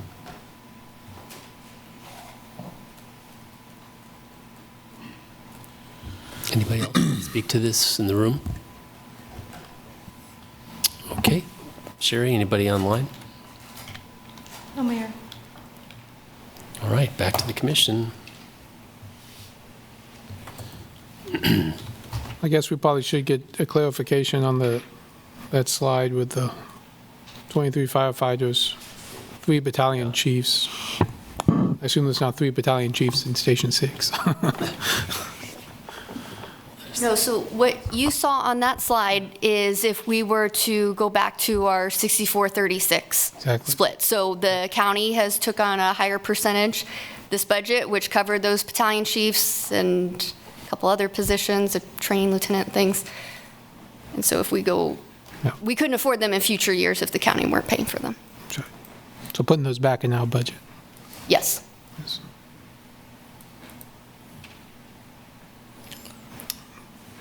Budget. But does the 23 include 23 new firefighters now budget, or 23 firefight, including the ambulance that the county just put in? No, so that would be 8 of those 23. Okay, But again, right now, the county is covering all of those. exactly. Oh, yeah, got it. And, Yep. oh, I'm sorry, go ahead. Vice Mayor. No, go ahead. I just had a quick question about the discussion with the county like future budget discussion? I don't know if yourself or Chief Hardy or if any sort of progression on that.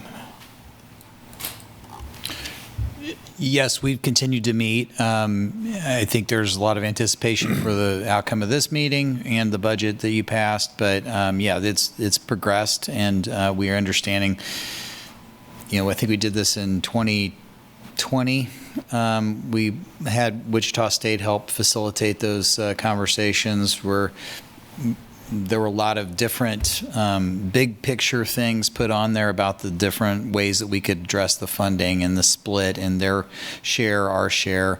Those have been resurrected and broadened. So I do think there's an openness to kind of look at this holistically. But we've got these realities that are facing both of us in timeframes that are well known. In those. But Casey Toomey has represented us along with our team over here in those conversations, and they've been very productive.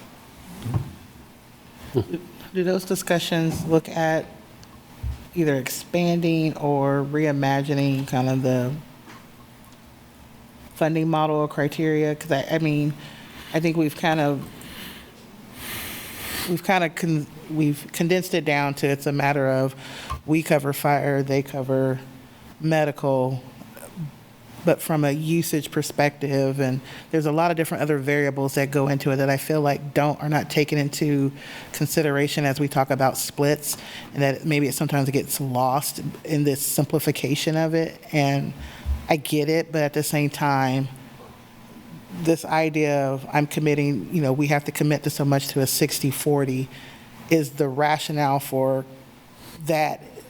Is there an appetite to really look at that and maybe look at how we fund, look at the funding variables that go into that a little bit differently? Yes, there are. From our perspective, going back again to the last conversation we had that was facilitated by a consultant, we did look very broadly at all the different factors that could be there, and we eventually narrowed it down to just a few. Right. And that's where we're sitting. It doesn't mean it's absolutely right. There isn't an absolutely right.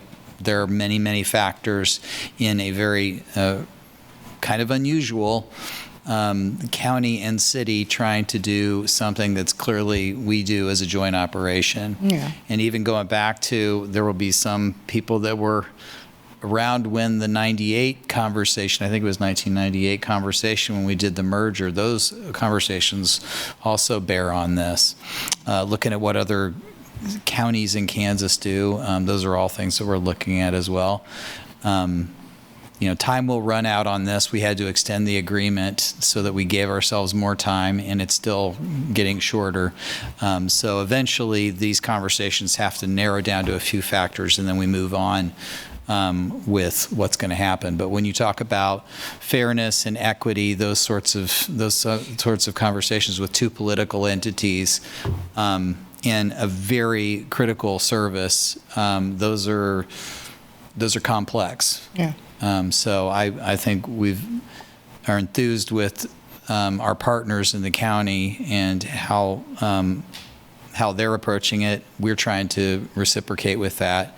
And I know the elected leadership, you all and the county elected leadership have been very engaged in this as well. And we've got important projects to get moving on. Okay.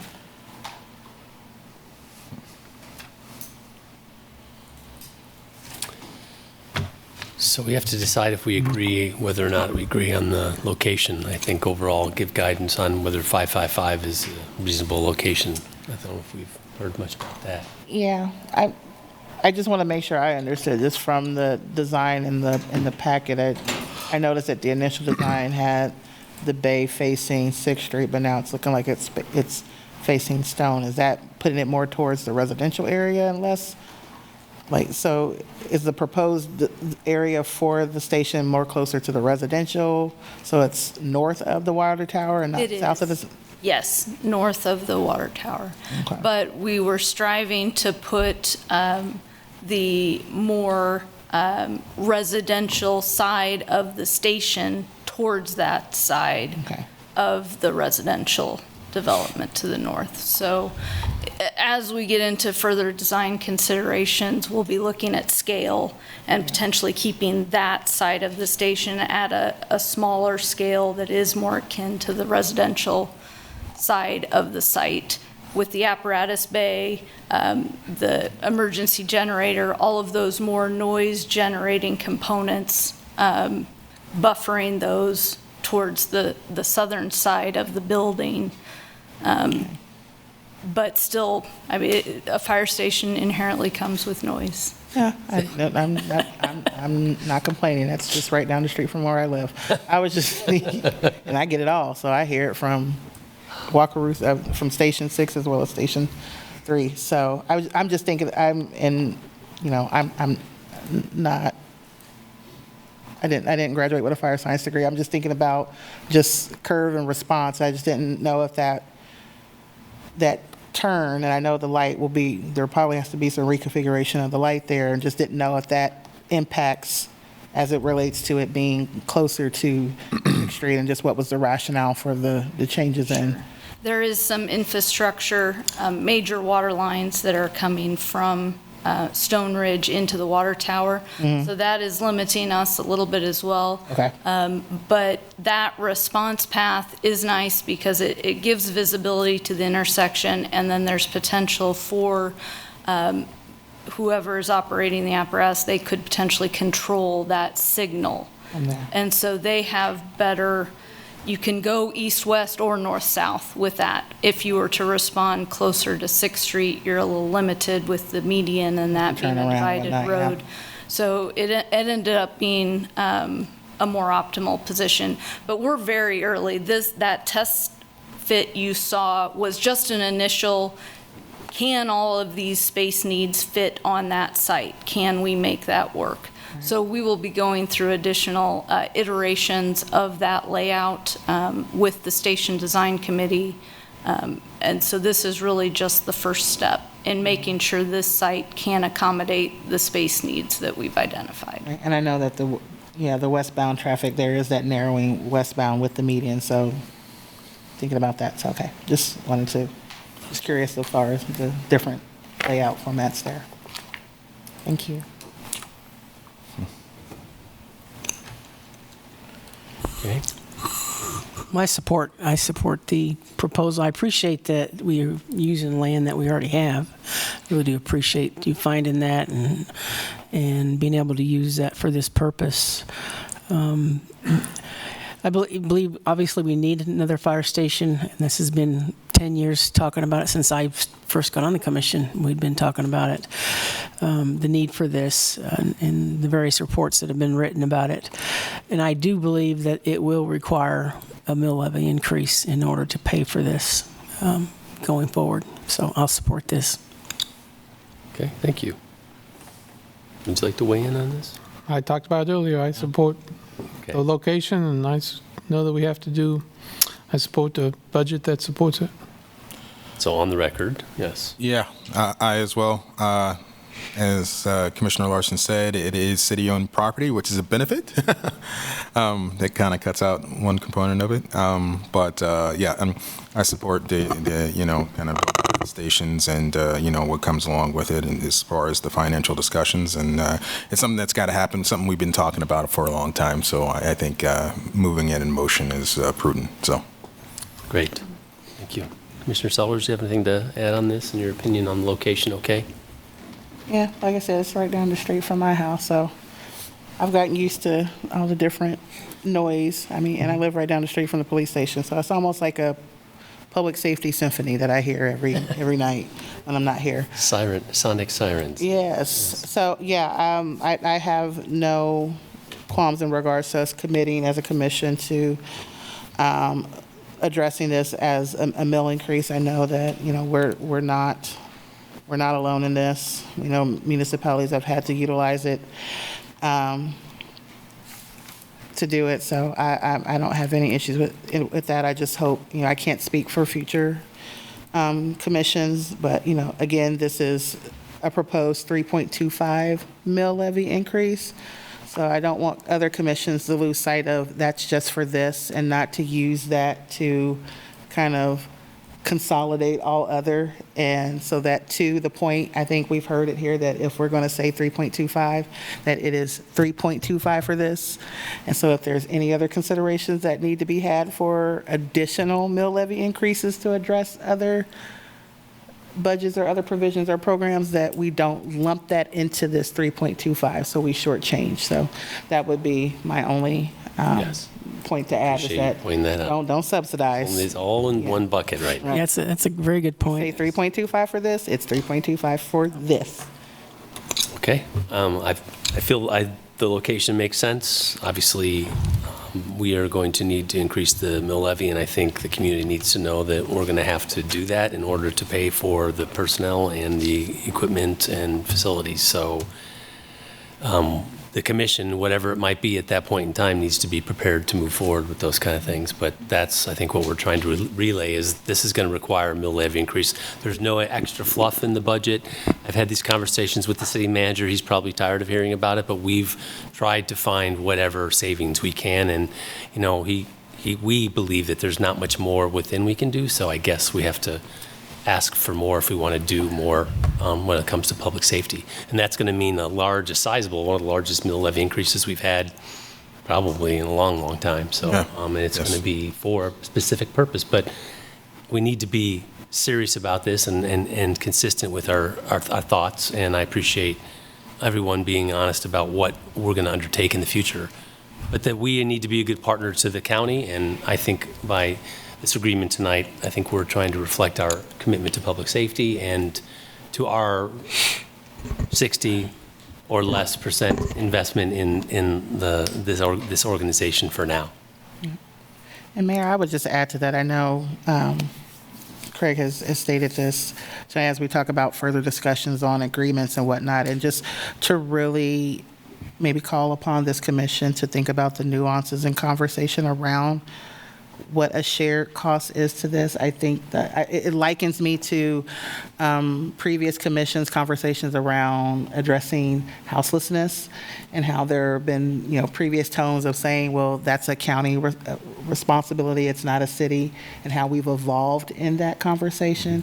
I think this is one that it's about time for us to evolve the discussion. Yeah. To evolve the discussion a little bit more than others have been willing to, because I'm hearing different things from different county commissioners than I'm hearing from admin. So there might be an appetite for us to maybe have a more fuller joint discussion about this, so that we know not necessarily what's on the table or what's off the table, but how do other commissioners on the city as well as in the county identify what responsibility is. Because it seems like when we didn't have that conversation about houselessness, it dragged on, and it came to a boiling point to where we are now. And I don't want us to get to that, especially as we start seeing these things come closer to us on the timeline. You know, 2034 is going to be here before we know it, so.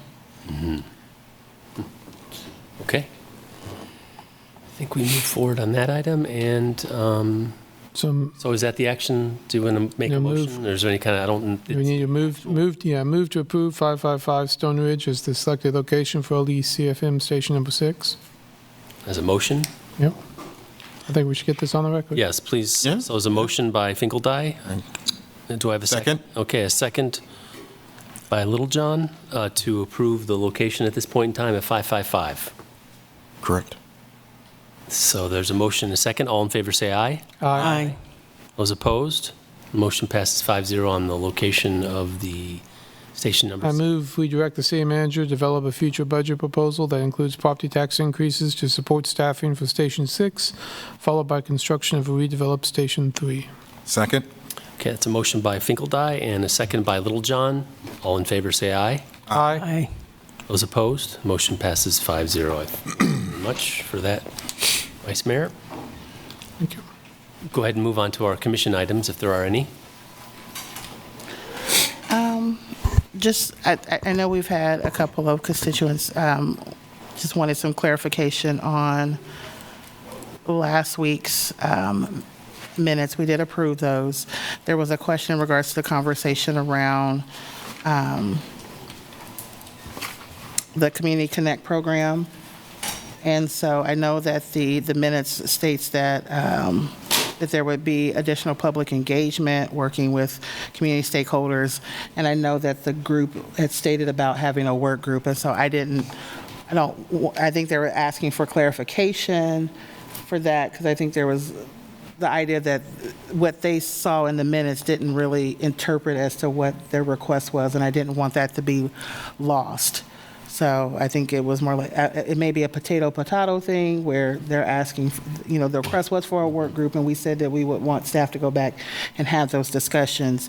It's just the minutes say additional public engagement, which I stated to the group that I think there is room in that interpretation to include a work group, but I think they wanted some assurance, and so I'm only one person, but I just wanted to bring that to the attention of the commission that was shared.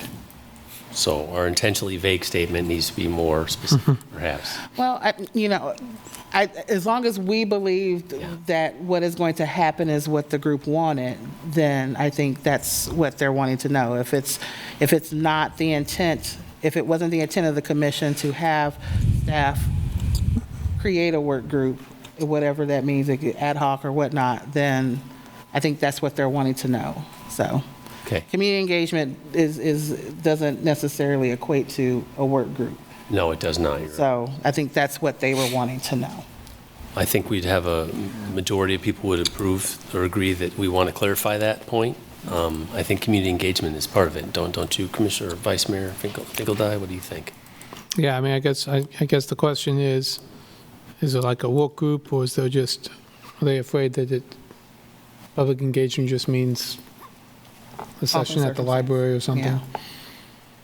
Yeah, I guess I read that to say working with community stakeholders to look at data security, oversight, and policy related to the use. That would be, I was focused on that. I guess I hadn't really looked at the minutes that closely for that purpose, but. Right, and like I said, this was brought up, so I don't know. Stated that it was my intent that a work group can fall up under the umbrella of additional public engagement working to build upon these things. I didn't feel like that not calling out didn't mean it wasn't going to happen, but that was my interpretation. I just wanted to know if that was the same interpretation that other commissioners had. I think a majority, agree with your interpretation. Right. And that we intend on having some sort of work group come out of this, I think, a policy group of some sort. Because I know there are some groups that can build upon that. We talked about the DOJ report. There is, a group that is incorporated into that I feel like could really tie into this work, as I stated last week. So, whether it's a work group, ad hoc, I don't know if calling it a thing changes the intent. I think the intent is to have community members working with staff to process through this and looking at oversight and policies related to this and bringing that back to us as a discussion for us as a commission to make that final determination. I think we're all good with that, or at least the majority of us are from that point. So, I'm not sure what you want me to include in the minutes that's any different that was already. No, I think we're saying don't change the minutes. Don't change it, no. But for tonight, what do you want me to add that's going to further clarify what you said at the last meeting? I think she's more stating the obvious that she's talked about last time, and I think you want to make sure it's clear to all of us. Is that right? I mean, it's because it wasn't maybe clearly reflected in the minutes for you? I get what Sherry said. I know. I just want to make sure I'm processing through that. Like, what would you want to put in there? Yes. That public engagement, working with community stakeholders, means a work group made up of community stakeholders. I think that's what the question is. Okay. Yes. Does that? I think the fear is that they thought public engagement just meant they could show up and talk out loud. And that's it. 3 minutes and that'd be it. But I think what the intention is that there was actually a working group that works on it. Yes. So it's not necessarily a work group, it's just a working group, or, yeah. So is that a working group selected by the commission, or is it just a working group of those folks who, Staff. they had a group last? We've directed Do it staff. staff to work with the folks who are here. Yeah. And I know Kincaid and others will Yeah. order that. That's what I took it as, is the Yeah. folks that were talking. Yeah, Does that make sense, Sherry? formed a group. I don't think so. No. Or Sherry. Now, we'd like a working group made up of community stakeholders. Okay.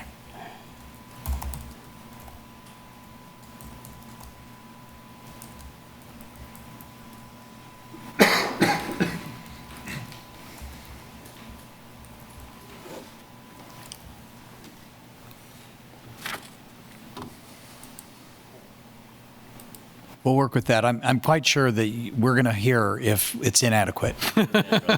So, and I think there probably has been some outreach that already happened last week. Right. Yes. Okay. So, again, if we're not getting it right, we'll keep going until we get it right. Right. And like I said, I don't think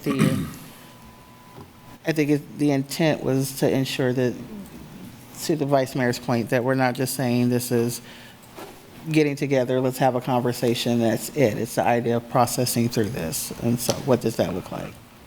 Which, I mean,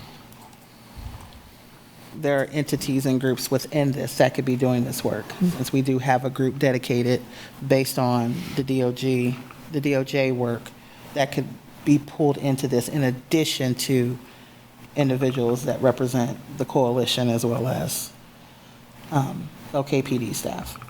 Sounds good. Okay, sounds good. Any other commission items before I moved on to the future agenda items? I didn't see anything particular on here. Anything anybody wants to bring up relative to the agenda, upcoming agenda items? Okay, and I thought I heard somebody start to No, no. that was just me exhaling, trying not to. Okay, now we'll go ahead to the yawn. city manager's report, please. The only item is your regular utility report. Thank you. Indeed. Public comment on the city manager's report. None in the room. We do have, oh, hands are down. Hands are down. Yep. Okay. No comment on the city manager's report. Commission calendar this evening. Anything to bring up?